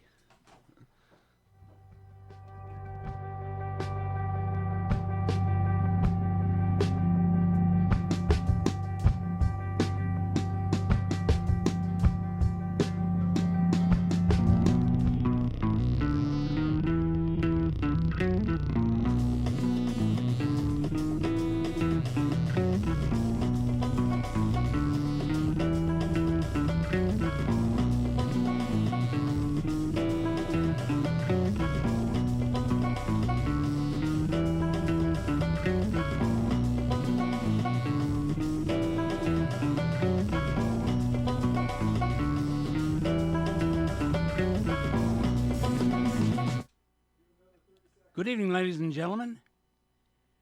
I'm Alan Eisenberg. This is the Alan Eisenberg Show, and I'm here with my co-host, Samir Siddiq. So? Ladies and gentlemen, as we always begin the show, you are listening to River West Radio on WXRWLP Milwaukee. This program is sponsored in part by your local Dunkin' Donuts franchise at 622 West Wisconsin Avenue. Thank you for your support. Ladies and gentlemen, this is a encore performance by our friend, the fabulous Dawn Galtieri. Dawn, are you with us? Yes. Hi, Alan. Hi, Samir. How are you? We are well. So, Dawn Galtieri is a Chicago playwright. This is her second show with us. We promised to do this show because we are closer to her opening night. Tell us about it, Dawn. Well, I think the last time I spoke with you, I was far from the first draft of the play, and we were able to do a reading in February where we assembled about 15 actors who played various roles in the play that I'm working on called Father, Father. I'm not sure when our production is actually going to be. I'm now in rewrite stage. So we're reworking quite a bit of the play. You know, it's just a refining process. What's the play about, Dawn? It's about an incident that happened in 1978 at Marquette University. Wally Spence, who is a really rock star wrestler in the 118 weight class, went to Marquette in 1976. In Milwaukee, Wisconsin. Correct. And in the spring of 1978, he fell from a 12-story window and concluded that he committed suicide. He's actually a high school friend of mine, and we're from Mystic, Connecticut, which is in the southeast corner of Connecticut. And it's just, it's, you know, I think for any young person that loses a friend who's a young person, I was 16 at the time, he was 19. It's the kind of thing that never really leaves you. And certainly in my research, that's held up. So I've talked with many people, and it has, they either haven't remembered very much, or it's an event that changed their life. That seems to be the range of, so one of the themes of the play is memory, and who remembers, who can't forget things, how sometimes it's privilege that allows us to forget, where for people that feel less empowered, they can't forget. And so that's a kind of a strong theme running through the play. What were the circumstances of his going out the window? You said he fell out the window? Well, I think that's one of the things that we keep looking at is the language around this incident. It's been reported that he jumped. It's reported that he fell. You know, it kind of depends on the perspective of the person talking, but he certainly, you know, punched out a screen, and so it seemed as if that it was intentional, though that was something that his parents always argued. The detectives on the scene concluded suicide right away, and then there were inquests in May of that year and in September of that year. And they also, the medical examiner's office, also concluded that it was suicide. And so, you know, I say he fell because I think even if he did commit suicide, he fell backwards out the window. Well, and as you said, it's McCormick Hall, and it was 12 floors. So it was a pretty catastrophic event. Was anybody around when he went out the window? Yeah, he was in the room with his roommate at the time and another wrestler. That's also something that continues to be murky. The official record is that there were only 2 other students in the room, but I keep getting other unofficial accounts that there were more students around. That never got into the detective's report, but I've had numerous accounts of there being more people at least around, if not in the room. What range? Just never gotten in the, what range of number? Yeah. Up to 5. Wow. So that's a whole 3 other people. Yeah. Well, and maybe even more, because I think that might be in addition to them. But certainly, you know, there seems to be discrepancy, but nothing official and nothing that anybody can really go on record with. It hasn't really been a focus in the play of really who was there. It was a focus for the parents. Definitely they felt that there was foul play or could have been foul play because the account that was given to the police was only through the perspective of one student who was 18 years old and, very young and a good friend of Wally's. And so for the parents, that seemed like a very thin investigation, and their contention is that it was never really fully investigated. And I would concur with that. From what I've looked into, it looks like the investigation closed down really, really quickly. Well, how many people testified at the inquest, those that were supposedly in the room? How many of these? Right. Well, in the first inquest, the detective testified, and Father Landwehrmeyer, who was his academic advisor, in May. And there's a possibility that the father, that Wally's father also testified, but I don't have that transcript. I have everything up to a certain point. And then in September, there was an additional inquest because the students that they subpoenaed were out of the state in May. Marquette I see. So they break came back or in summer September, break. and that's when They came back. Now, correct. why was some of this information unavailable to you? That you weren't able to get the official transcripts of the inquest, for example? I was able to get the May inquest, but I only received up to 74 pages, and it looked to me like I was missing a portion of it. Okay. I was not able to obtain the inquest for September. So in the play, I knew who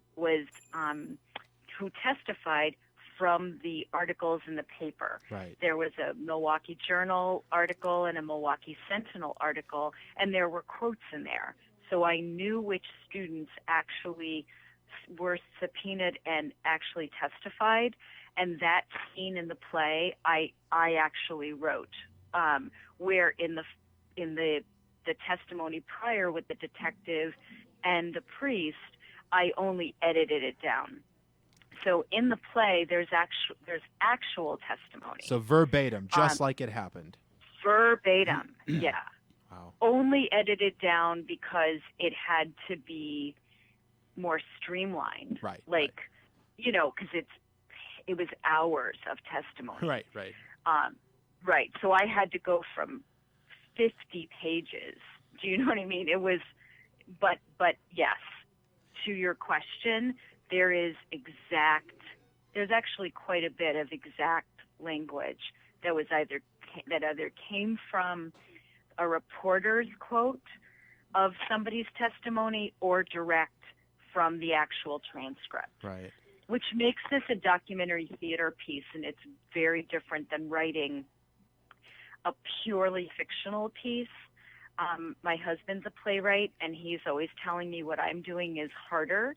I think that working from a blank page is much harder, but what he tells me is that working from this kind of heavy documentation, it's harder than to make it really come alive and be theatrical and it not just be buried in documents. I have 4 inches minimum, of documentation from the Marquette archive, from the medical examiner's reports, et cetera. So making it a theatrical piece, I think, is a little bit of a challenge. Okay, now let's get to the strange part. There are so many parts of the story that are strange, Alan, but let's go to the first one. Not to me. Okay. Why, as a priest Mm-hmm. who has an obligation of confidentiality as to anything the boy told him either before or after death, why is a priest testifying in this thing? What's his role? Well, he's the last adult that saw him alive. So what? Of Marquette. That's a really good question. I think that for the parents, Father Landwehrmeyer is the person that they are looking to answer a series of questions, and the reason for that I think, comes to there's a number of actions that he does in the course of, right before Wally's death. He meets with him the day before, or the night of, the afternoon of. Wally is planning to transfer out of Marquette because his grades are really bad. So the timeline is, midterm grades hit around Easter. He's doing really poorly. He's been, in and out of eligibility with wrestling because of his grades. And so there's a big blow up in the family. He has a huge argument with his father. About what? About what? About his grades. He's been sent to Marquette to become a lawyer, and his grades are not going to get him into law school. That's really clear.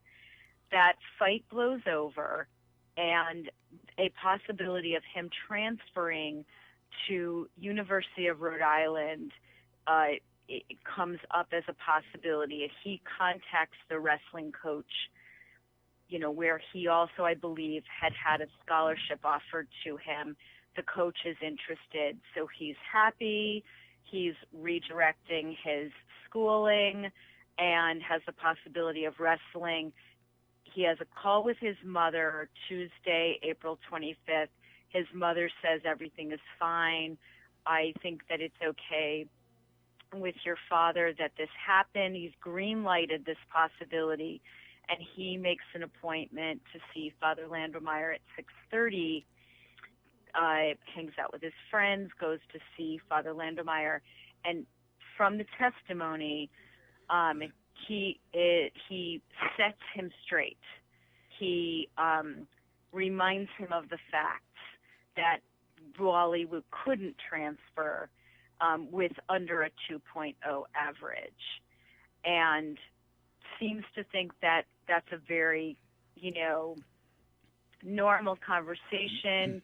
He encourages him to go to community college and expects to see him the next day. And that night is when Wally goes out the window. And so I think for that reason, that's one of the reasons why he is, called to testify. He is his advisor, so he can be the one talking about his grades. There is there are a few things. He changes a security report that goes home to the parents that includes the note, which you could say was a suicide note. That's under some discrepancy as to whether everybody feels that it is a suicide note.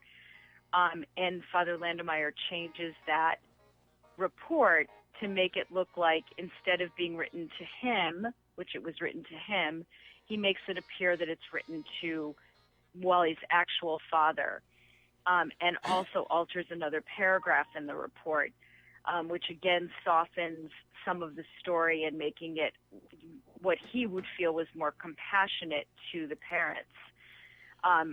That brings him under serious suspicion. Are you saying he falsified it? He did falsify a report. Let's have the details on that. Well, it was a public security report that was drafted by public security that was issued to him. And before he sends it home with Jeff, the older brother, who is graduating at this time. Who's older brother?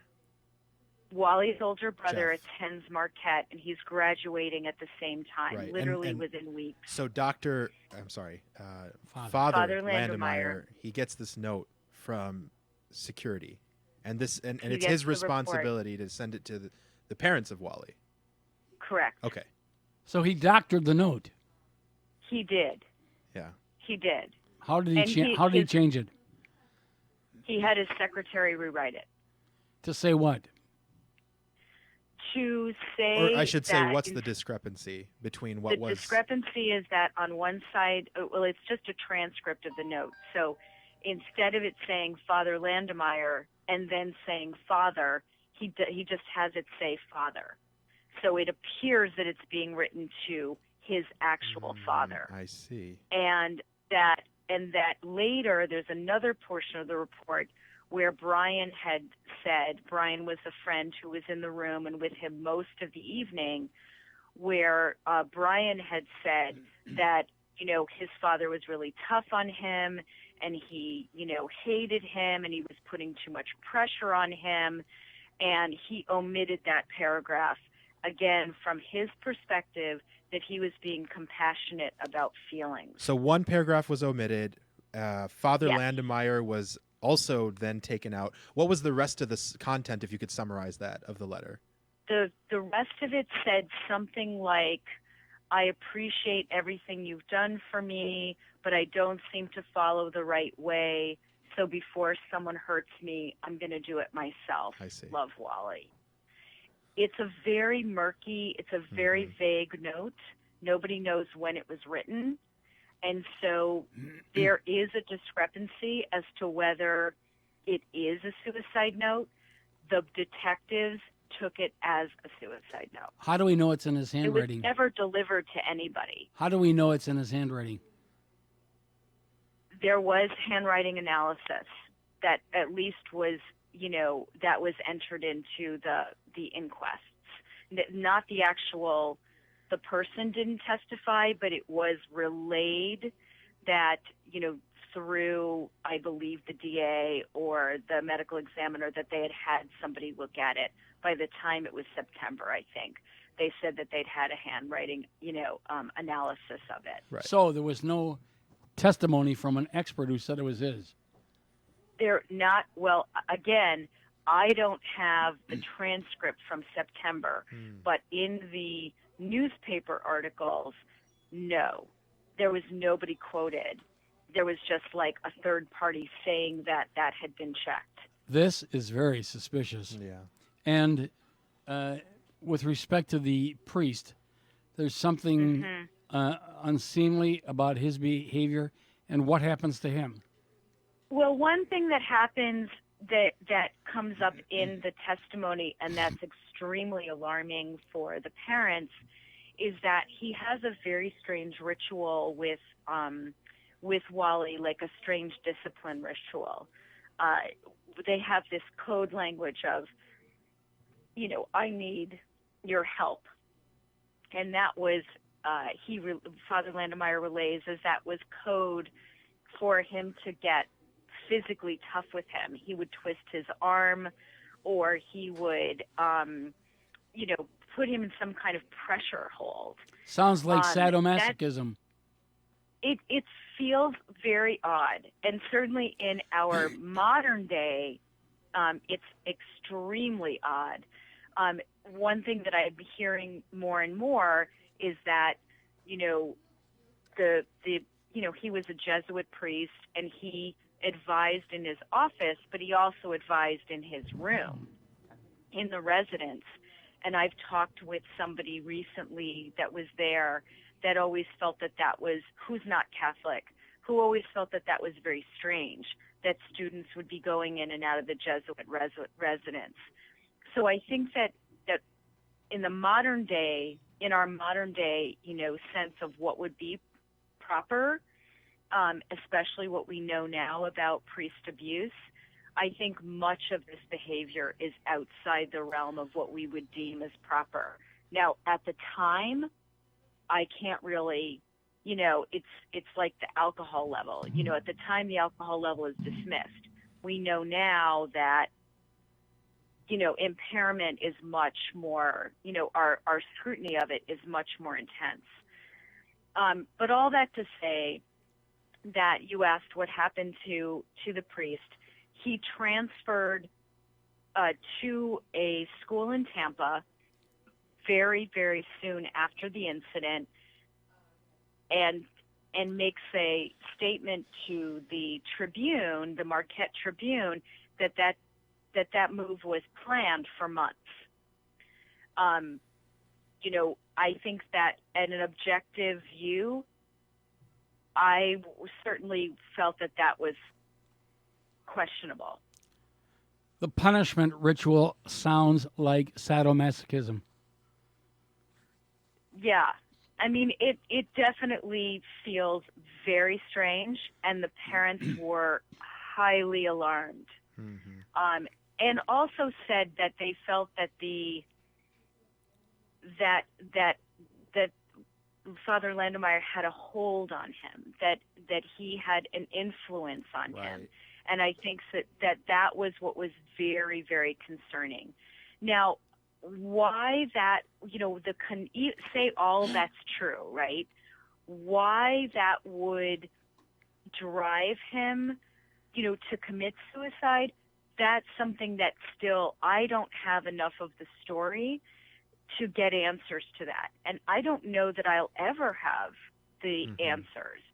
I mean, I've been researching for a year, and I have a lot of information, but the why and wherefore around why that would happen, it doesn't quite all still add up. Question. Yeah. The truth about whether or not he could have transferred to the University of Rhode Island Right. Without having a higher grade A point. 2.0. Did anybody has anybody ever been able to confirm that? I wouldn't know how to confirm that then. I've looked it up just as a kind of common course of, what is typical. And a 2.0 is a very standard, expectation for transfer, especially if you're going into your junior year. So that did not flag to me as out of the ordinary. But I don't know that didn't mean that Wally would have been allowed in. I don't know what he would have been majoring in. And if he was going as an athlete, it's possible that they would have just said, come in the summer and we'll work on some generals and get your grade point. We have no idea. I got to tell you something, Don. This is the end of the semester right now. It's already March. You got a couple more months of school. There are going to be thousands of kids all over America that are going to flunk out of school. You haven't told me yet that Wally flunked out of school, just that he had a low grade point. Regardless, they're with the kids that flunk out of school or have a grade point that's too low, they're not going to commit suicide. Right. I agree with you. It doesn't seem to rise to the level. And I think I've, expressed to you before, Alan, that and as we've, had these conversations, you have some connection to this incident way back and connected, the parents with a private investigator who I've been able to interview because he was a young man at the time. And he felt very strongly that there was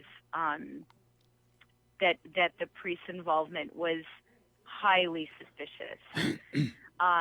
And all I can tell you is that even since the time I've spoken to you in the fall, I've done much more research, and I still can't square the circle.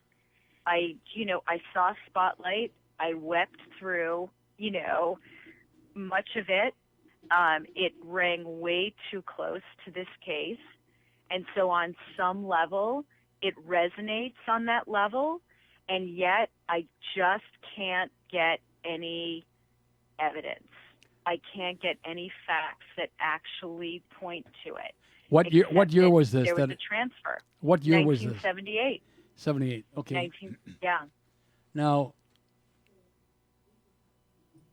is the investigator a character in the play? Yes. I changed his name. And has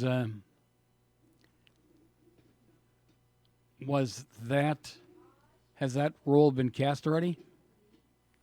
No, nobody's been cast. I just had a reading, and I had, 15 actors play multiple roles. There's about 24 roles in this play.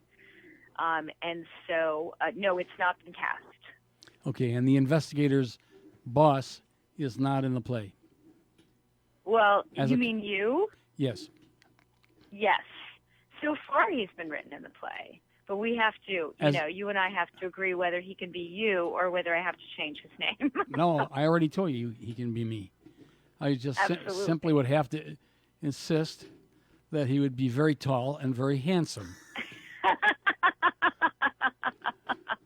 Well, we have a Spaldoni reference in describing you, so a little Dick Tracy action for anybody who's seen pictures of you. We could have Samir play the role. There you go. I think it's very James Caan. Very, Okay. So, what's your timeline looking forward? Well, as far as I'm concerned, the play is in development. I'm in the process right now of doing another rewrite, a real fine-tuning rewrite, and I will be exploring one of the sequences in a movement production called Circle in the Square that I'll be working on hopefully in June or July. And then our plan is to have at least a raw production in the fall. And then our hope then is that it would get picked up here with a theater that would get reviewed. My arts organization is not a theater company, and so we wouldn't get reviewed if the play was put up. You'd have to have like a series of, a regular season to get reviewed.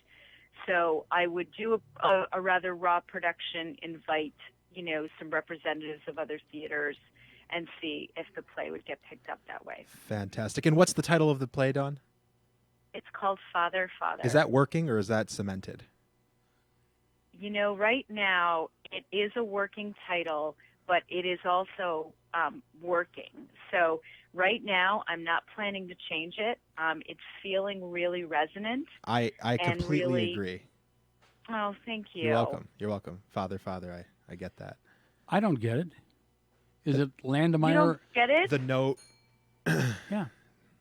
And I think the two main father figures stand right looking at each other, and Marquette sits right in the middle of them as this huge institution, and that's the way the play is structured as well. So can we have you back when the play is finalized before the production opens?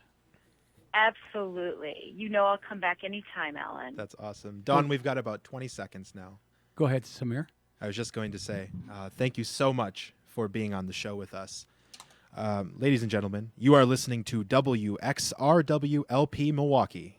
And riverwestradio.com. Worldwide. Absolutely. Thank you for being with us, ladies and gentlemen. We out. So long, everybody.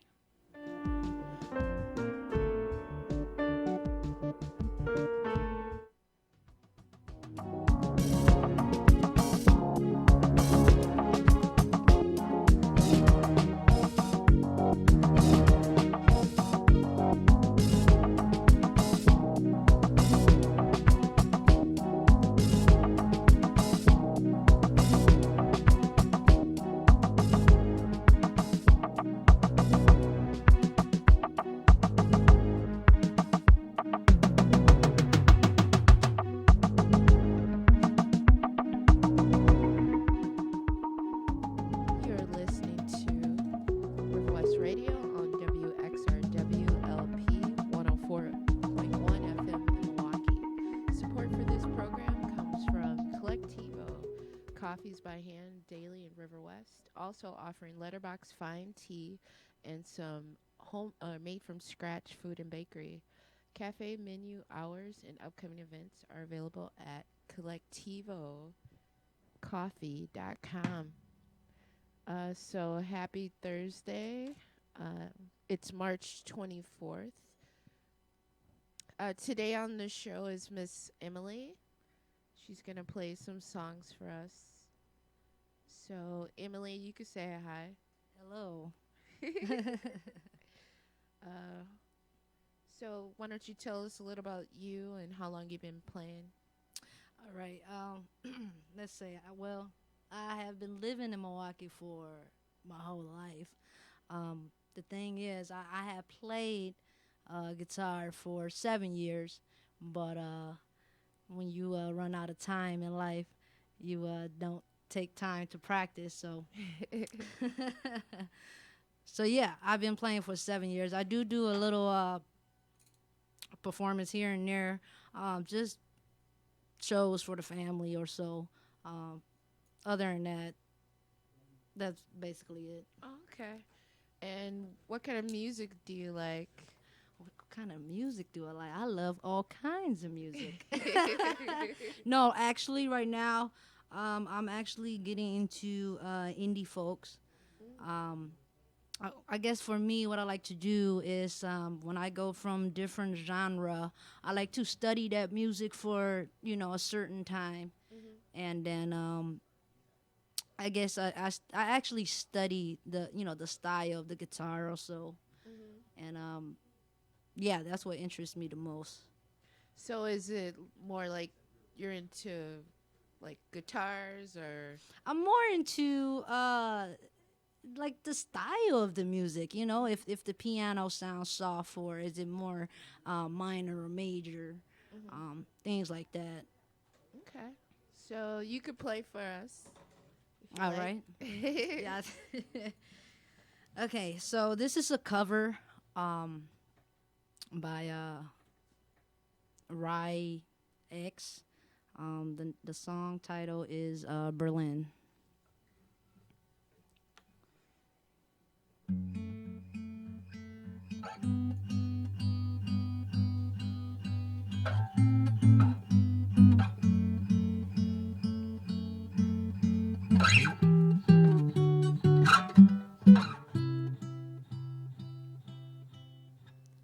Come down, love. Berlin in the cold. All that fight and all that snow.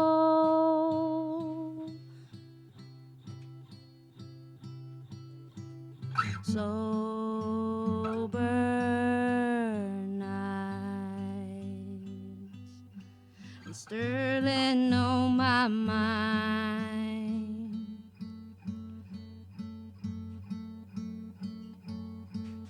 Tell me I'm not going home,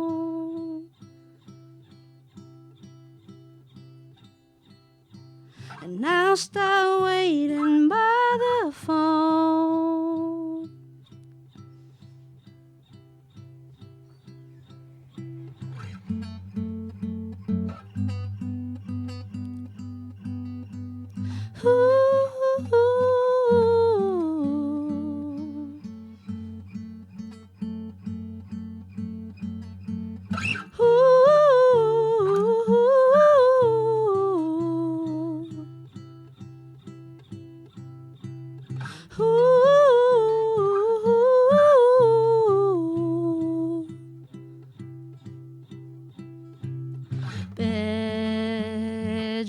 Bedroom floor, silence in my blood. Sorry, love, I'm running home.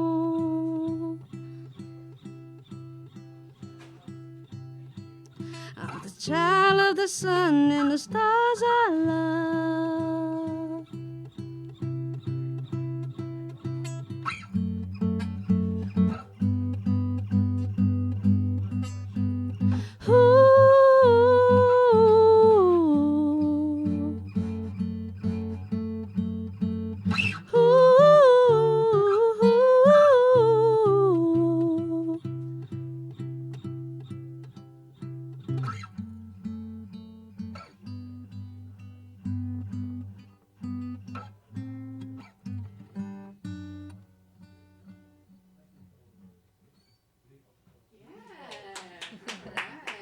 Thank you, thank you. So who is that by? This is Ray X. The song title is called Berlin. That's a nice song. Yeah, he's actually from Germany. It's a very, very deep song. I know. I think you're a deep person. You know, when musician, we have creative minds. So, instead of just thinking of what's on the surface, you think what's inside. So, most definitely. That's cool. All right, how about we play a song and we'll come back.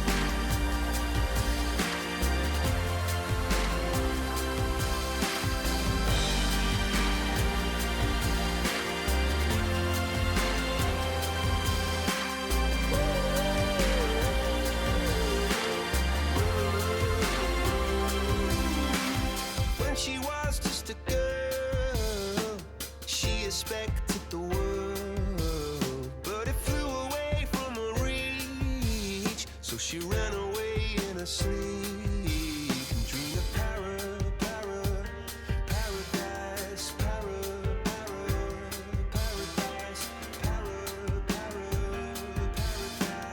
Every time she closed her eyes.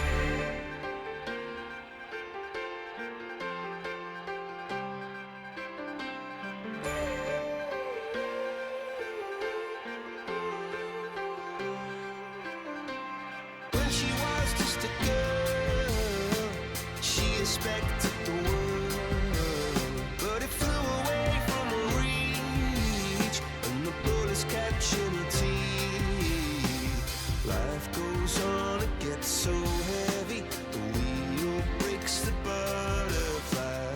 Every tear a waterfall. In the night, the stormy night, she closed her eyes. In the night, the stormy night, away she flies. A dream of paradise, paradise, paradise.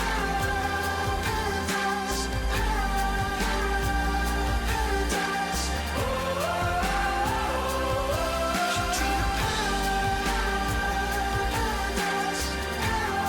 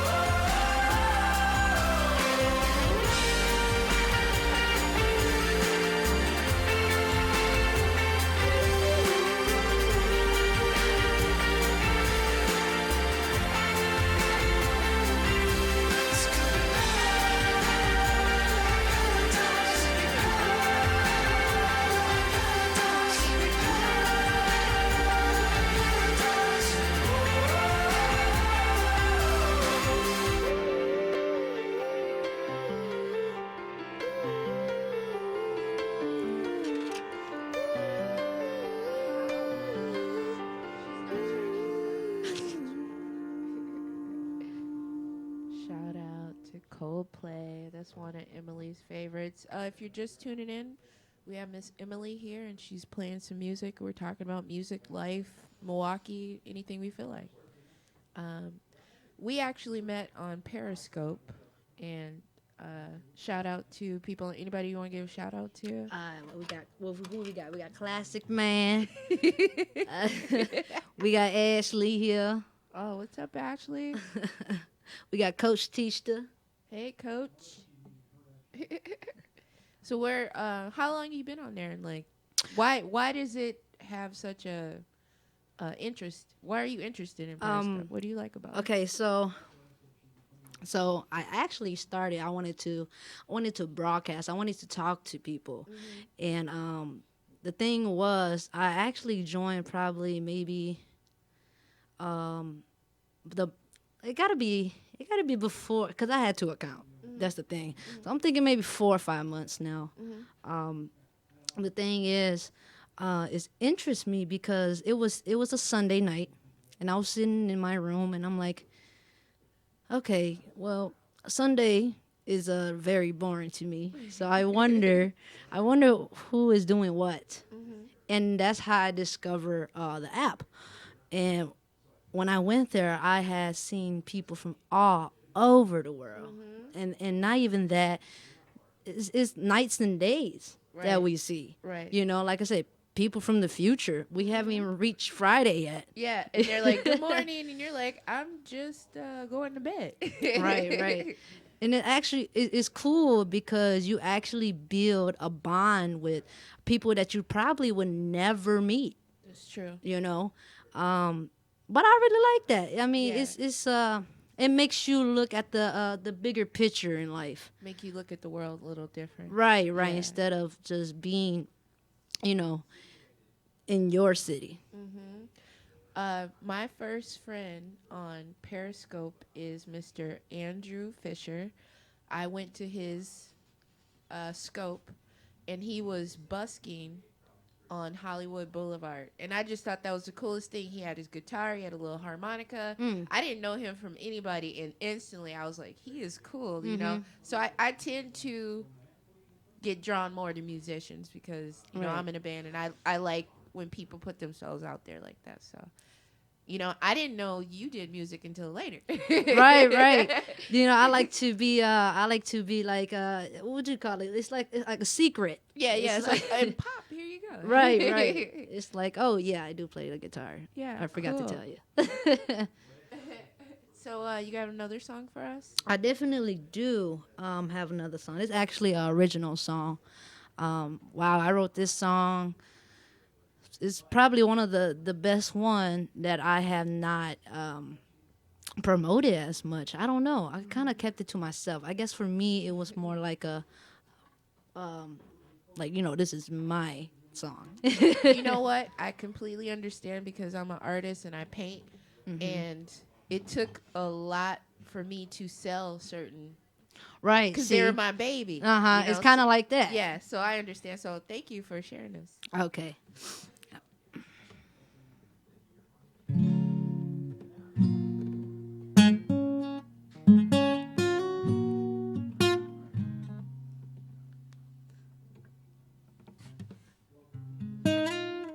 Sometimes you lose the hope in you.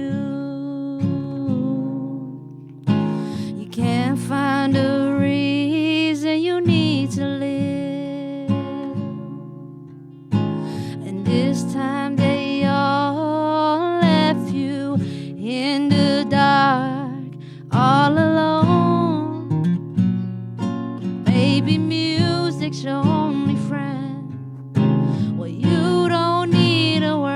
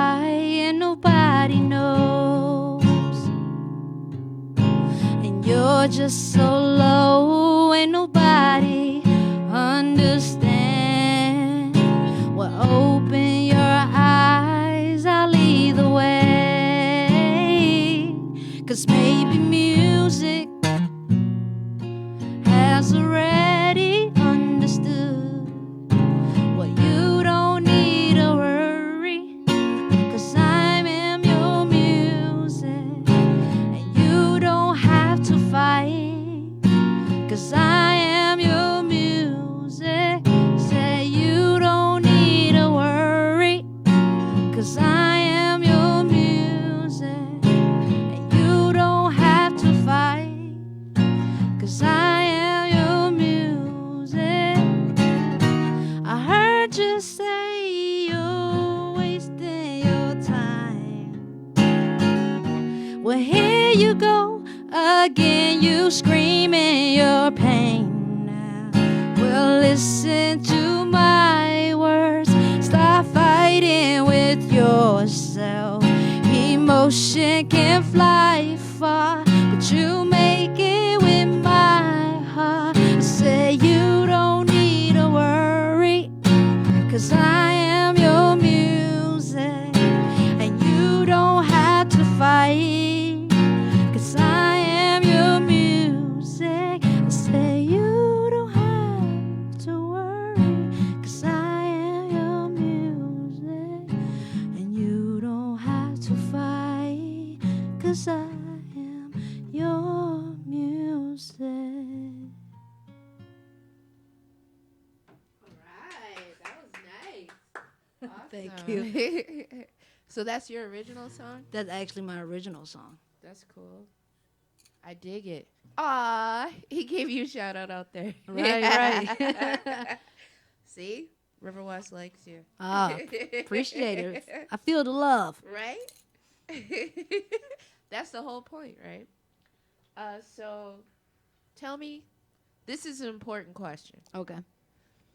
Please tell me some of your goals. Some of my goals. Mm-hmm. Okay. Well, let's go based off life goals. Okay. All right. 'Cause you have different type of goals. That's true. Sometimes it's just school goals or whatever. Life goals, I want to find the true meaning of how happiness feels. That's my goal. And when I say what I mean by that is happiness come in a whole different type of forms.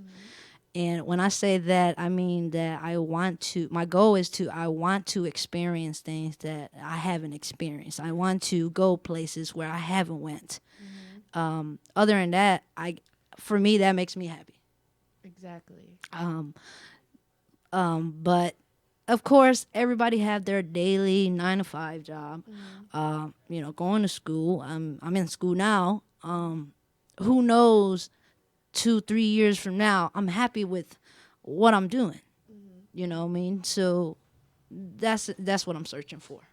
So one of your goals is to seek happiness in this lifetime. You said, what's my goal? I said one of your goals is to seek happiness in this lifetime. Yes. Wow, that's a great goal. No, I mean, I'm pushing for it. I'm talking about working on it every day. Understanding myself, analyzing, the suffering that we all go through as a human being that people don't talk about. Yeah, they just keep it under wraps. Right, it's hidden. It's hidden. Yeah. But I don't know. Hopefully, somehow, by saying this, whoever's listening, it could hit you somehow with understanding that it's okay to be yourself. You know. You know what? I'm learning that every day. That, I see so many miserable people, and honestly, it's because they're not living their life. They're trying to please their parents or trying to please their coworkers or people at school when they really aren't living for them. Right. So what you're saying is like I'm kind of digging here, but I'm saying, how are you trying to get there? How am I trying to get there? Yeah. Actually, I had did some study, and the thing is, for you to make changes, you have to be in the action. Okay. Now you can't make changes by just looking. So if I feel that, I want to do this, I want to do that, but I'm only thinking about it. Right. You have to do something about it. So if I feel that I should reach out and, go do this and do that, I believe I could do that. You know, I believe that's just, I don't know, it just means my personality. I'm ready, you know, I'm ready to go. So So do you write your goals down? I don't. Okay. That's my homework for you. Write my goals. Yeah. Because what you do once you thinking about it is one thing. Mhm. But then once you write it down, you actually bring it into this life. Present, yeah. Yeah. Like I can read like my notes on your show Mhm. are wrote down, and guess what? Now I'm creating that Mhm. from that little notepad that you see what I'm saying? So, Right. Okay, so this is my show is called Ingrid's Inspirational Hour. Mhm. And my viewers will tell you that that's what I talk about: goals, reaching your goals, how to keep happiness. So we're on the same page. Right. But I can tell you what works is to write them down. I'm not going to lie. I've been quite busy Mm-hmm. to the point where I had to write to-do lists. I'm Yes. not going to lie. Yes. I have so much stuff going on right now. It's like, and even if you want to knock those tasks down, Mm-hmm. you can't, because it's based off time. So it'll happen eventually. Right. Yeah, So. I'm just, I have this goal list that I wrote out in 2012. Mhm. And I'll show it to you one day, because it's just little silly things. Sometimes they're serious, but they're things that I want to do in this life. Mhm. And April 1st, I'm going to have another check mark on my goal list, because 4 years ago, I wrote that I wanted to model in a fashion show. Mm. And guess what? April 1st, I'm modeling in a fashion show. And I didn't know how it was going to come about. It's just happening. It just happened. Yeah. So that's cool. So what I'm saying is write them down. And then there's not like a time limit. It'll just happen. Right. And that's the thing too. I see, as you grow up, you learn the things that you do, and then you try to analyze that. Mm-hmm. The thing is, you spend too much time thinking about the past and thinking about the future. Oh, yes. You know? Oh, yes. So you worry so much, like, oh, I got to do this, I got to do that, this coming up, this and that. Uh-huh. But really, living in the present, I believe that's the first step to happiness. I agree. You can't worry about what happened, or you can't worry about what's going to. Mhm. Right now is honestly all we have. So Right. I totally agree. Well, we have the snow. Yes. Up north they got a foot, so I don't know how much we'll get. I didn't check the weather, but how about we play another song and then we come back? Sure. All right, here we go.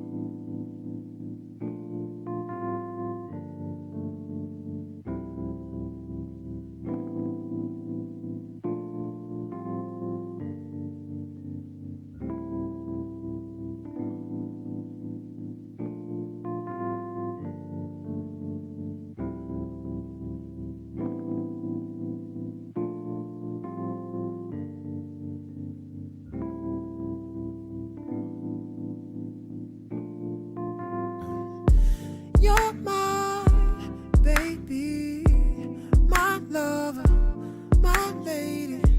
All night you make me want you. It drives me crazy.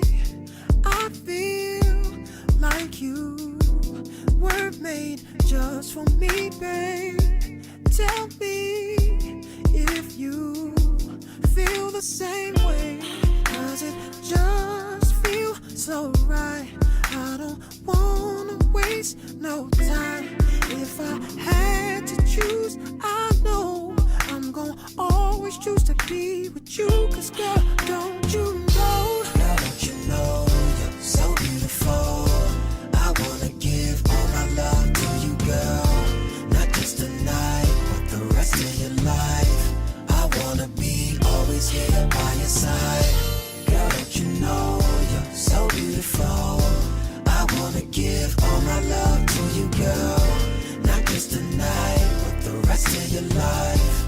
I wanna be always here by your side. When you're not here, you don't know how much I miss you.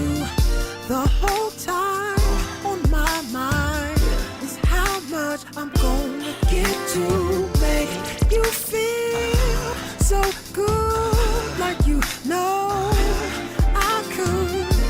Tell me if you feel the same way, cause it just feels so right. I don't wanna waste no time. Girl, if I had to choose, I know I'm gonna always choose to be with you. Girl, don't you know? Girl, don't you know you're so beautiful? Yeah, babe. I wanna give my love to you, girl. Not just tonight, but the rest of your life. Your life. I wanna be always here by your side. Girl, don't you know you're so beautiful? I wanna give all my love to you, girl. The rest of your life. I wanna be always here by your side.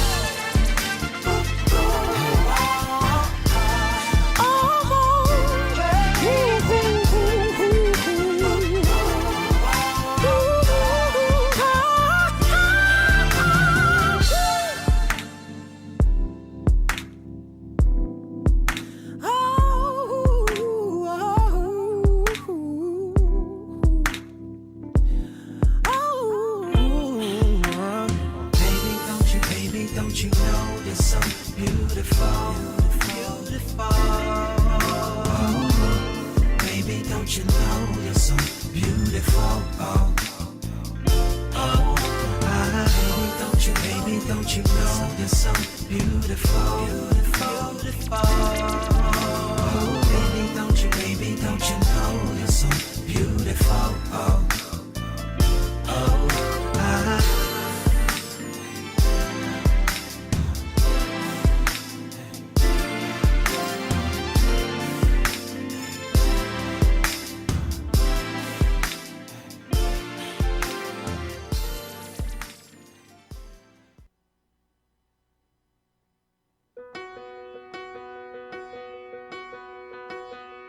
I found God on the corner of First and Amistad, where the West was all but one, all alone, smoking his last cigarette. I said, where you been? He said, ask anything. Where were you when everything was falling apart? All my days were spent by telephone that never rang. All I needed was a call that never came. To the corner of First and Amistad, lost and insecure. You found me lying on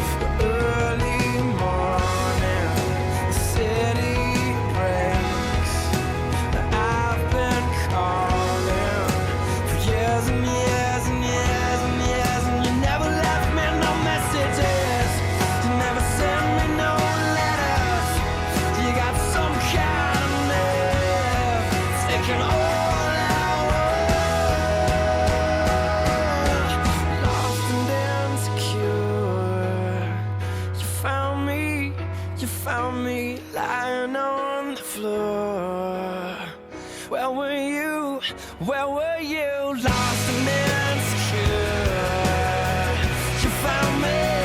You found me lying on the floor. Surrounded, surrounded. Why'd you have to wait? Where were you? Where were you? Just a little late. You found me. You found me.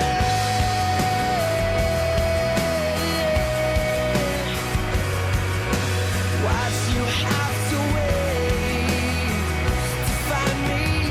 To find me.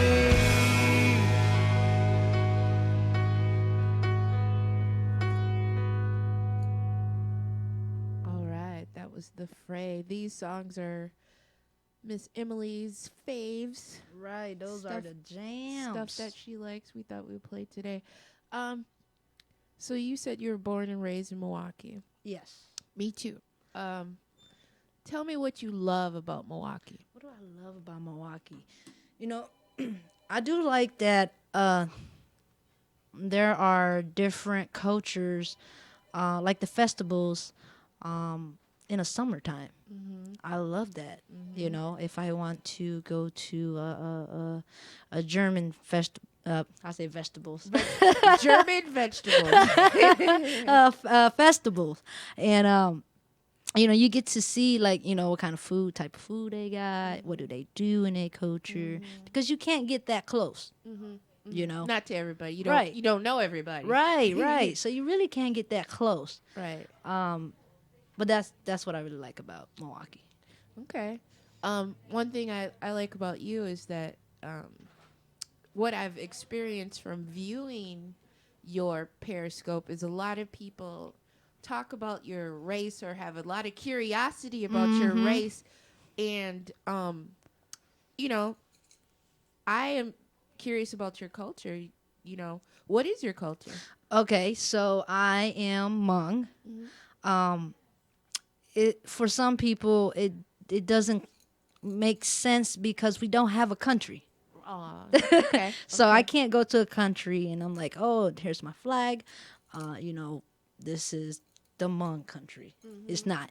From the history, we was part of China, and then we migrated down to Thailand and Laos, and yeah, so we had lived there in the mountains, and I don't think they really liked us. I'm not going to lie.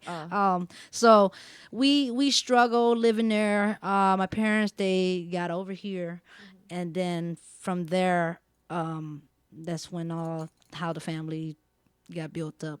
So your parents came here, so you're the baby. You're the baby. Oh, cool. I'm the baby. So do you what language do you speak? I speak Hmong. Okay. So Hmong, okay, you know how for some Asian, there's Laos, and then there's Laos, right? So it's just straight Hmong. Okay, so you speak Hmong. Hmong. Okay, cool. I'm Hmong and I speak Hmong. Here, speak some Hmong. Say, hey, how you doing? Oh, wow. Okay, let me say hello to everyone. Nhao Zhong. Nhao Zhong. Nhao Zhong. Nhao Zhong. Yeah, with the N. So you gotta like put your tongue up yeah. high. So Nhao Nhao Zhong. Zhong. Okay, I got it now. Yeah, most definitely. Yeah, the exposure I got to the Hmong community was at the International Folk Festival. Okay. And the beautiful outfits, Mhm. handmade. I love that. Yeah, we actually do handmade a lot of stuff. Yeah. It A lot takes, of bead work. Yes, and it takes like years. I don't know how they have the patience to do that. Yes. I appreciate that work though. Yeah, my mother, she's still like, okay, so she'll give me a tradition dress, and basically they sew it in. So what you do is you take it out, you take the thread out, and it comes out. But after you're done wearing it, you have to thread it back up. Oh. So I don't know. She likes that. She has the patience for it. I'm like, okay. Wow. I'm glad you have her doing that. Right. And what kind of food do the Hmong people like to eat? Okay, so we have it's like a variety of different types of Asian. Mhm. How about that?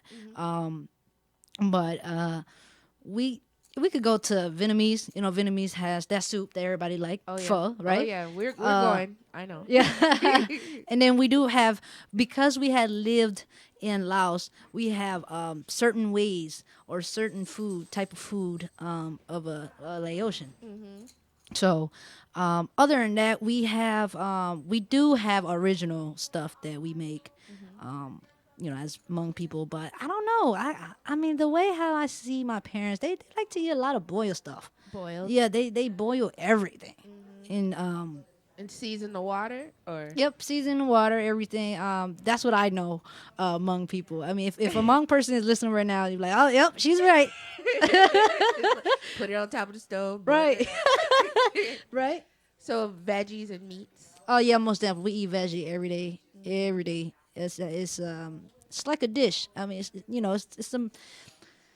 like you get the vegetables and then you get your meat and then you get your rice. Okay. Sounds good. Right. Every day. Breakfast, lunch, and dinner. I was going to ask, could you do that one song you did in the beginning? Uh-huh. I really like that one. Do you want me to do it over? Yeah. Request. Okay. I could definitely do that over. Before, when I first did it the first time, I was hella nervous. See? So let's see how it sounds now. Okay. Okay. Here we go.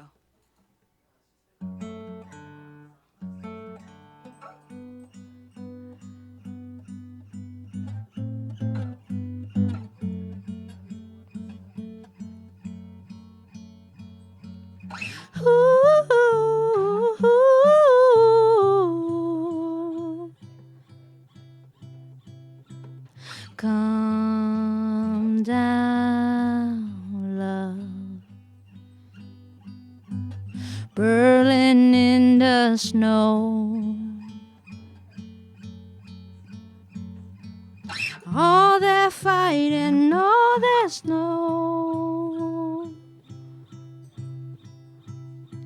Sober nights and Byron on my mind.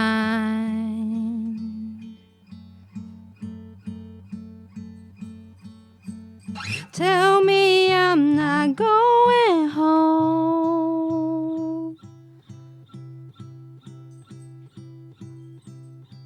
and I'll start waiting by the phone.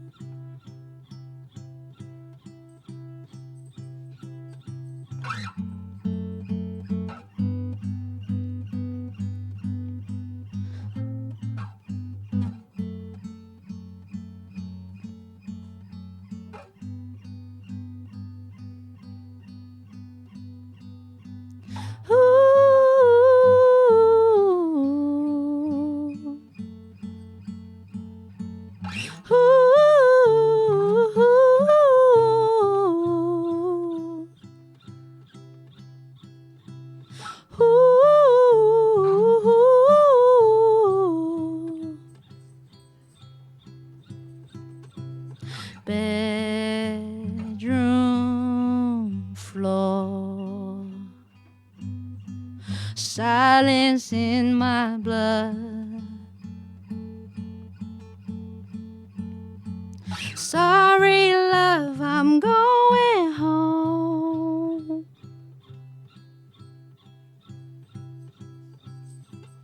I'm a child of the sun and the stars I love.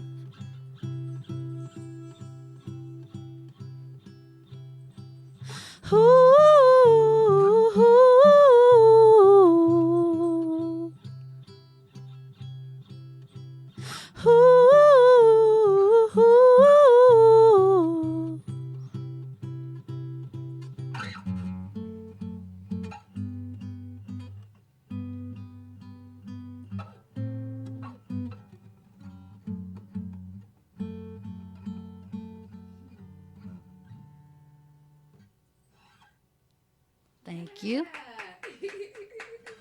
You're doing great. Yeah. Appreciate the Yeah. Yeah. The nervous system is kicking in. That's okay. We have to face our fears. Right, right. See, that's the thing. I mean, I have performed before, but it's just a thing in you. It doesn't matter how many times you do it. You're always going to be nervous. Right. You know, just like speaking in front of everybody. Yes. You know. But the people that don't face their fears are the ones that don't live. You know what I mean? Right, right. I understand. I understand. And that's the thing too. I am leaving out of town, so it's the first time I'm riding an airplane. Really? Yes. This is the coming up? first. Oh wow! This I'm the- very excited for you. Then. Right. I guess I always live by what my father said. He's very like strict on traveling, like in the air or So he rather drive, or I don't even know if he would take the train. Really. Wow. But it's on the ground. Uh-huh. But the flying, I don't know. I don't think he liked it too much. So. You know what? I've been flying since I was 18, and I don't like it. Wow, But really? but I do it to get somewhere. Mhm. You know. Well, I mean, why you don't like it? I feel like it's very unnatural for human beings to be flying in the air. That's it. That's just Superwoman. No, I just don't. The concept of us as mammals, 39,000 feet in the air, going 700 miles an hour, just seems like a weird concept. But people are sleeping up there. They're eating cookies. Babies being breastfed. Right, And I'm yes. just like, what the heck? I don't get this. I mean, this isn't where we belong. I just feel like birds and Right, other things right. belong in the air, but human beings belong on the ground. Right. That's just how I feel about it. So it feels very foreign to me when we're up there. I just don't get it. I don't know. I will let you know how it made me feel. Yeah. So takeoff is really fun though. Mhm. If especially as being your first time, just embrace it. Like Right, right, because right. you're going extremely fast and then you just shoot out up into the universe. So I'm excited for you. Shoot out. Yeah, I'm definitely gonna scope out there. You know me. Yeah. Yeah, definitely check me out. Yeah. So do you have like a Instagram? Like, what are your how can people get a hold of you? You on know that- what? on the internet? You guys could just find me on Facebook, but I don't know because I had a setting to where everybody could save me, but I have no idea why it doesn't pop up when people search for me. But follow me on. I'm more on Periscope. If you really want to get to know me and get to know my personality and what I do, most definitely follow me on Periscope. Okay, what's your name on there? It's Emily Yang. It's spelled EMILYAANG. 2 A's. Now I have an old account there. That's not the right one. The one when I have my my tradition clothes in. That's not the right one. Okay, so it's the regular dress. Right. It's regular. But yeah, most definitely, that's where you could get a hold of me at if you really, like I said, want to talk. Right. I mean, I don't bite. I mean, if you, I like to talk. Yeah. So that's probably one reason why I'm on there. I do realize people who are social, they're like talking. They are the one that actually broadcasting. Right. So I just, you know how you can do the worldly search, and I found someone in, I think it was Africa, Morocco, and he was really cool. He had a nice, when he spoke English, he had a nice little American accent. Right.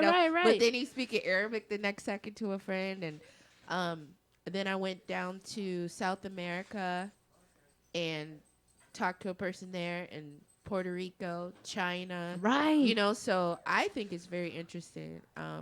It brings us more together too. Most definitely, and not even that. I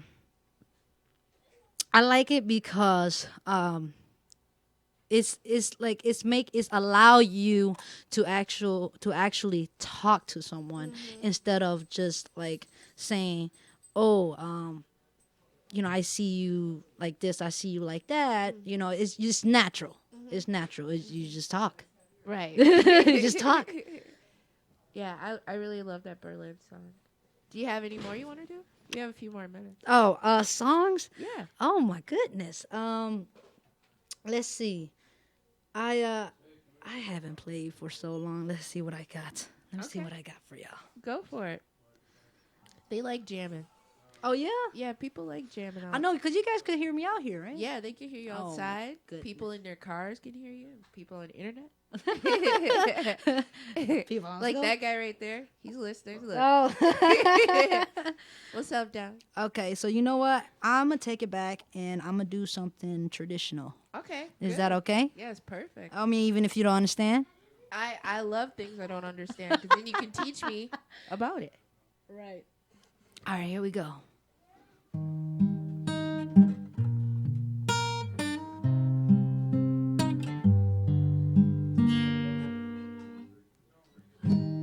Ước kê lưu rong lý cho trôi vua vì có cú một lúc chỉ cho để chia có nhau ấy cùng dạy rong đua ước kê lưu rong linh bao số tiền có chỉ cụ限制的博大。我写着沙中有古墓，渐怒自己都天涯，这年不年这些天涯渐怒自己都天里中。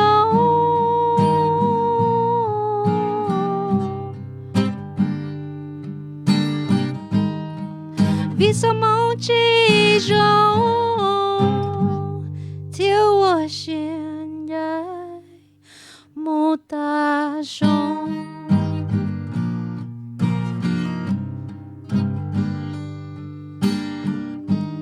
不给流浪一窝里不说天涯一个这个嘛包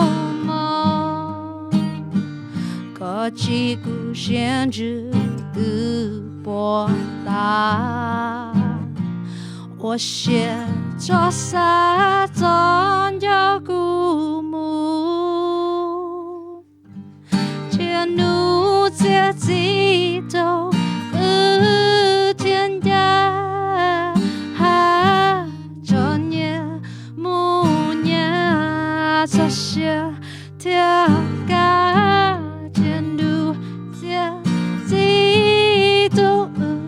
天里中，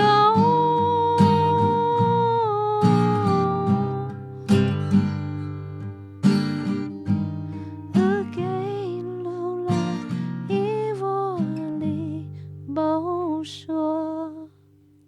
Aw. Yeah, that was nice. Thank you. Okay, now tell us what it meant. It's actually a very sad song. Aw. It's a breakup song. Okay. It's actually deeper than just hey, it's over, let's break up. He was actually using like the man upstairs and your luck, how the wind blows, your love away, things like that. It's not just like a physical thing. It's like things that you can't see, or if you could see that you don't think about. So it's actually a very deep song. That song is actually by Night Angels. If anybody listening, if you want to know, it's a Hmong song. It's a Hmong song, and the artist is called Night Angels. Nice. Yeah, I like it. Yeah, we like all kinds here, so yeah, go for it. Yeah, appreciate you having me here today. I was actually really excited. Yeah, So we've been talking about this for a while, so most definitely. Try to, like I say, life gets so busy, you try to find time. That's true. So what are your musical goals? My musical goals, you know what? I'll tell you the story real quick since we got a couple more minutes Yeah. here.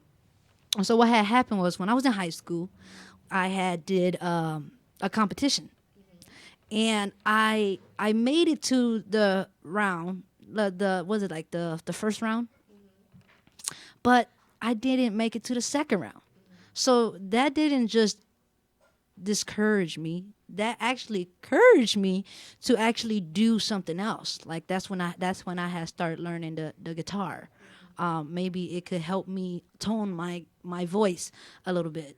And after that, I had always like performed at it was certain areas. I mean, like I said, I could be. I had, like I said, last November, I had performed for my family tradition New Year thing. But before that, I don't know. I just been performing here and there, parties, whatever. I liked it. I like it. It's a hobby. Yeah. I like it. See, the way I live my life, I call it hobbies gone wild. So Right. Yeah, like doing music is a hobby, painting is a hobby, Mhm. but and modeling. It was all just little things that I wanted to do, but now that's part of my lifestyle. So, Right. Right. Yeah, it's not that hard to do. You just have to, try it a little bit.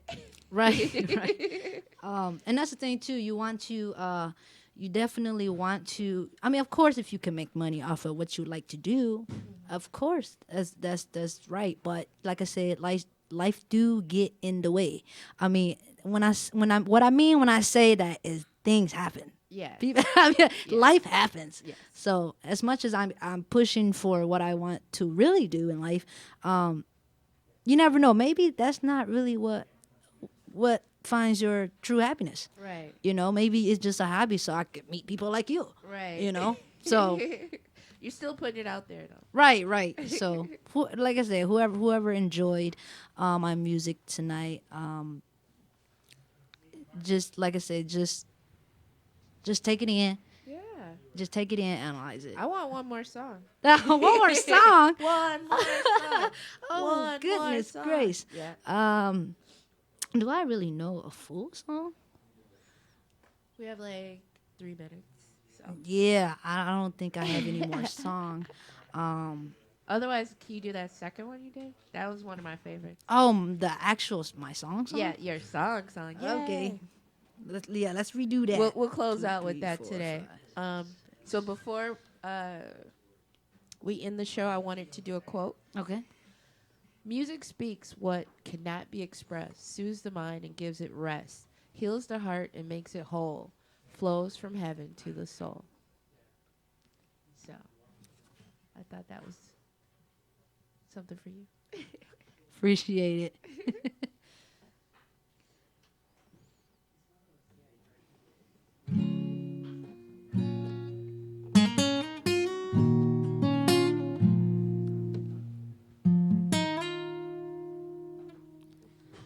Sometimes you lose the hope in you. You can't find a reason you need to live. And this time they all left you in the dark, all alone. Maybe music's your only friend. Well, you don't need to worry, 'cause I am your music. And you don't have to fight, 'cause I am your music. Oh, oh, oh. And sometimes you cry and nobody knows. You're just so low and nobody understands. Well, open your eyes, I'll lead the way. 'Cause maybe music has already understood. Well, you don't need to worry, 'cause I am your music. And you don't have to fight, 'cause I am your music. I heard you say you're wasting your time.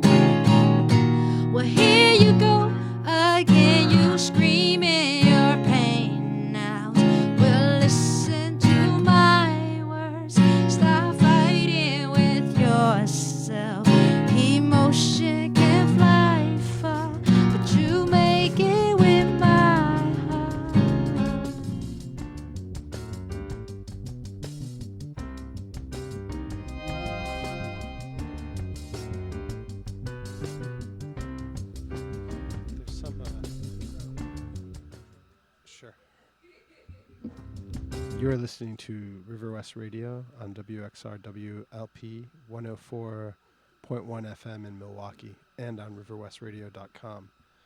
Now you can listen everywhere with the Stitcher app and TuneIn radio app on your phone. This is the Chinksuru Radio Hour, and we're very happy to be here with you.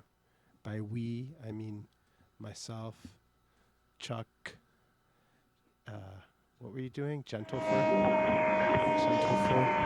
and myself, Santiago. But I think they have nicknames for us, although I've been out of town. I went to the Korean spa in Niles, New York. Have you guys ever been there? I had a sweat. I had a sweat in the Korean spa.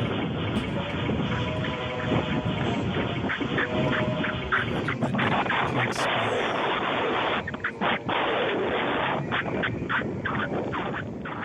So yeah, it was wonderful. I sweated it all out. Yeah. Just now? Yesterday I went down there, and it was something else.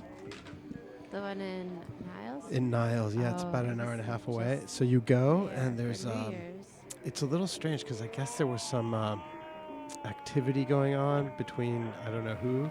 So they have these signs that say no excessive public displays of affection, which is a little disturbing. So you go into it's basically, there's one room that's a sort of bathroom.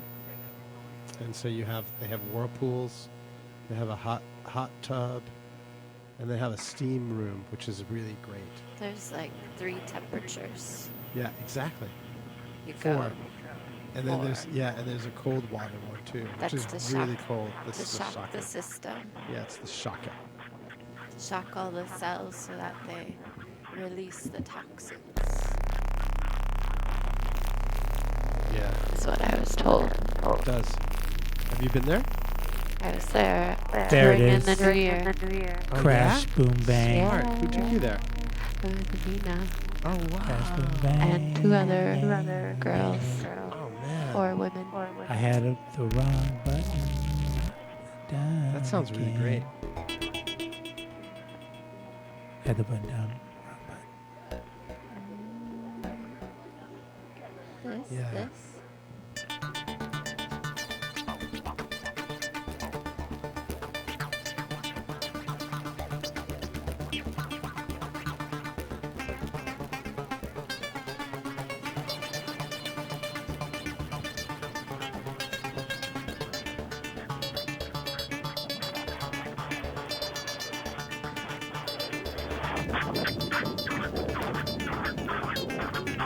Great job setting up the sink and the bread box. It's got batteries fully charged. Great job.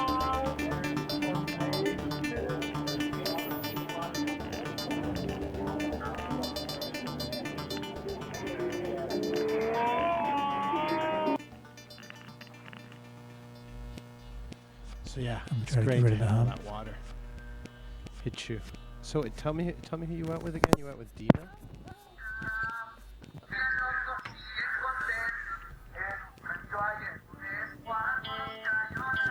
With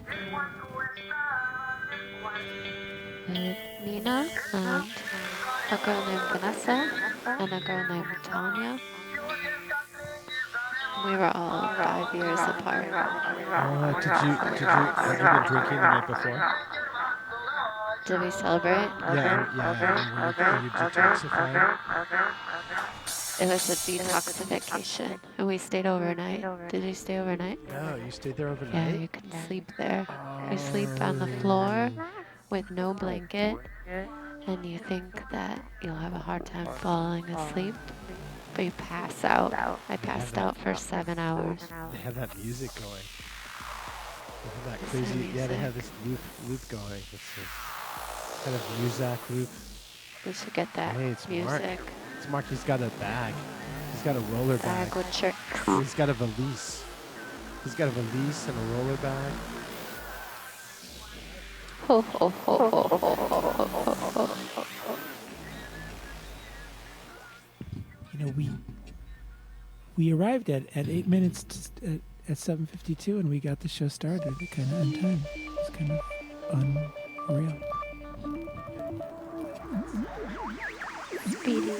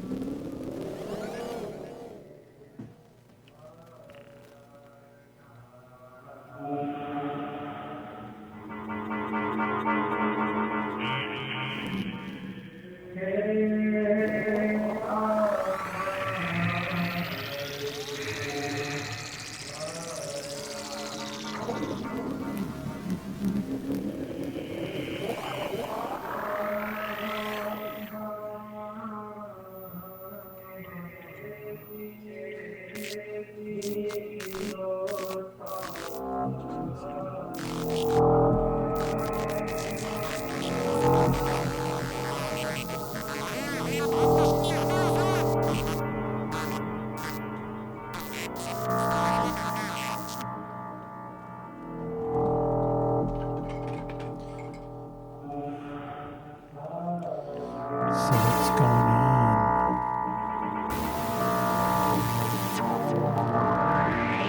The only thing I ever want to talk about is you can underrate the show if you bring us some fizzy water, sparkling waters.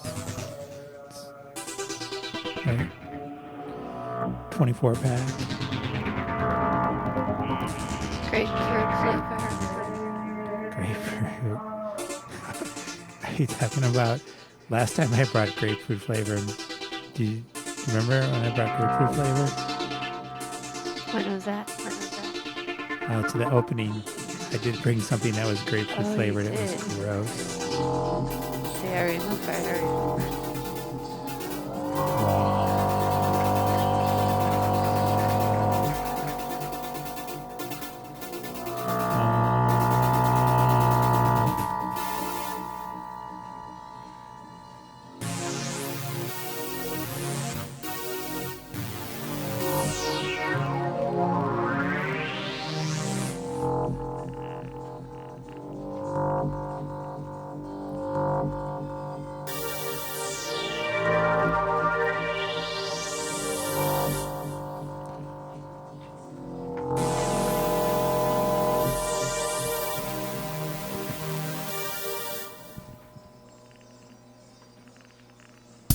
Where does that go?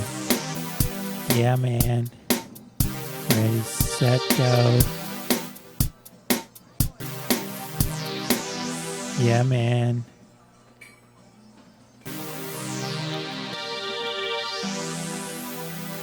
Checking the levels for the first time now.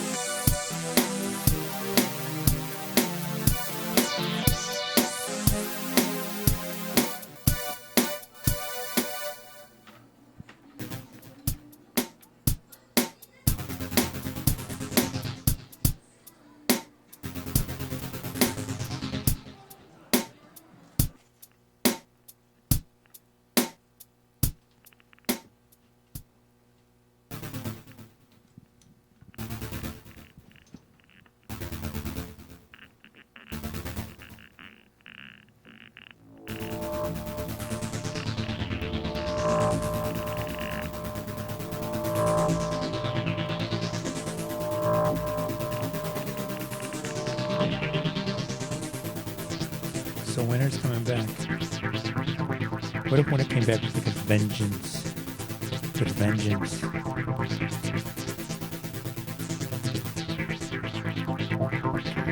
Okay.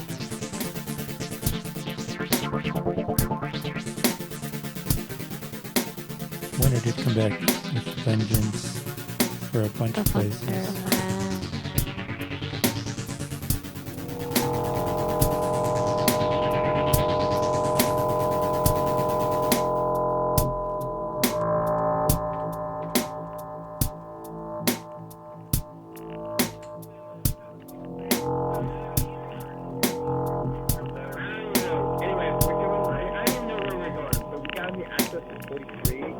Beyond Capitol. Yeah.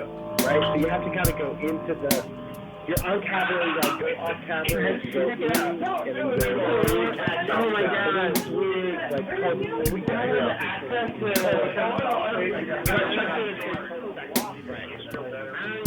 Anyway, I don't even know where we're going. So beyond Capitol, beyond Capitol, right? You have to kind of go into the.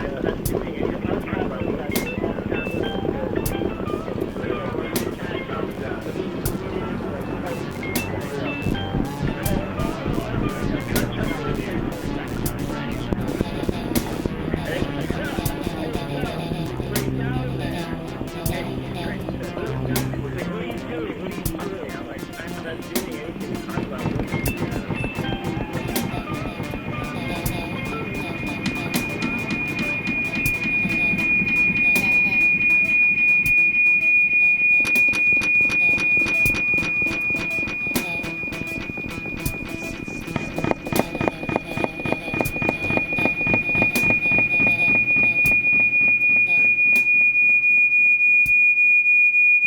Is that actual feedback or is that a track? That's Mark, man. Everybody, welcome. Hey, Mark. Hey, Mark. Hey, that's Mark. What's up, Mark? Nice. Sounded good. I kept my headphones on. You guys ditched. I was too slow moving. I was like, that's Santiago's track.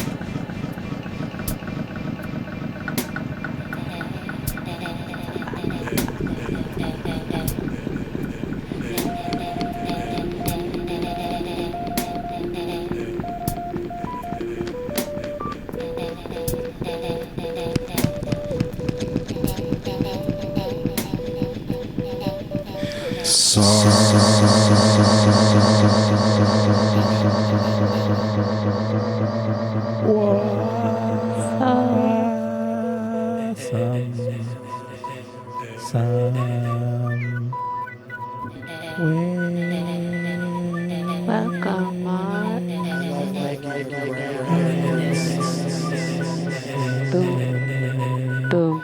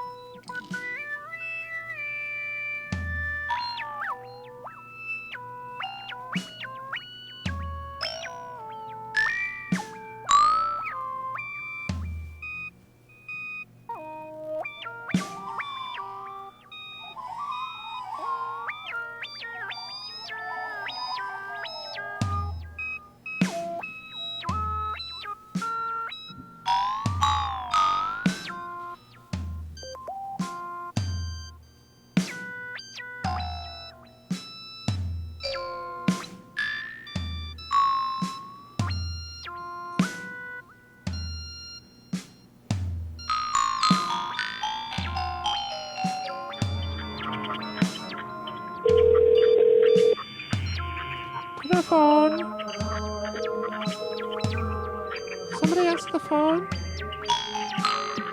Hello? Hello? You doing all right? Yeah, we're right here. Hey, Andre. Are you walking home? No, I'm getting it right. You getting a ride? Are you in shorts? Are you wearing shorts? No, I'm wearing pants. All right, get a ride. Dad, I have a question. Okay. What? Could we bring the computer Jacobs? The desktop computer? You gotta ask Mom. She said, fine, just ask you. Really? Yeah. Yeah, I mean, it has to come home safely. Yeah, we'll bring it home tomorrow. And you gotta wrap it in plastic because it's snowing on the way out. Okay. And you gotta hold it. And you gotta sit in the back seat and you gotta hold it in your lap. I got it. Okay. I'll be really careful with that. All right. All right, bye. Get him. Bye. Bye.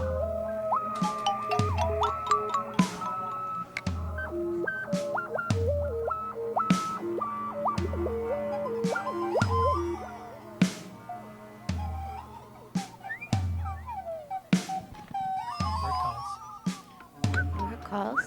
Hello? Hey, Bird. Treaty.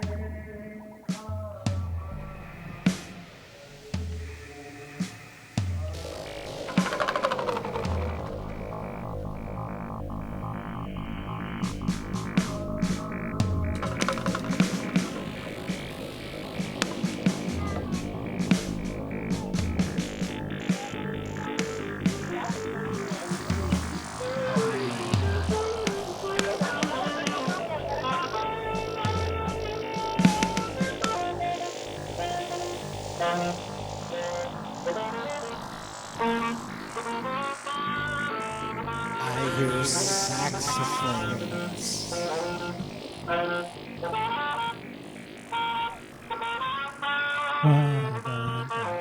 What's the song?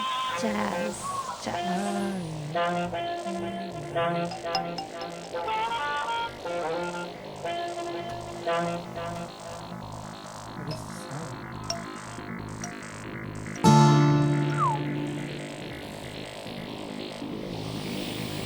It's a little intense.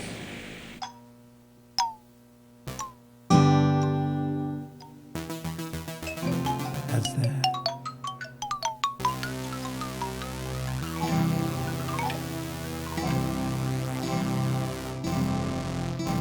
Let's do a song. Let's do a religious song to honor the. Is it a big religious weekend?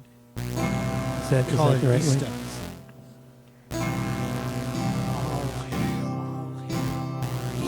All passing over. It's Passover, or is it you? Hey, Jesus. Jesus.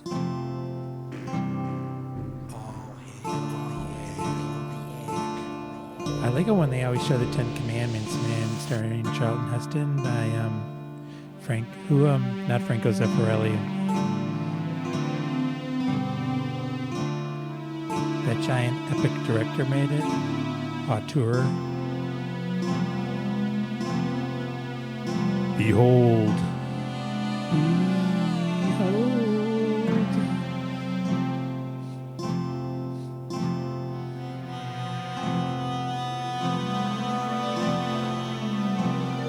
Behold, 24-pack of sparkling waters, and you can underwrite the show.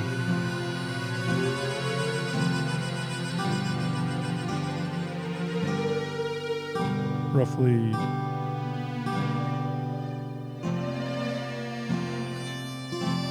she can go to Sam's Club.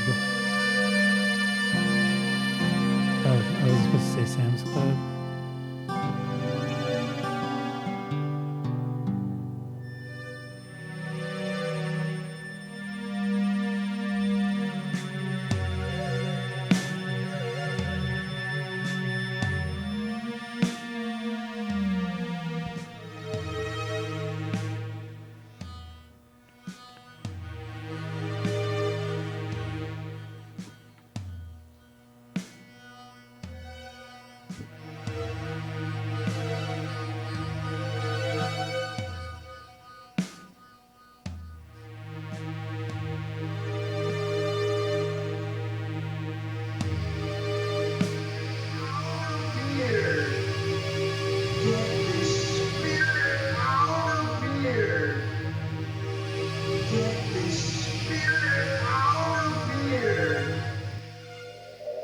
Where's the spirit? Where's the spirit? Where's the spirit? Where's the spirit?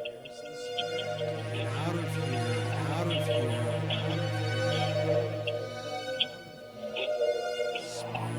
Spirits are everywhere.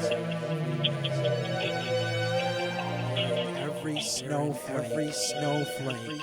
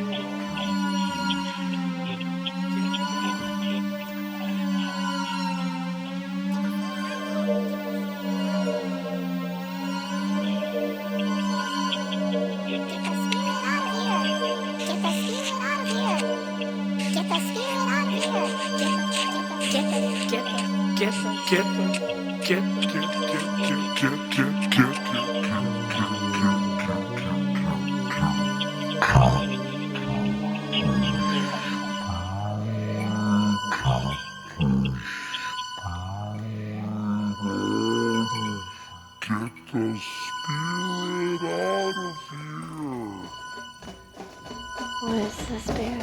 Where's our spirit, man? Come on. Let's get the spirit.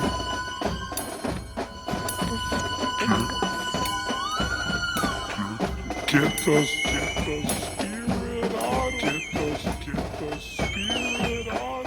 There's more spirit. Get the spirit. We got spirit. We got spirit. How about you? We got more.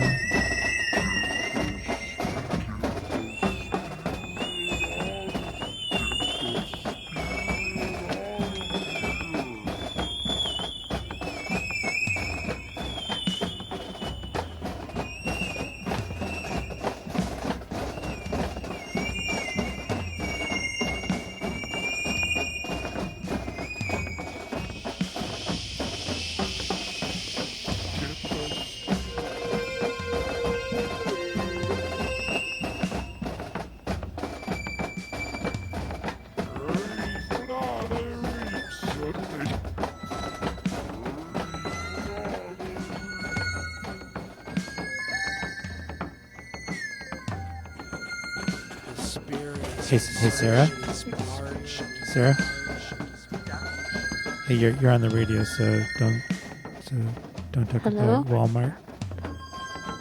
I wanted to. The show sounded great. Oh, good. Oh, hi, Sarah. Oh, you have a fan. Hey, the performance is canceled tomorrow, so we're not doing it. So Hi, really Sarah. happy about that.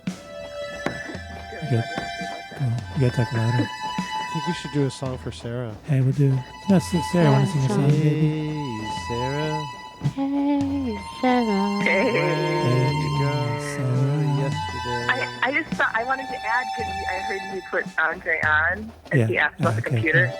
So I just wanted to add like family news in, which was that you had like left the car window or Gio left the car window open, so there was a lot of snow on the front seat.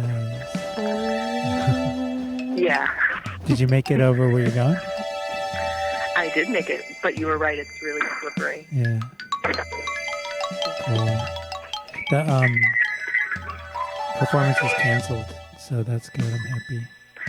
Jennifer's like canceled it, right? I did. Sarah, you there? Yeah, I'm here. Next time. Well,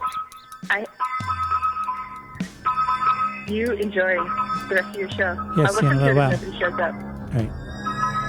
See you You soon. sound really beautiful. All right. Love you, babe. I love you too, babe. Love you, babe. I love you, baby.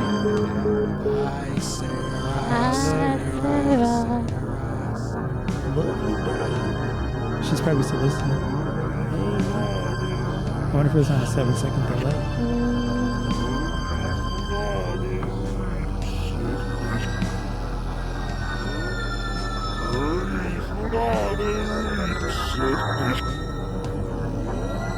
The winter spirit.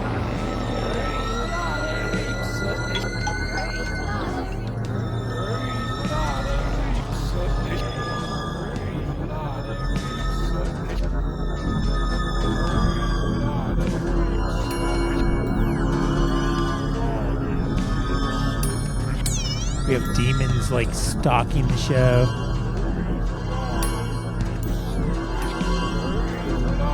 We'll get Santa Claus though on our side, and we'll defeat them.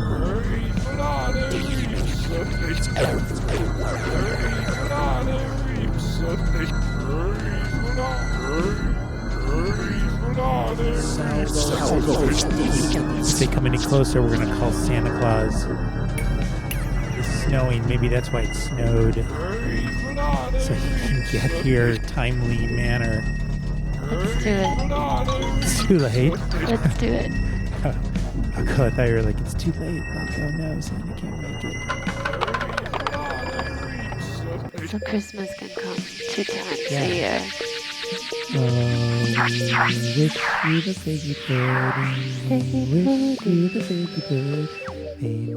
Wish you the figgy pudding. Bring it out. Twice a year. We're having a demon clearance. Seconds. I want seconds. Wish you the figgy pudding. Wish you the figgy pudding. Snuggle up by the fire, everybody. It's Christmas. Christmas 2.0. Fire. Let's go. Crackling fire. Christmas Crackling fire. 2.0. Have some chestnuts roasted by the fire. 2.0.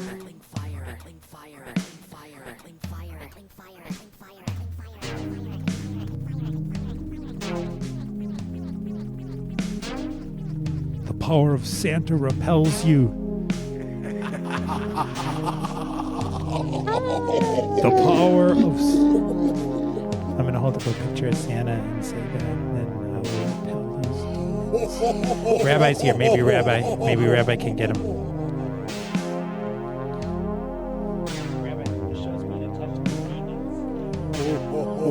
The show's being attacked by demons. It's not too I late. need an exorcism. No demons. Just nice to see you, Rabbi. Oh no, sorry.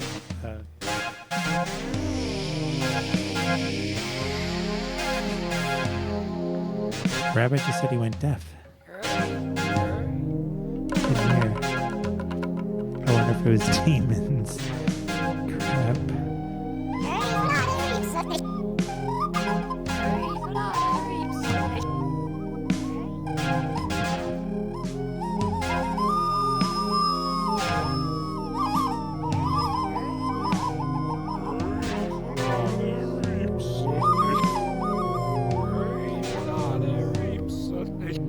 Santa Claus demands you give Rabbi his hearing back, demons.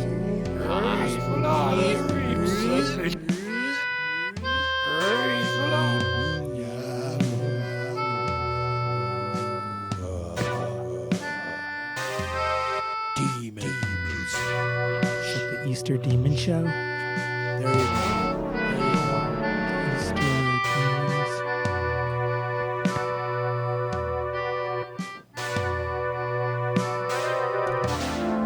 One of the lesser known demons. The Easter Demon.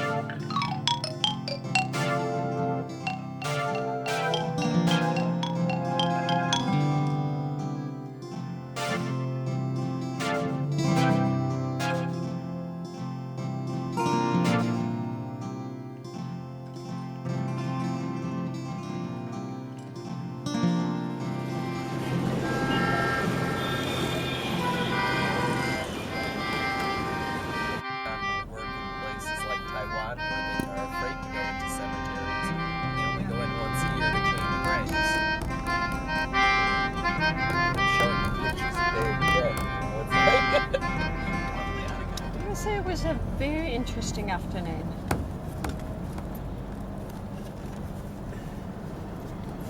Very interesting.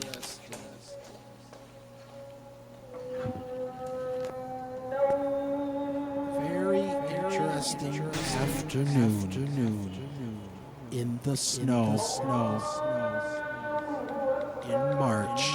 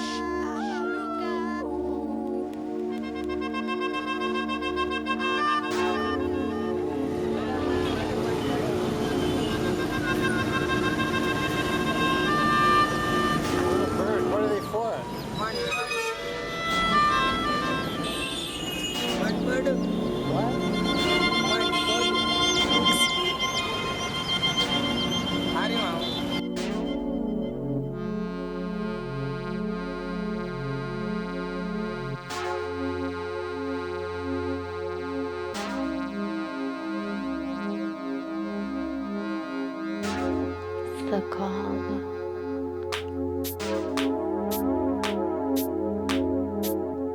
Celebrate.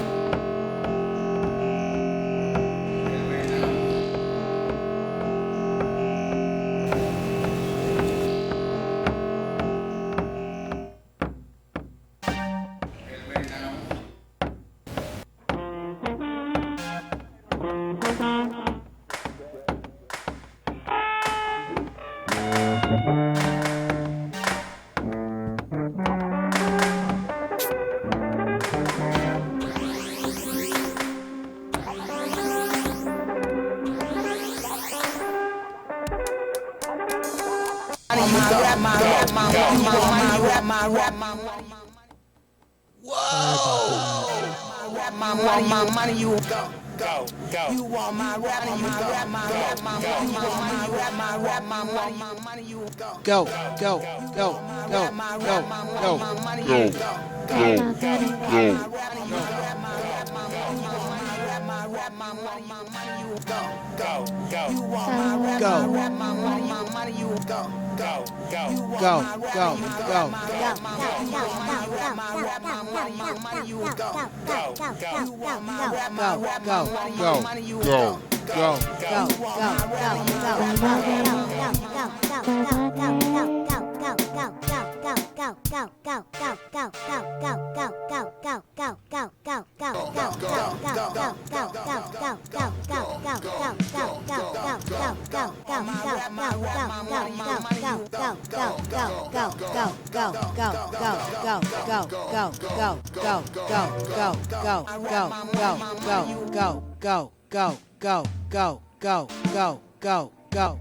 Now you go. That's for the Easter demon. We want him to go. He can go now. You can go now, Easter demon. I'm scared. He's been part of the show for enough time now. The demon can hang out now. He can hang out. Well, he will. We have to tell him to go now, and then he'll leave by the end of the show. He has to make his presence known. Presence known.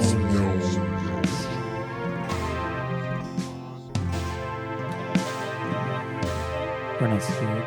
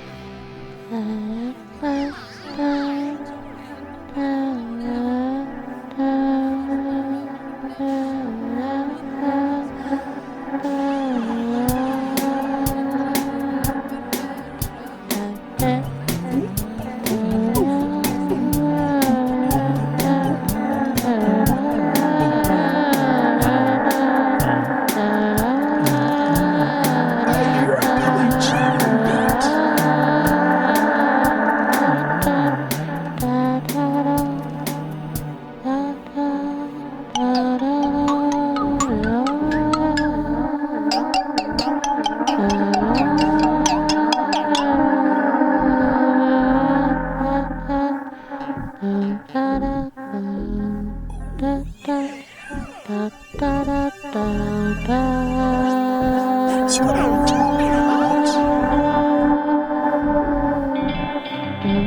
It's all the sound. It's all the sound that's all around. Coming out of your radio. Coming out of your TV. Coming out of your brain. Jesus is there with someone. You can have all Jesus. Coming out of your brain. This is like, tonight's the night that Jesus spent 40 days in the desert and then he met the demon, didn't he? 40 days and 40 nights. And then he rose Jesus up. was in the desert, he was fasting. He was on a spiritual quest, then he met a demon. So, that's just like for when you go on a spiritual quest, then you have to face your demons. Is that what that whole one is about? Probably. Jesus? Not after eating plants. Gotta face those demons. But you Get it know, over with. you can do your spiritual quest. You don't have to go to the desert to do it. That's one thing. You don't have to do a retreat. You can do it in your You living can do it- room. Yeah, you can do it in there. So Jesus. Aren't you going to the desert? I am. Thanks for reminding me. Are you gonna meet your demons there? That wasn't the plan. Also, it's Easter today. I'm I running shouldn't from have said it. demons. I should have said demon. You don't You want guys, you know, it's The Easter today. demon. The demon crew. On Sunday, it's demon. Easter. Yes, it is. Happy Passover Easter celebration.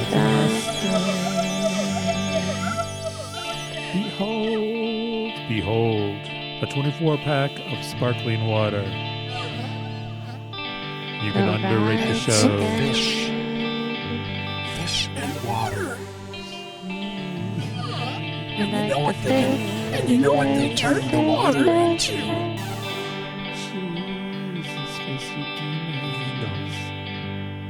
The water gets turned into wine.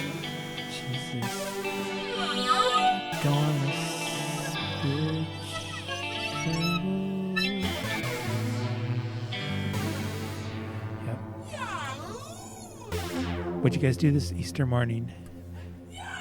I had went Did Easter you egg go hunting. egg hunting? I did. I will. I did. Did you find all of the eggs? All of them? I drank a cup of coffee and kind of participated in the I helped God hide the eggs. Probably. Jonathan Richmond's playing Tonight. Well, Easter night on Sunday. Oh, Jonathan Right, Richmond. tonight. I got some eggs out of somebody's backyard. They have chickens in their backyard, but they're probably not enjoying the snow right now. Eggs come from rabbits. Okay, that's true, but I haven't eaten any yet. I will eat some on Easter. I think I'm gonna help hide the eggs. You mean you did help hide I that? did help hide the eggs. But I'll have to get find some red jelly beans. Chocolate bunnies. Little marshmallow birds. Peeps. Peeps. Not peeps. I saw an art display of Peeps in Racine last year. They saw made that all too. kinds of stuff out of that. Did you like the sneakers? I like the sneakers. It was pretty wild, actually. The Peep Art Show. Peep. That was all Peeps. I wonder what Peeps tastes like dunked in tequila. Tequila Peeps. You know? I haven't been drinking. Glass of wine here and there. Me and Sarah, we smoked about 5 cigarettes this week again. I didn't smoke for 90 days.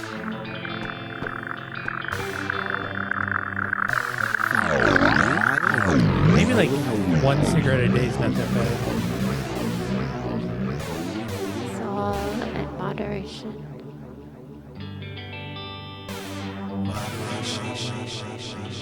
Problem is, if I do, like, I start off with 1 cigarette, but then I quit. I can quit so easily, like for 16 years. Tell Santiago's phone when I started smoking. That's what What?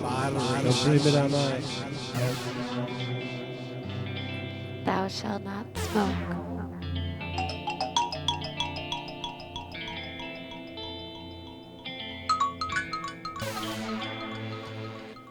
The nicotine buzz is awesome. Or, you know, Rush.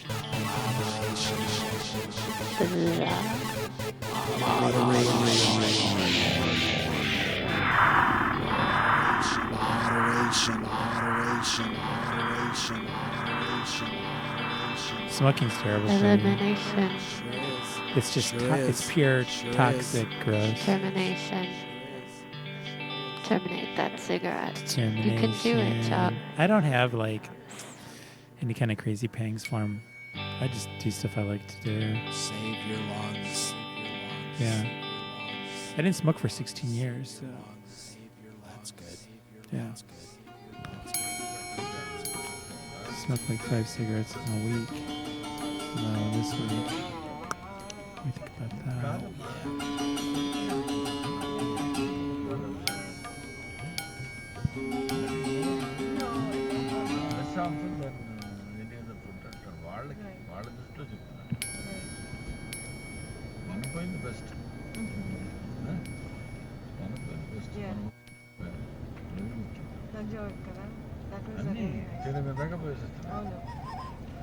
But you know highway నుంచి కుంభకోణ పోయడం better అదే అతను better Right.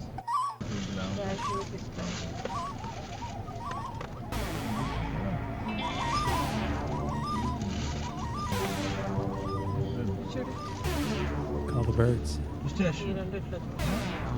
Call some birds.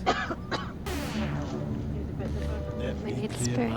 Hey, birds. Call the birds. I wonder if the birds are okay. But no, the birds don't come up early. Did you know that? They just come when they come. They're on. They're already here. So Must all of them? be. The spring birds? Yes. The robins are. Surprise, robins. It's still snowing out. Still snowing out. Still snowing out. Still snowing out. Still snowing out. Still snowing out. But it could very easily have a snowstorm at this time of year. This is not anything unusual. It's only it's Milwaukee. We could have a snowstorm in April.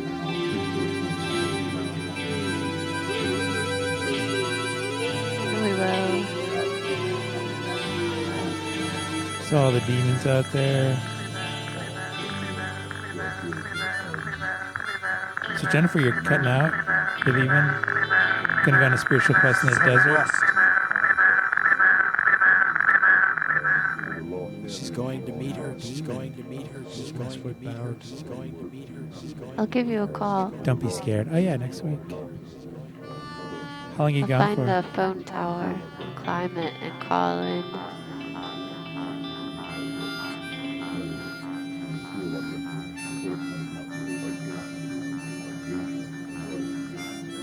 And I'll find a snake. A rattlesnake. That's where the demon will be. That's where the demon will be. That's where the demon will be. And I'll Don't be scared of slaughter demons. it.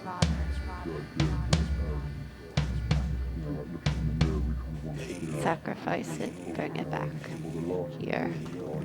Yeah, everybody knows all our demons are on our insides. You know, that's where they are. Internal demons. Yeah. Sound those demons. Everybody kind of knows it already. I just about had it. Y'all talking about demons. Well, you We're know. getting it all out so you don't have to talk about it ever again. Welcome to therapy.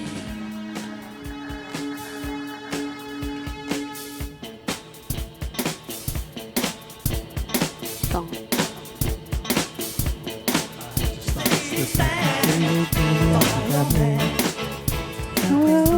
Let's go. You gotta face your demons. You gotta shoot them down.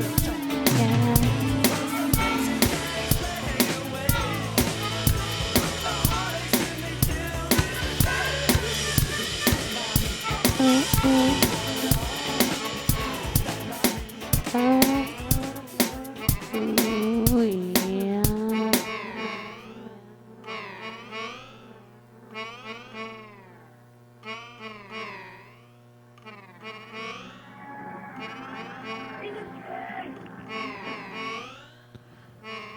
So, What's that? I really enjoyed this today. Yeah, was your mic good? Time. I did, yeah. You know, we do this so effortlessly. Happy, we kind of know when to happy stop see and when Mark to start. again after so long. Mark, It's so wonderful to see you, Jennifer. Santiago, you're gone for a Chuck, big you're long time doing a again. good job. Thanks, man. I'll send more tracks every week. Okay, sounds good. I every week. I'll see if I can get some recordings of chickens. And The other birds. chickens. We need more birds. And get someone in Boston to underwrite the show. Some fizzy waters or Boston something. fizzy chickens. Yeah. Boston fizzy chickens. Yeah, get to underwrite the show. Done. I still got 6 minutes to go. 6 minutes to go. I keep hitting wrong buttons today. To go. 6 minutes. But here, to I got go. something here, I think. Oh. Whoa. This is what you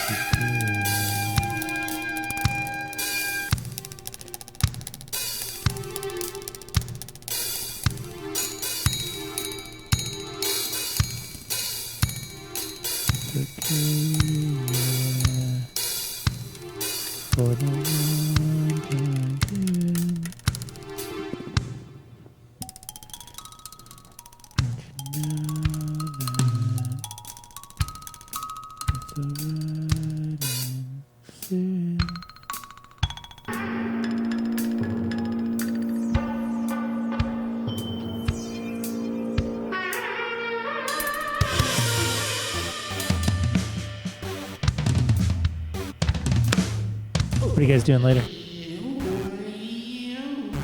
I'm gonna have some ramen. I'm making ramen at the house. Are you gonna make the real good style ramen? No, but we went to Kmart, which is the Korean Mart. over, yeah, and we went there, and so we got some pretty good ramen. I think we got some good. It's the brand is called. Well, I can't really say it, but it's good. It starts with a B and ends with a K. It's pretty good. Yeah. Mark, you had a show last week. Yeah, how'd your show go, Mark? Pretty How'd good. your gig go?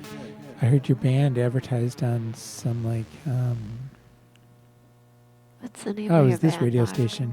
Bad There's Bread. an upcoming show coming up too, isn't it? Bad Unless Bread. that was a replay. Oh, Oh, when's your is that show? the one When's the coming show? up? In April 22nd, I believe. Can you repeat that? April 22nd. April 22nd, y'all. At the Public House. And what's your band called? Bad Bread. Bad Bread. You know, Bad like Bread. Wonder. Da-na-na-na-na-na-na, bad bread. There you go. Bad bread. Da-na-na. Hey, when does that movie come out? Bad Bread versus Superman. I think it's this weekend. Bad bread. Bad bread versus Superman. Bad bread.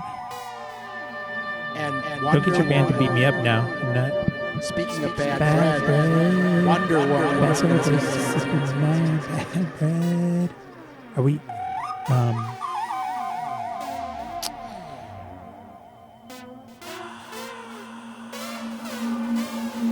I didn't check the levels once. Santiago would have been freaking about the levels if he's sitting in this chair the whole way. He'd have been over here just like agonizing over the board. Isn't it way better sitting over there? So what do?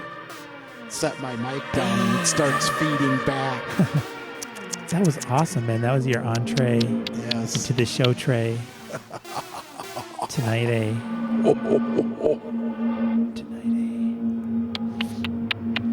Happy Easter, everyone. Weird Thursday night show. Oh, are we doing a show at Circle A on Sunday night? Maybe we gotta see. We'll play it by ear. Should we ask? We should ask Mark. This Sunday? Sunday night. Yeah. Wow. At what time? Yeah, we're asking you. Can It'd be you do it early. too? It would be we would be the pre 7 a.m. or something like that. No. I think 8, isn't it? 8 a.m. Yeah, I don't know what time bands 8 go on. 8 but to we'd be 10. Like the first 8 that we do a.m. short versus It's 8 to 10 at Bad Circle 8. Bread. 8 to 10? We have to confirm it, I think. We got to talk to Yeah, we're not in, man. We're not on. Okay, so Don't say forget that. that. No, I just We're I off. just- We're I on. didn't say that. We're there. Wow. We're not. I think that's the show, then, right? This show? I think. It has to go right to the dot. This is like we're flying an airplane. That's how. What does that have to do with flying an airplane? Well, like you landed exactly on the dot, on like the freaking little, the FRICKEN. Crazy talk. On the little like that road sound. with the What's with the Getting ready lights. to land. Yeah, I like that yeah. sound. So we're pulling in right now. As a matter of fact, now Time look, to Santiago, here, let me help you. Look up at the clock. Ching-sharoo is a Please very lift up precise your- thing. please Bad put your trays in the bread. upright Bad bread position. versus Superman. Bad bread. Watch, I'm gonna bring the fill up, and you're gonna say, "Welcome, ladies and gentlemen, to 104.7." Right, we'll do it like this. Bad bread. It's the early show with Ching-sharoo. Phil's going up. Goodbye, guys. Say goodbye. Goodbye. Hasta la vista. Bye. Happy Easter.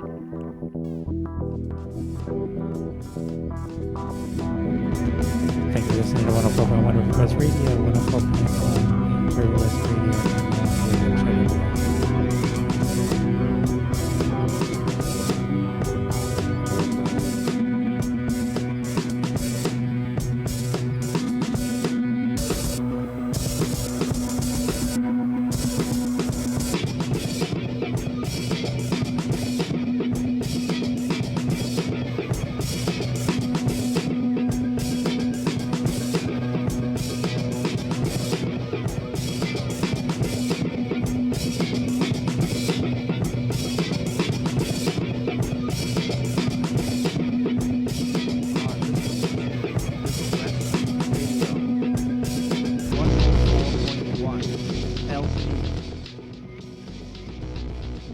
in Milwaukee.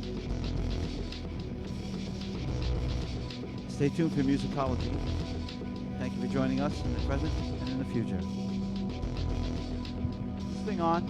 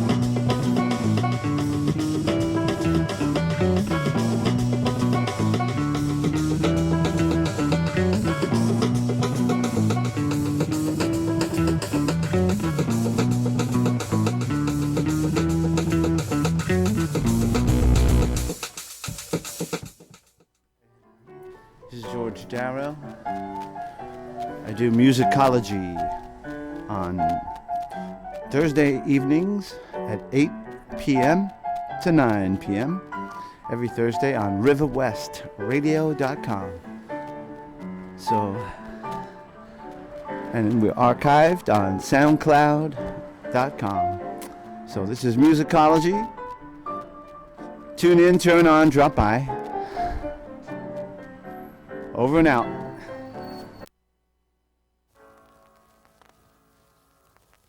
It's in the order of their hedgerows.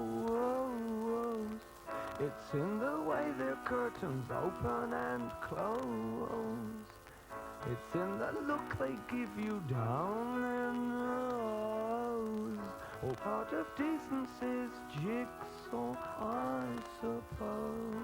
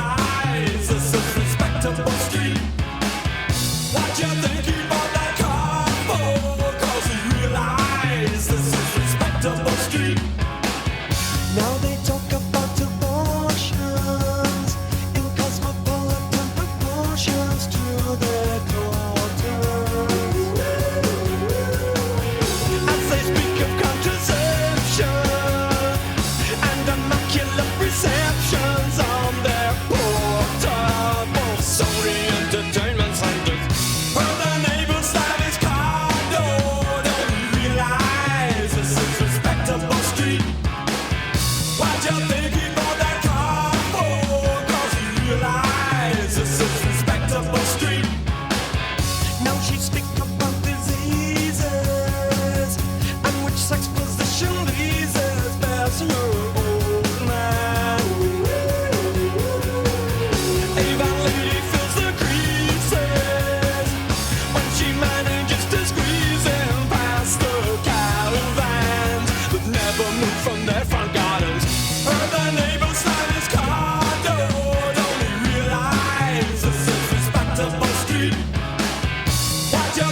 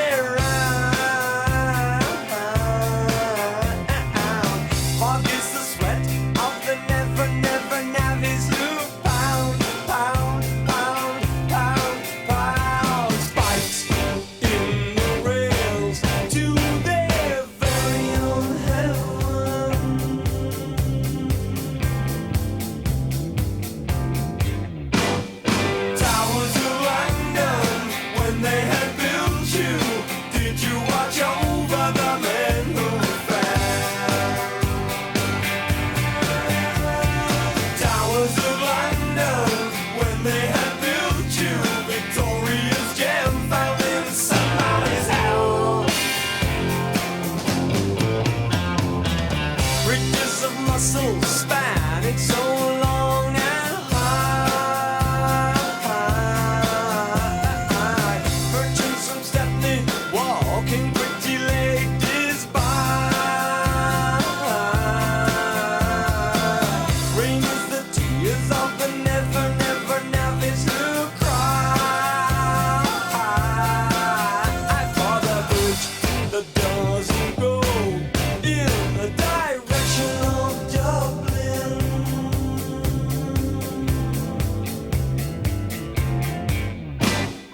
Towers of London, when they had built you, did you watch over the men who fell? Towers of London, when they had built you, Victoria's gem found in somebody's house. And I've seen it in a painting, and I've seen it in engraving, and I've seen it in their faces, clear as children's chalk lines on the pavement.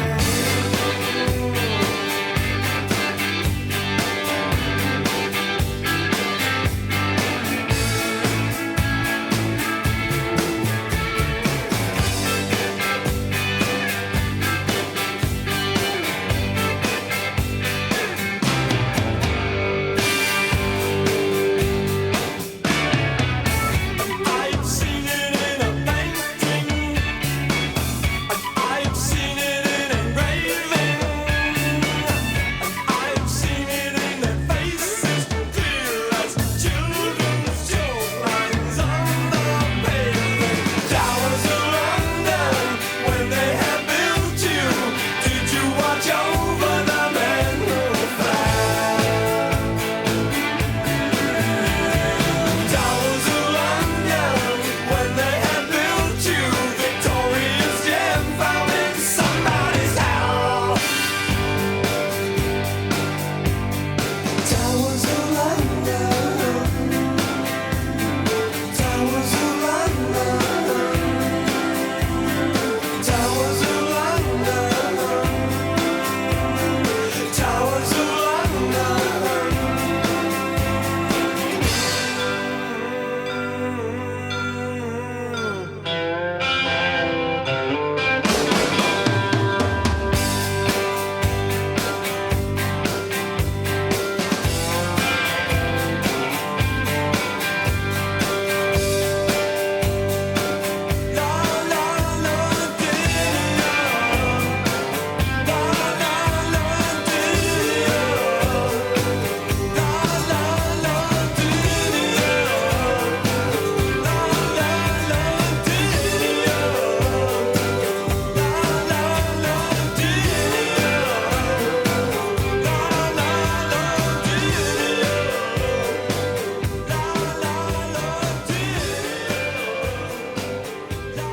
River West Radio in Apollo G.XTC. And last week we were celebrating the lives of George Martin and Emerson, Keith Emerson of renowned keyboard. So here's some more of that kind of stuff. I got some very rare stuff. A good friend of mine gave me this recording of the Beatles, literally made from the studio board, and it's a very rare treat indeed. You're going to hear the Beatles play the George Harrison solo album cut, but there's a Beatles playing it. All Things Must Pass. Thanks to George Martin, the St. George, yeah?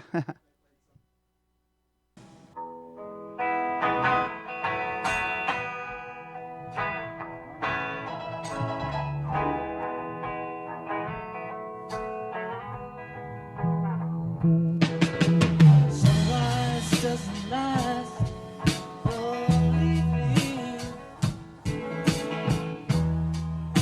Cloudburst doesn't last all day. Seems my life is up and left you with no warning. It's not always been this way.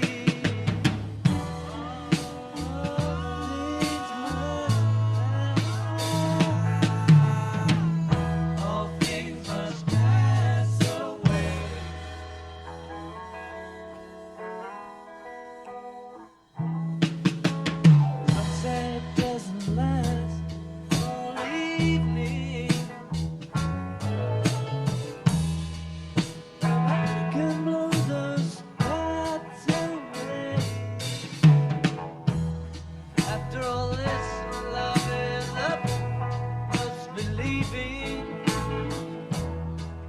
It's not always been that way. All things must pass. All things must pass away.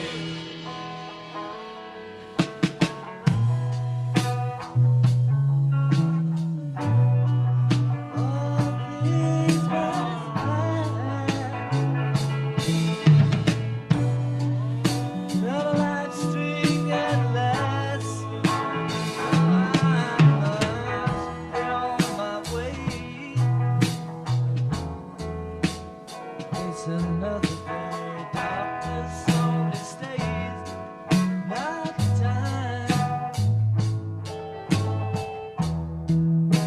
Morning it will fade away. Night and days without arriving at the right time. It's not always gonna be this way.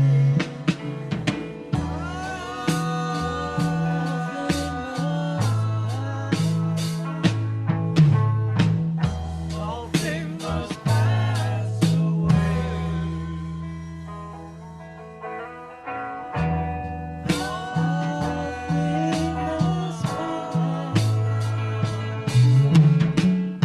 All things must pass away.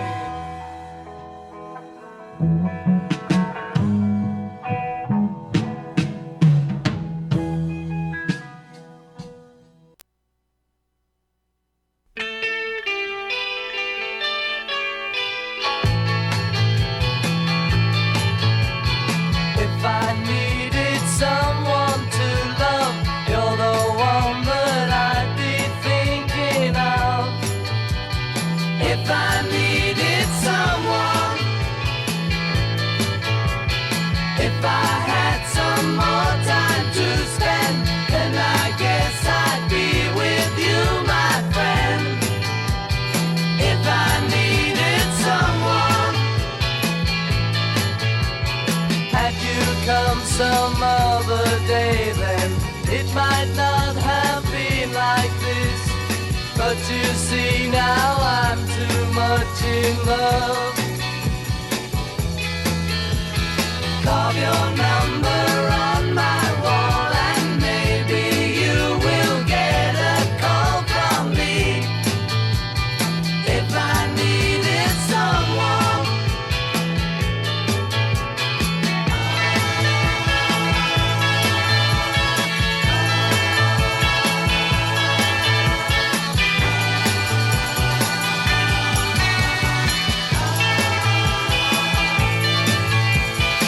if I had some more time to spend, then I guess I'd be with you, my friend. If I needed someone, had you come some other day, then it might not have been like this. But you see now I'm too much in love. Carve your number on my wall and maybe you will get a call from me. If I needed someone,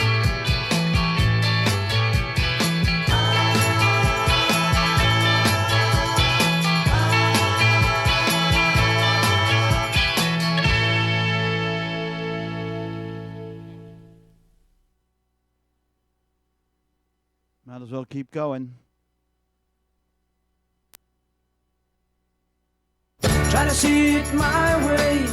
Do I have to keep on talking till I can go on? While you see it your way, run the risk of knowing that our love may soon be gone. We can work it out. We can work it out. Think of what you're saying. You can get it wrong and still you think that it's alright. Think of what I'm saying. We can work it out and get it straight or say goodnight. We can work it out.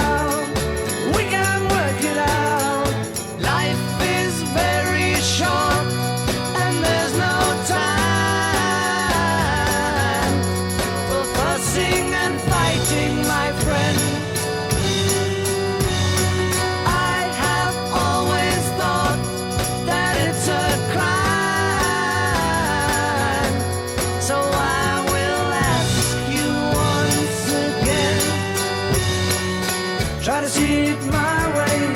Only time will tell if I am right or I am wrong. Why do you see it your way? There's a chance that we might fall apart before too long. We can work it out. We can work it out. Life is very short and there's no time for fussing and fighting, my friend. I have always thought that it's a crime, so I will ask you once again. Try to see it my way. Only time will tell if I am right or I am wrong. Why do you see it your way? There's a chance that we might fall apart before too long. We can work it out. We can work it out.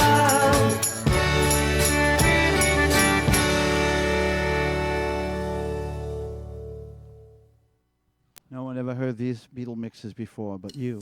I'm looking through you. Take 4.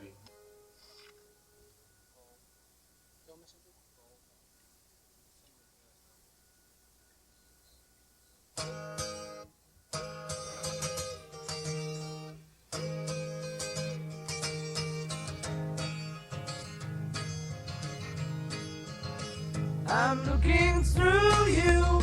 Where did you go? I thought I knew you. What did I know? You don't look different, but you have changed. I'm looking through you. You're not the same. Your lips are moving. I cannot hear. Your voice is soothing, but the words aren't clear. You don't sound different, I've learned the game. I'm looking through you, you're not the same.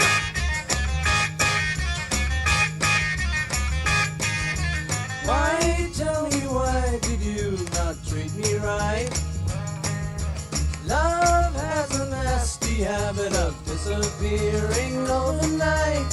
You're thinking of me the same old way. You were above me, but not today. The only difference is you're down there. I'm looking through you, and you're nowhere.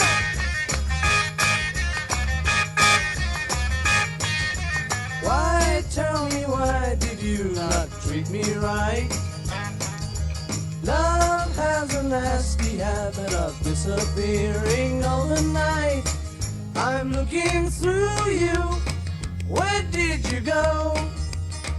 I thought I knew you. What did I know? You don't look different, but you have changed. I'm looking through you. You're not the same. Yeah, baby, you changed. I'm looking through you. Yeah, I'm looking through you. You change, you change, you change, you change, yes, you change. Yes, baby, you change. Yes, baby, you change.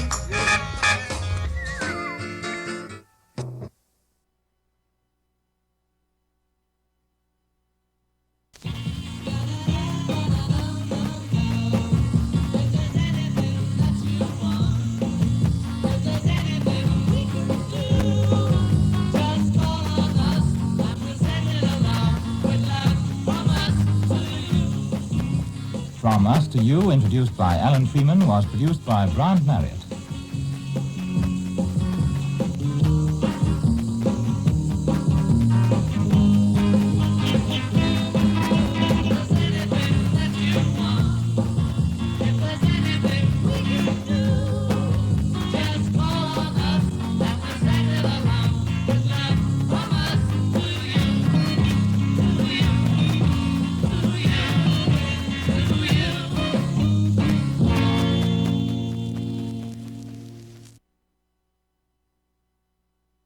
That was okay, wasn't it?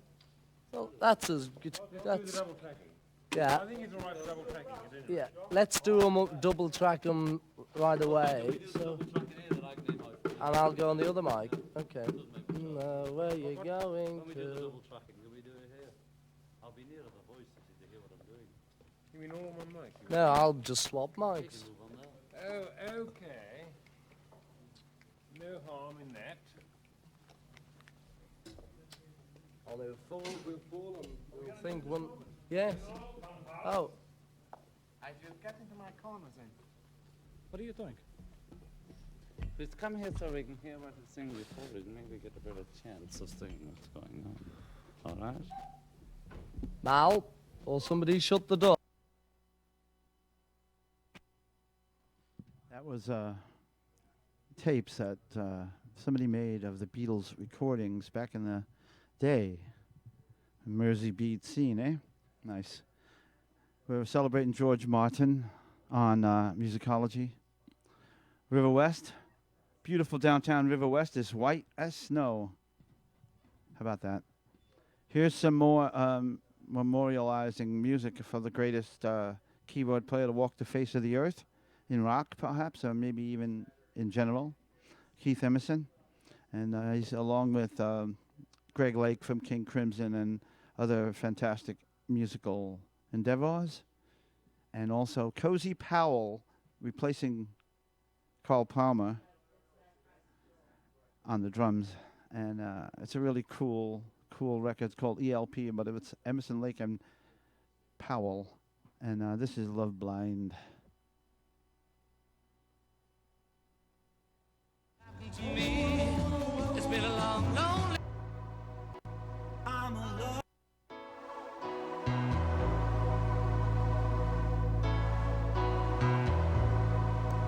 I'm a love blind.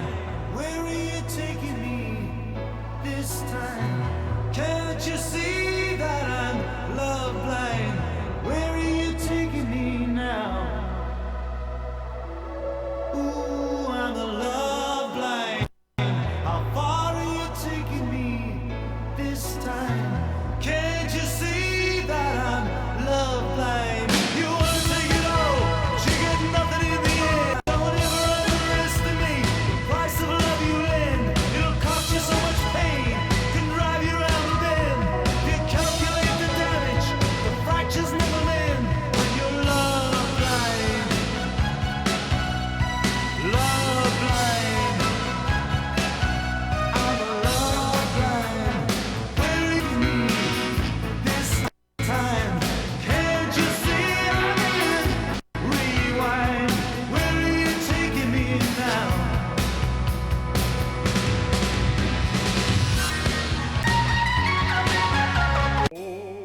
Ich meine Tobakspfeife nicht. Oh, ich meine Tobakspfeife Nice record. mit gutem Knaster angefüllt. Zur Lust und Zeit Betreiber greife, so gibt sie mir ein Trauerbild und füget diese Dürre bei, dass ich derselben ähnlich sei und füget diese Dürre bei, dass ich derselben ähnlich sei. Die Pfeife stammt von Tod und Erde, auch ich bin gleich als draus gemacht. Auch ich muss ein zur Erde werden, sie fällt und bricht ins Gedacht. Mir oftmals in die Handen zwei, ein Schicksal ist auch einerlei. Hand in zwei. Mein Schicksal ist auch einerlei. Die Pfeife fliegt man nicht zu färben, sie bleibet weiß, also der Schluss, dass ich auch dem allein zum Sterben, dem Leibe noch erblasen muss. Im Grabe will der Körper auch, so schwarz wie sie nach langem Brauch. Im Grabe will der Körper auch, so schwarz wie sie nach langem Brauch. Wenn nun die Pfeife angetündet, so sieht man im Augenblick, der auch in freier Luft verschwindet, nichts als die Asche bleibt zurück. So wird des Menschen Ruhm vertilgt und dessen Leib im Staub verkehrt. So wird des Menschen Ruhm vertilgt und dessen Leib im Staub verkehrt. Wie oft geschieht sieht bei dem Rauchen, dass wenn der Stoff vernicht zur Hand, man fliegt den Finger zu gebrauchen, dann denk ich, wenn ich mich verbrannt, wo macht die Kohle solche Wein? Wie heiß mag es die Hölle sein? Wo mag die Kohle solche Wein? Wie heiß mag es die Hölle sein? Ich kann bei so Gestalten sagen, mir bei dem Tobak jeder Zeit erbauliche Gedanken machen, drum schmaut ich voll Zufriedenheit.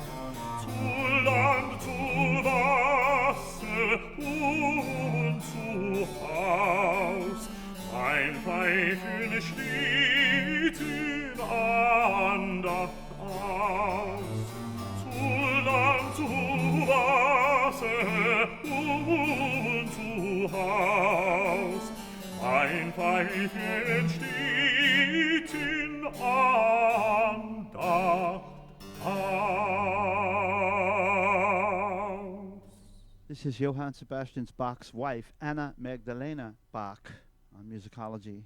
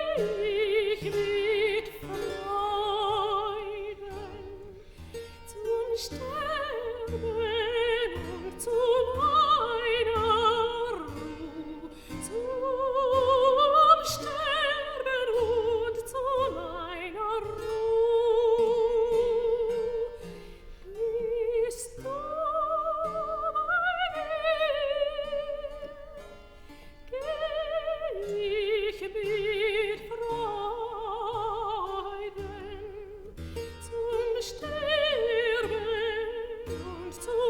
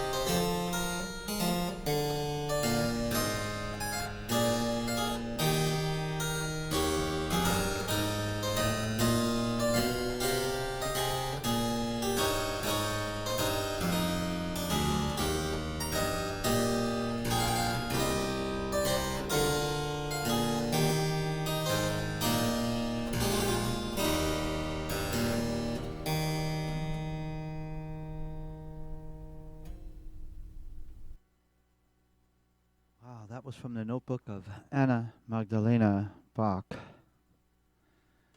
Wow, the notebook of Anna Magdalena Bach. Pretty amazing stuff here on musicology, even if I do say so myself.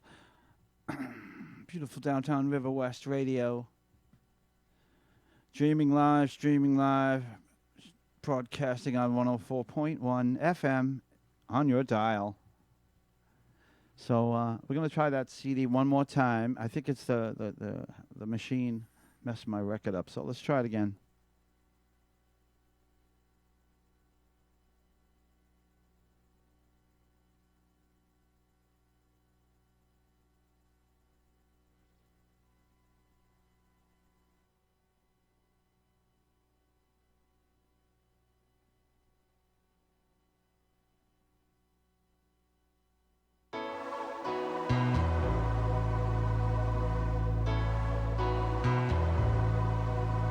I'm a love blind. Where are you taking me this time? Can't you see that I'm love blind? Where are you taking me now?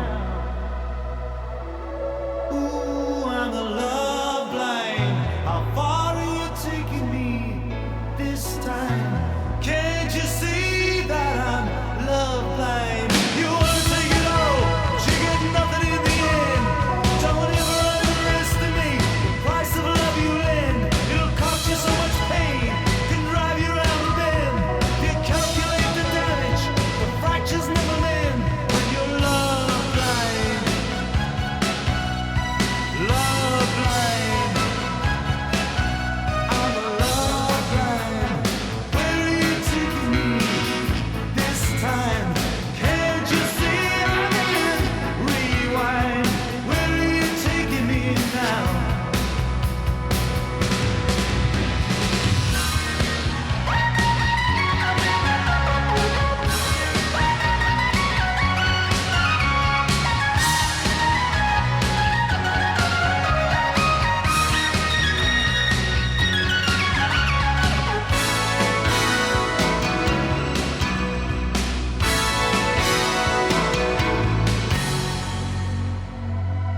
I'm a love blind. Where are you taking me this time? Just can't believe that I'm love blind. Where are you taking me now? Ooh, I'm a love blind. How far are you taking me this time?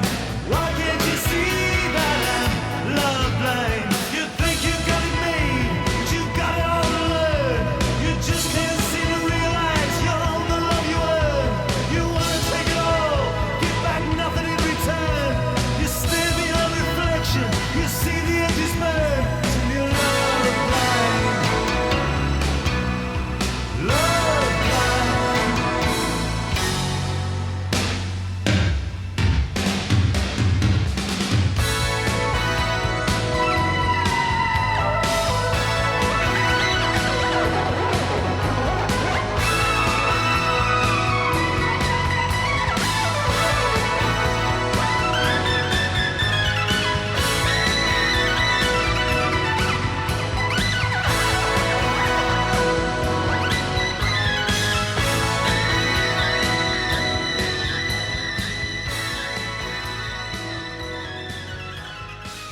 That was the great Keith Emerson. This is musicology. Stay tuned for my good friend, whoever's next. And we're going to end with this little tune called The Police Are on Our Side Again.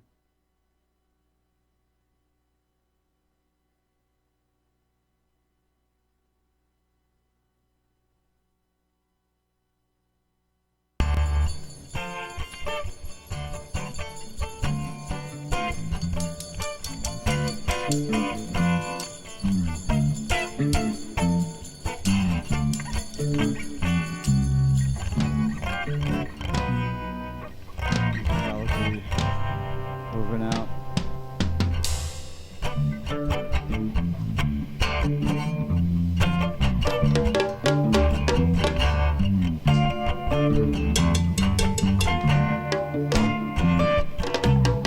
The police police are on my side again. The police are on our side again.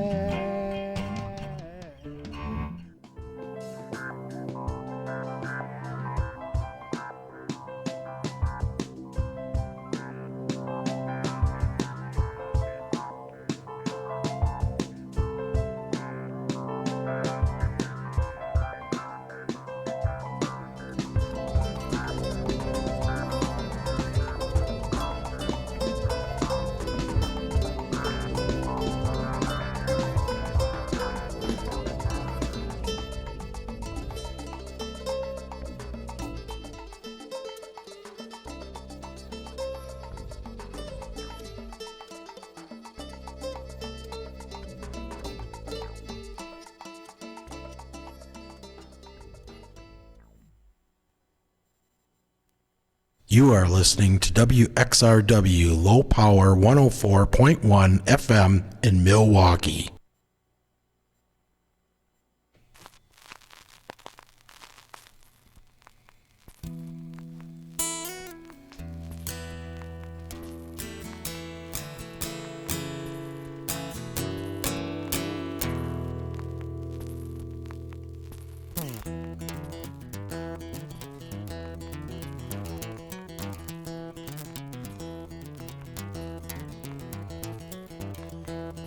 Welcome to the Storefront Music Hour.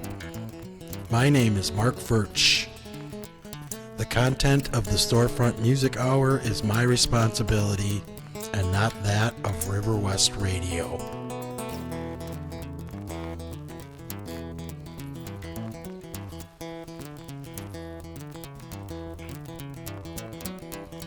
From the elegant storefront window of River West Film and Video, in the charming and exotic River West neighborhood of Milwaukee, Wisconsin, where the beautiful people hang out on a Sunday night. It's the Storefront Music Hour, featuring the music of the Dairy State.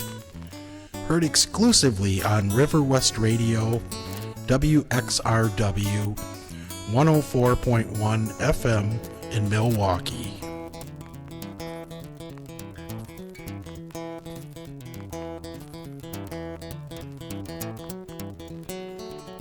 Always remember, support local music. Damn it.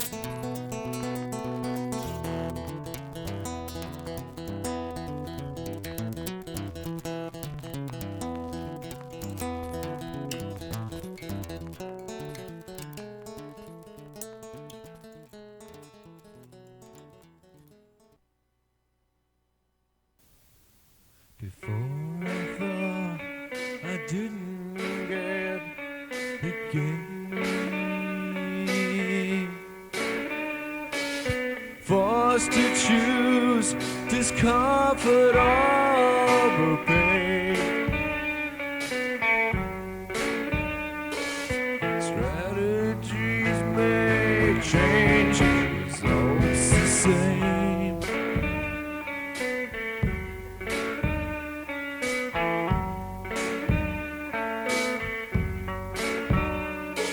Before you seem so interested in me,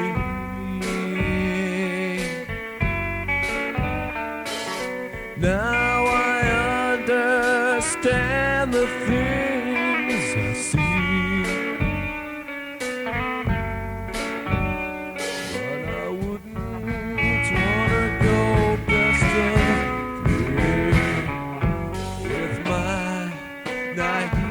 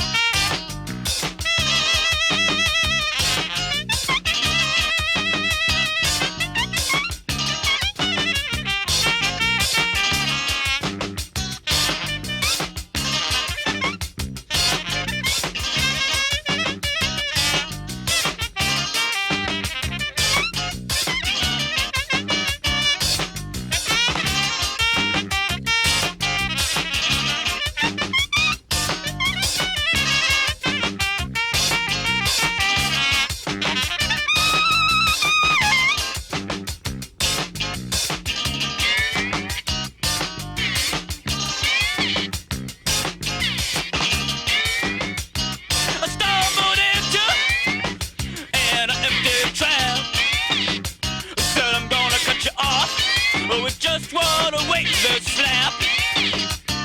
I got no need to tell you just how it feels. All I want from you is to give up what you steal. You got nothing to show, and you know it. You made of butter and paste. I can taste it. I can't hurt you enough. But do you feed it? You're useless. Ain't got no excuses. You're designed to kill. Ow!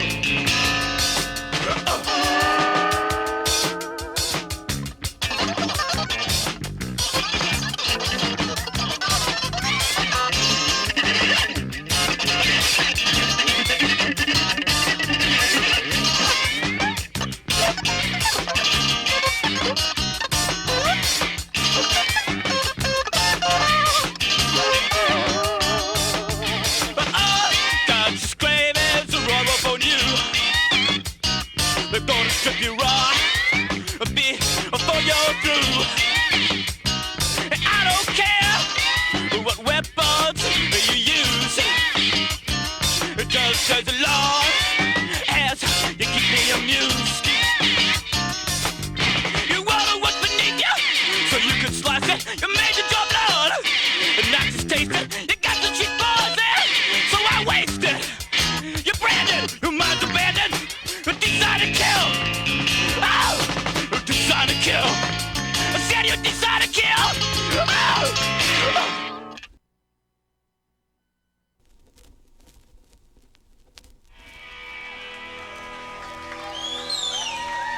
This next tune right here is called Pig. Mr. Joel, count it off.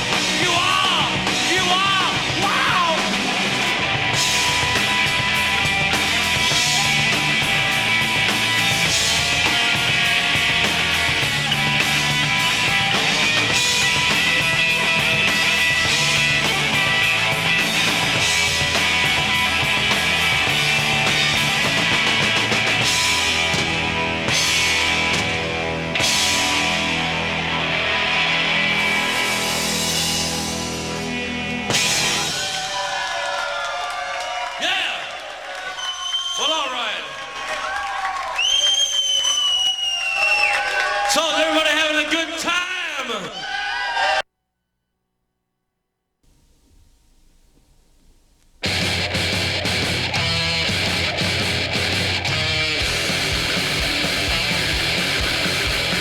Blood spatters on the window, your bride will become a widow in this old dark house. Death incarnate lives forever, you cannot hide. Find no shelter in this old dark house.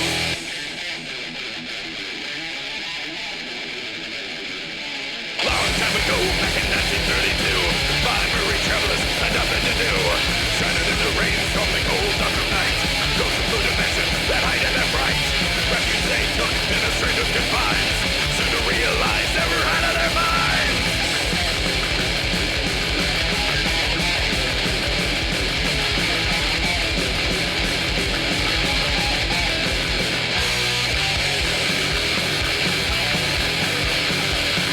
Blood spatters on the window, your bride will become a widow in this old dark house.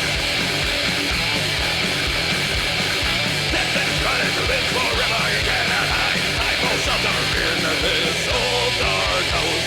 Morgan, Maximum, looking in the shadows with the mentality for sadism, driven by the domination of desire, unholy lust.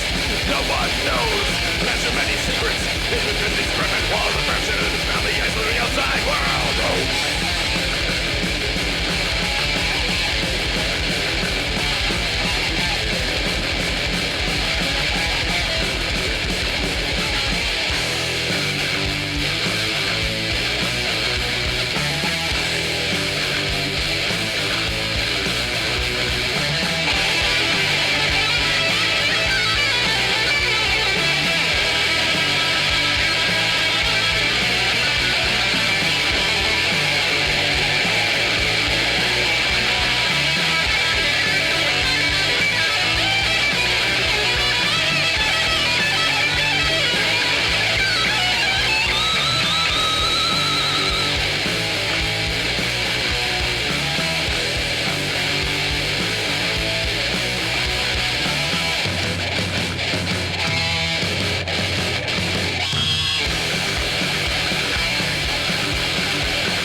Blood spatters on the window, your bride will become a widow in this old dark house. Death incarnate lives forever, you cannot hide. I go shelter in this old dark house. Searching for a way to escape this horror. I'll stand alone, shrouded in gloom. Cavernous corridors never end. There in the dead of the blackest night. Tears of blood, shadows of fear. For your end, draws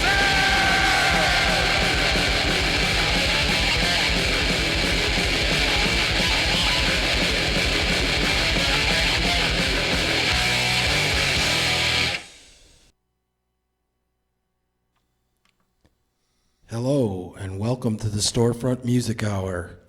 My name is Mark Furch. I am here each and every Sunday night playing the music of the Dairy State on WXRW 104.1 FM in the beautiful neighborhood of River West.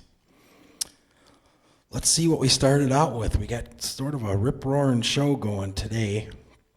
We just heard from the Dead Morticians, Old Dark House. That was a 45 RPM record that they put out in 2015 on red vinyl. Very cool. Before the Dead Morticians, we heard Wanda Chrome and the Leather Pharaohs and the song Pig. And that was from 1995, and that was recorded live at Quarters, right down the street from the radio station.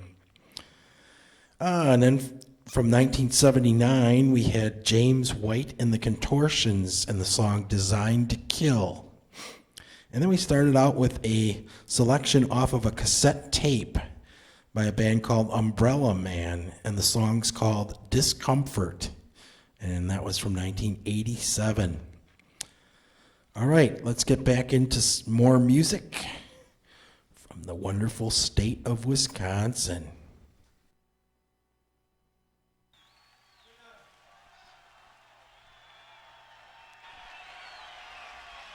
once again, you can dance if you want to.